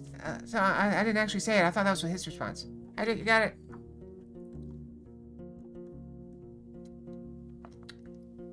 Without a word, he puts your payment on the counter, then glances at your nose. I appreciate that you've been so thorough. You've already done more than I asked for. It's out of the crossbow to sell, so let's say we lower its price just for you. Keep up the good work. He walks toward the window and opens it and looks outside. I was afraid it might be like that. Times will get rough, yet there may never be a threat large enough to unite this bunch of anarchists. He rests his hand on the windowsill. I have another job if you're interested. I'll pay you 10 coins for finding out what Gloucester really wants. Ideally not by direct question. But there's no other way. He turns back to you, and for a few words, looks in your eyes. You better act before she marks you as her next prey, being a lonely traveler and all. Work for me and I'll do my best to keep you safe, if you ever decide to hide behind our walls. Let's say I find her, any test I can get on her good side. Assuming she has one. A duck! He gets behind the counter. I only have one tip for you. She sees that before you can be broken. She sees that she can be broken. She won't hesitate to make that happen.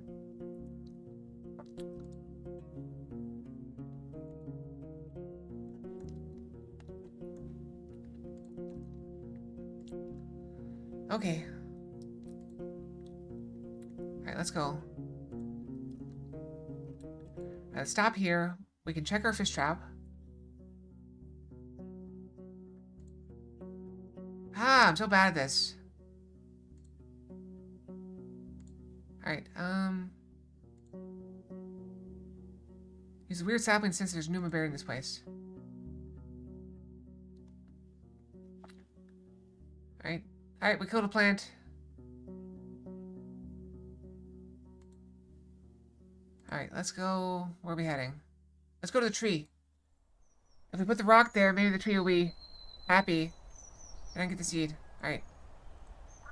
Spirit rock. This is... what do I do? I'm gonna save. Alright. Offer some blood.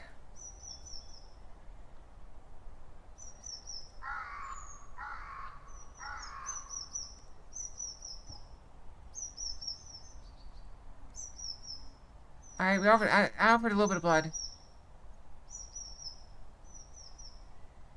What do we do? It's not working.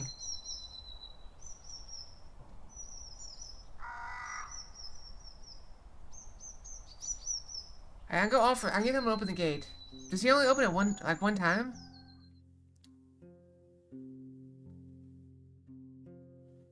Why are you afraid of Glossia? Warren, I can't talk about her.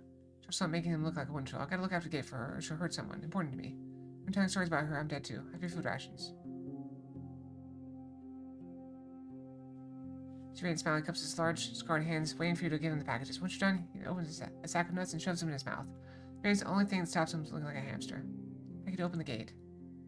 I'll let you enter the wilds, but if you say so, do it. Let's borrow on your side of the gate and wait for Quintus. You hear him pressing his feet to the wall as he climbs down with the help of his rope, getting on the ground swiftly. She a serious look from the open gate. Safe travels, Warden. Travel east as far as I can. Glossia's gotta be in here, right?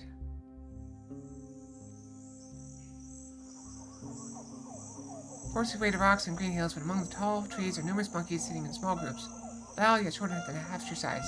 They distort the green leaves with red, brown, white, and blue fur. As you approach their territory, their excitement grows. Climb up and hang down the trunks, sway on vines, jump between branches, hang down, putting to use their long tails. They throw you countless angry glances, grunts, but also cones, branches, and chestnuts. The beats of their fresh feces lands close to Soto. The pack's aim is rather miserable.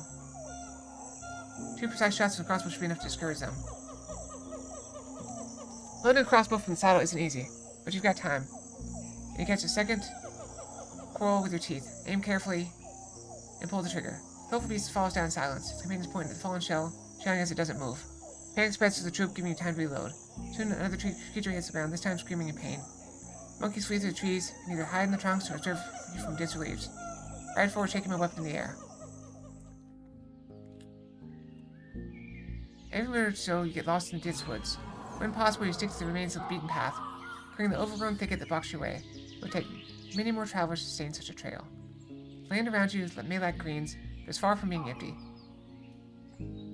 The fallen boughs and dead stumps are slowly devoured by ants and mushrooms, a web-like labyrinth of wooden walls, while the white termites, larger than your hands, continue their never-ending march. Their guards notice your presence, but simply form a warning line in front of the workers. The trees are taller than the temple of the city, with trunks resembling the legs of giants. The shadows they cast are like carpet, and few beams of light nourish the sparse branch bushes and ferns, the only plants that aren't choked by the rotting late summer leaves, shaped like two squares as large as your face. Now that I'm more familiar with this part of the forest, I may be able to find a smoother path.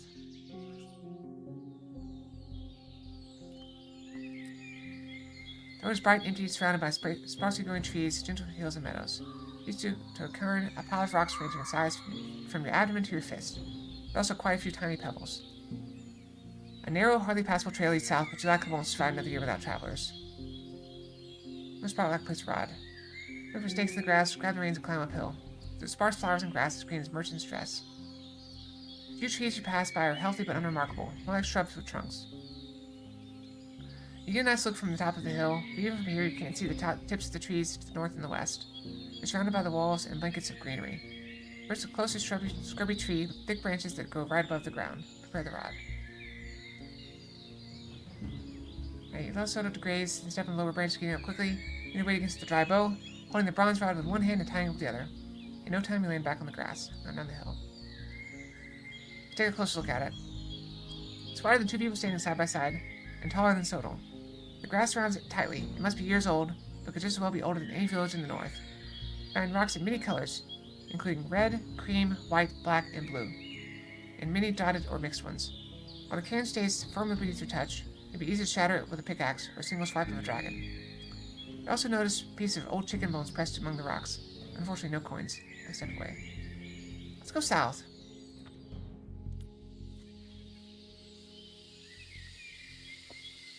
You grab Soto's lead and use your axe to get through the branches and tall grass. At a few minutes, you reach a colorful meadow with orange, red, and white flowers, as tall as wheat field. Their late summer scent lures all sorts of insects as well as tiny birds. The path ends at the edge of the glade. Watch out for the cats. You're looking around.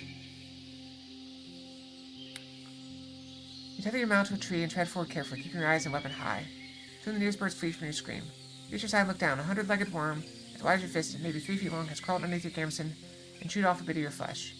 You pull it by its tail and stretch out your arm. The creature wiggles in the air, incapable of bending its shell enough to scratch your hand. It's red, covered with armor made of plates. Throw it and touch the hole left in your clothes. It's hardly any blood. Make a value among the plants.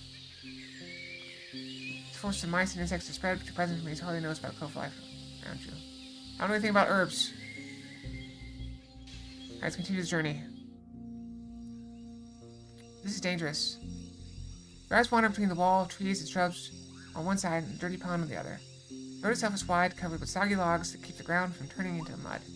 It's breaking under your mount's hooves, letting out sounds like a sigh of relief. Water insufferably stinks of carrion, and is covered with a blanket of green plants and white flowers that draw countless buzzing insects. Even a horse shouldn't drink from it.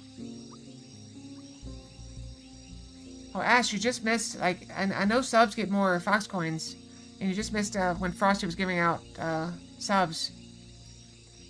You just missed. Or you just got missed. Soto tries to get familiar with the unusual pavement and speeds up to jump over a fallen trunk, blocking your path. Once it lands, it breaks one of the logs in halves. Soon after, you reach a massive black saurian resting on the ground, ignoring the light at the edge of the forest. It seems to be ignoring your presence. Once again, Soto canters. I trust his instincts. Once the monster raises his head, hydrate, you got it.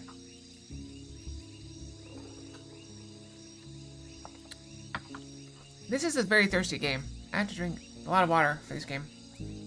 Once the monster raises his head, you're already in the air. The beast pushes itself away from the ground with its forelimbs, trying to catch any chunk of flesh with its massive jaws. But you safely hit the ground and return to a trot slowly. I pay attention to the dead trees sticking out the pond. It looks similar to that saurian.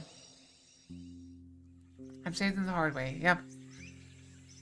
Through hours and hours of watching and saving your points. The colors of leaves range from greens to purples and overwhelm you with shadows. The stems of the shrubs twist in all directions, seeking the slightest scrapes scraps of sunlight. The trees are not too tall, the trunks are as wide as buildings. The neglected road has been carved into a thicket, an inch at a time. A corridor of plants with a floor made of pebbles to give way to saplings and vines. Time to time you may pass by many turns, dug up by roaming dragons, unicorns, and trolls. Some of them are still used by beasts, boars, striped cats, or packs of goblins. The birds are sharing their songs as cheerful as ever. When necessary, I clear any thicket that's in Saldo's way. You reach a gap in the tunnel of plants. The meadow nourishes a lonely tree growing in the shadow of a rocky hill, surrounded by humble grasses. Near the tree is a wolf without fur is feasting on a human corpse, unaware of your presence. Look at the wolf. It's standing on all fours, crouched forward, tearing away chunks of flesh with the massive canines. Its head, especially its jaw, are wide and long, like those of a horse. Its brown shell is muscular, with pronounced shoulder blades, the hair resembling your arms, and a tuft of black fur at the end of its foot-long tail. The beast raises its head, its ears are shaking. Attack! Shoot at the crossbow. A little time to aim as the large wolf strives toward you. 4 swords forward and the beast whimpers.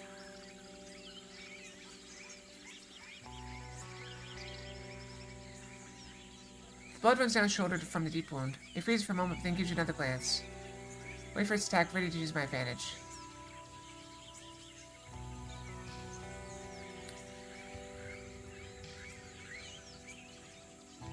It walks around you with lowered head, seeking an opportunity and getting used to the wound. You hold your axe firmly, trying to tell anything to get you back. Force!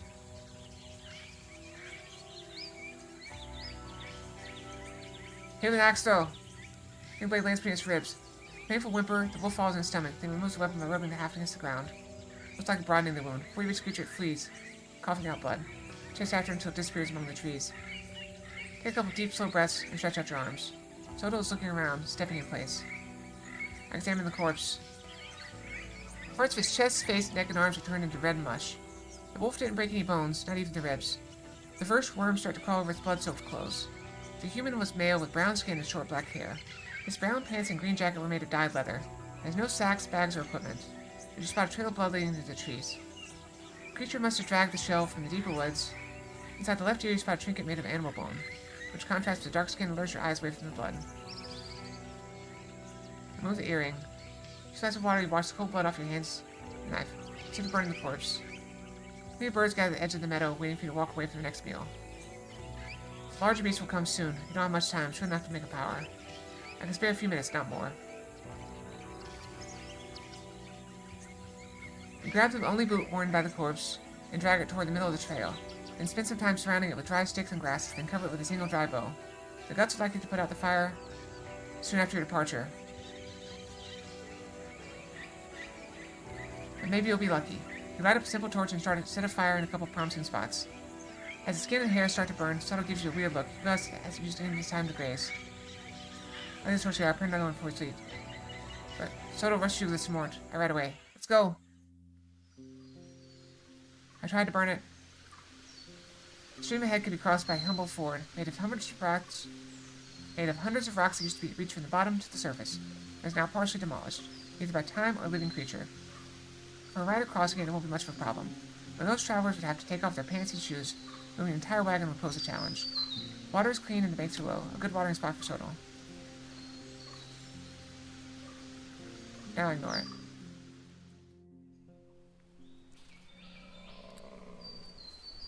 Path leads you uphill. The trees are getting sparser and smaller, and more sunlight touches the ground. The signs of human touch are rare. The lone, large boulder surely draws attention. You can't guess its age, but the paths around suggest it was passed plenty of times already. The remains of red paint are still covered in the eastern side. It's the same message as the ones you saw at Southern Crossroads. Don't enter. Danger ahead. You passed Soto. It did well. Crawford snorts and dusts its head, pinning its scared ears back. You might tell it that you're proud and grateful, but even if you can understand, you wouldn't listen.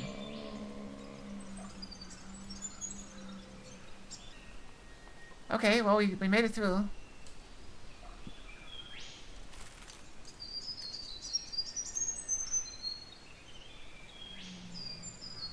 There's free thing here. What quest do we have? Let's look at our journal. Where do we want to go? Oh, we need to go back, because we now... Okay, I know where we need to go. We need to go up. Let's go up here.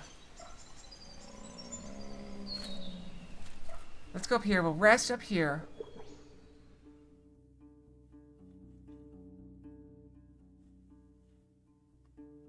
Let's talk to Serena. Alright, nothing there. Let's sleep here.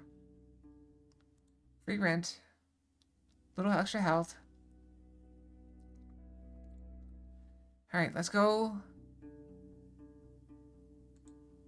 Let's try to go here. Do we have time? Ah! I'm not a Pokemon! I didn't? Okay, we'll worry about that. About the Eastern Path.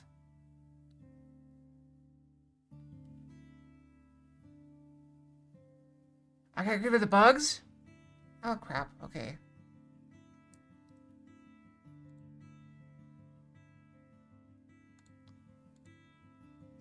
Are you the only hunter around? Sure feels like he lets out a long sigh and takes off his wolf hat. Ah, spin, spin, spin! I thought we did explore fully. Takes a while. There's 4 of us left. Too bad you weren't on these roads earlier, friend. Some of our tribe will most likely need your help, but are now gone. We accept they won't be back. As long as Posey puts on his hat again. Our village is small.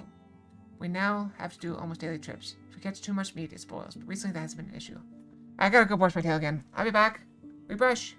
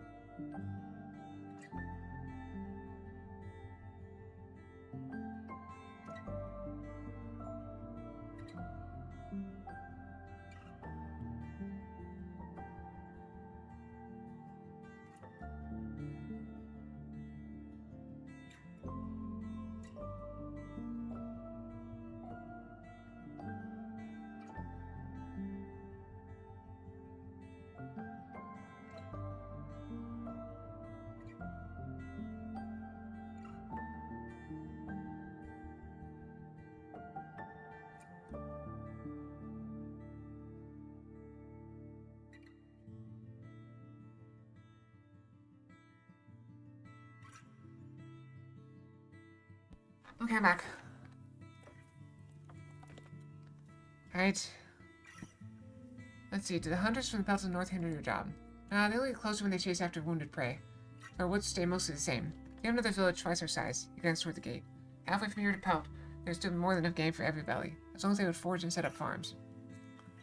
You asked if he's ever considered joining professional hunters. He takes off the wolf's head and gives it to you, so you can take a better look. It's weirdly warm from the sun. It's the only wolf any of us filled in the last 5 years, you see? Not that we're cowards, he suddenly raised his voice. Our trade just isn't like the big game hunters. I place fish traps, put glue to catch birds, shoot rocks at rats and rabbits. When in a group we may see roe deer or oryx. He takes the hat back and looks at it with nostalgia. Those are the end-seek trophies, not meat. So they hunt for big beasts, ones like that you know fight back. Our ways are different, but I like that bunch. At least they smile, unlike others in the peninsula. Hunters will always find a common tongue. Once you see enough blood and guts, you have to laugh or go crazy. Have you ever had an opportunity to work with Aristos from Halzell and Cassie from Gale Rocks? Do they know their trade?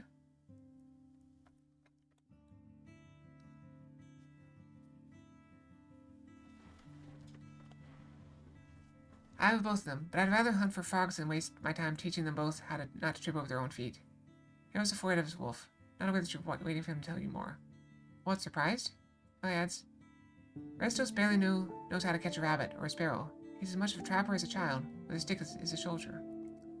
And Cassie's even worse, big mouth sure. When we seek blades at Gale Rocks to help us catch big prey, suddenly gets a headache. We know about the road running through the heart of the forest. Know to avoid it. Blood there. Since you're waiting for a longer tail, he adjusts his heavy cloak. It's been a good minute on making sure that you'll understand it's a dangerous place. No better riding around it. The northern road's the safest, he concludes. And insists that any sort of guidance may be of use, scratches the wolf's head. Heard from a friend that gnolls are moving there. They're very small beast folk, you know. Moves an open hand close to his hips, protecting the height. They'll threaten you till you give them some meat. That's all they eat. No fruits, no, I don't know, bones? But it's the fried apes that scare me the most. There's an entire family of them. Trust me, if you ever hear the terrible scream of a human somewhere in the tree grounds, run as fast as you can. Don't seek it, and certainly don't fight it. Just ride as fast as you can. Walk away, have good hunting.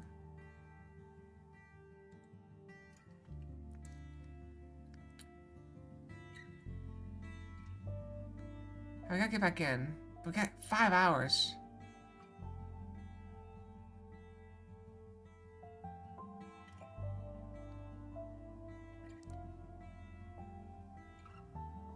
How much time do I have before sunset? Yeah, we got time. So I can go here. Get him to open the way again.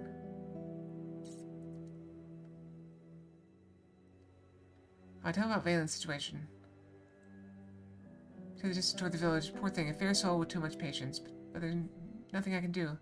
I guess with advice is the ground. Lie, I guess. Ranch's already dead. Won't be happy with you causing pain to his people. And Helvius neither, unless the hunter was lying too.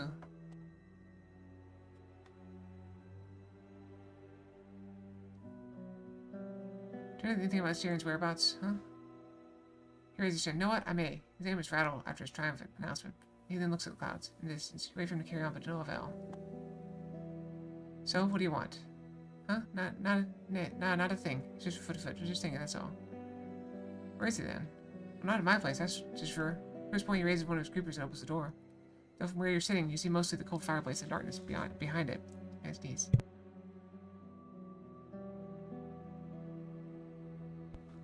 But you do have an idea of where I can look for him. Yep, in a monster's lair. You're right. He huffs and looks away, straightening up. May I have these questions bore me to sleep. Thought that? I have 2 things to do. Before he explained, you simply got worried. He waves it off. Jaren asked for help with various creatures. Was heading for a journey. Needed bogey bombs to scare animals away, even some weird ones. The harpies and sea monsters.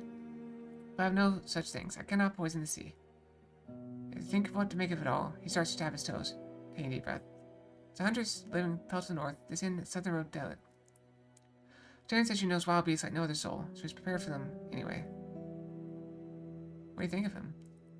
Dan's an open mouth, so you're not sure what to mean by that. I don't. Left me with a heavier pouch to ask nosy questions like someone else I know. What's your telling look? Is he your client or do you share a goal? He crosses his arms, making the creepers hit his amulets. Never had a witch or warlock at home? Strong for me to speak of others. I take on my power a lot of shame and doubt. I need to be trusted. People claim that he and your tribe were playing something big. Do you know that? He rolls his eyes, shrugging his arms and shrugging his empty palms. And the nervous twitch of the creepers added to his little innocent demeanor. He and I traded a few times. I didn't bed with him and offer him mittens too. He said he may have a job for me in the woods. I told him I don't need his bones anymore.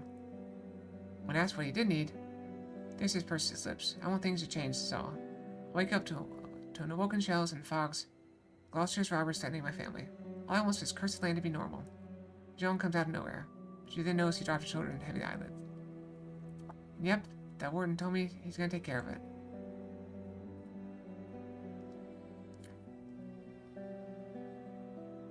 Gets you over the path to white marshes. Foods and leaves, not much can give you a lot of them. I cannot find those moments, so fine, go ahead. Say a word to help your people with the bandits got rid of the undead. Would you return the favor? Your yellow grin. That's all you say? Yep, save the north. Scrap that I care about. I'll follow you into the fog.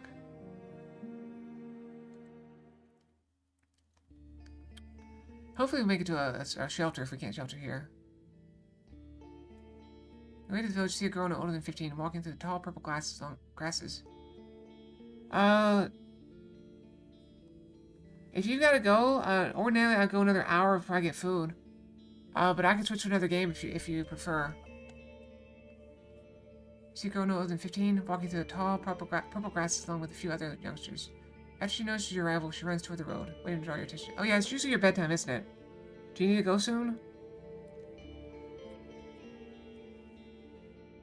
Okay, let me finish this conversation and I can stop, okay? And we'll switch games. After she notices your arrival, she runs to the road, waiting to draw your attention. I stop. Can I help you? It takes a few moments to reach you. Her clothes are baggy, appropriately so for her age. She's also rather scraggy for a laborer. She carries a slingshot and a simple backpack made of creepers and twigs, filled with green leaves, wild fruits, and dead squirrel lying on the surface. After your question, she gives you a curious glance. Roadwarden, parents told me. I'm not sure which part of it is a question. You nod in agreement. What is it one does, really? Hunt bounties? I mostly patrol the roads and travel between villages. Some Roadwarden seeks bounties, yes, but I do all sorts of things. Whatever's needed. Oh, so you're an adventurer then? She makes an odd, displeased grimace, then sneezes and smiles at you. Not really. Adventurers are paid to do odd jobs, but often don't follow the city laws, nor local ones, unlike Roadwardens. That makes sense, she nods, but looks around with a frown. So you're a mercenary of sorts? They do follow laws if the pay's right. Even less so, mercenaries follow the rules of their employers, but they get hired only as fighters, either as guards or one-time soldiers. They mostly learn how to fight other humans. Aren't you a soldier? She raises her toward her companions, showing them not to worry about her. You work for the city, right? I do, but I work only with my mount and answer only to the chieftain. I have no lieutenant and am required to handle many tasks of my own. Securing shelters, for example, or staying alive in the wilderness.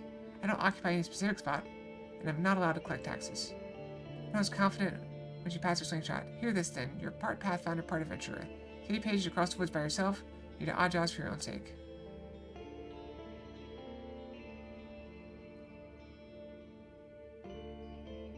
Should I just keep correcting her? Let's keep correcting. No. Pathfinders don't patrol the roads. They cross the wilderness and seek game trails that can be widened with tools. They don't work alone. Beasts are too dangerous. My horse here wants grazed to some shrubs, you know? But you know who does work alone?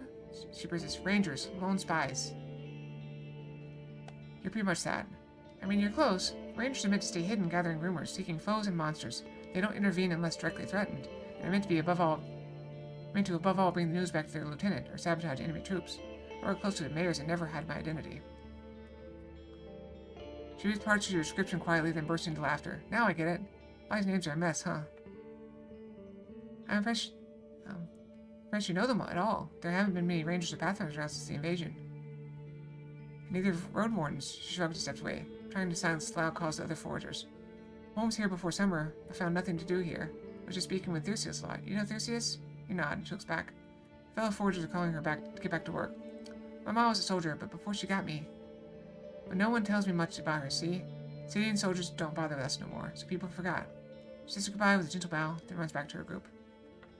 Right through the gate. Okay, this is probably a good stopping point. Alright, we save here. We're doing better than I thought we would. I thought we were gonna die today, honestly. I thought it was gonna be over. And we die and stuff. But we're still going strong, apparently. But we did have the option to leave, but we're running out of time. So I at least want to cure the plague. If I can do nothing but cure the plague and then leave, I'll consider it a win. I thought we were going to find the bandits in the forest, but I didn't find them. So, I don't know.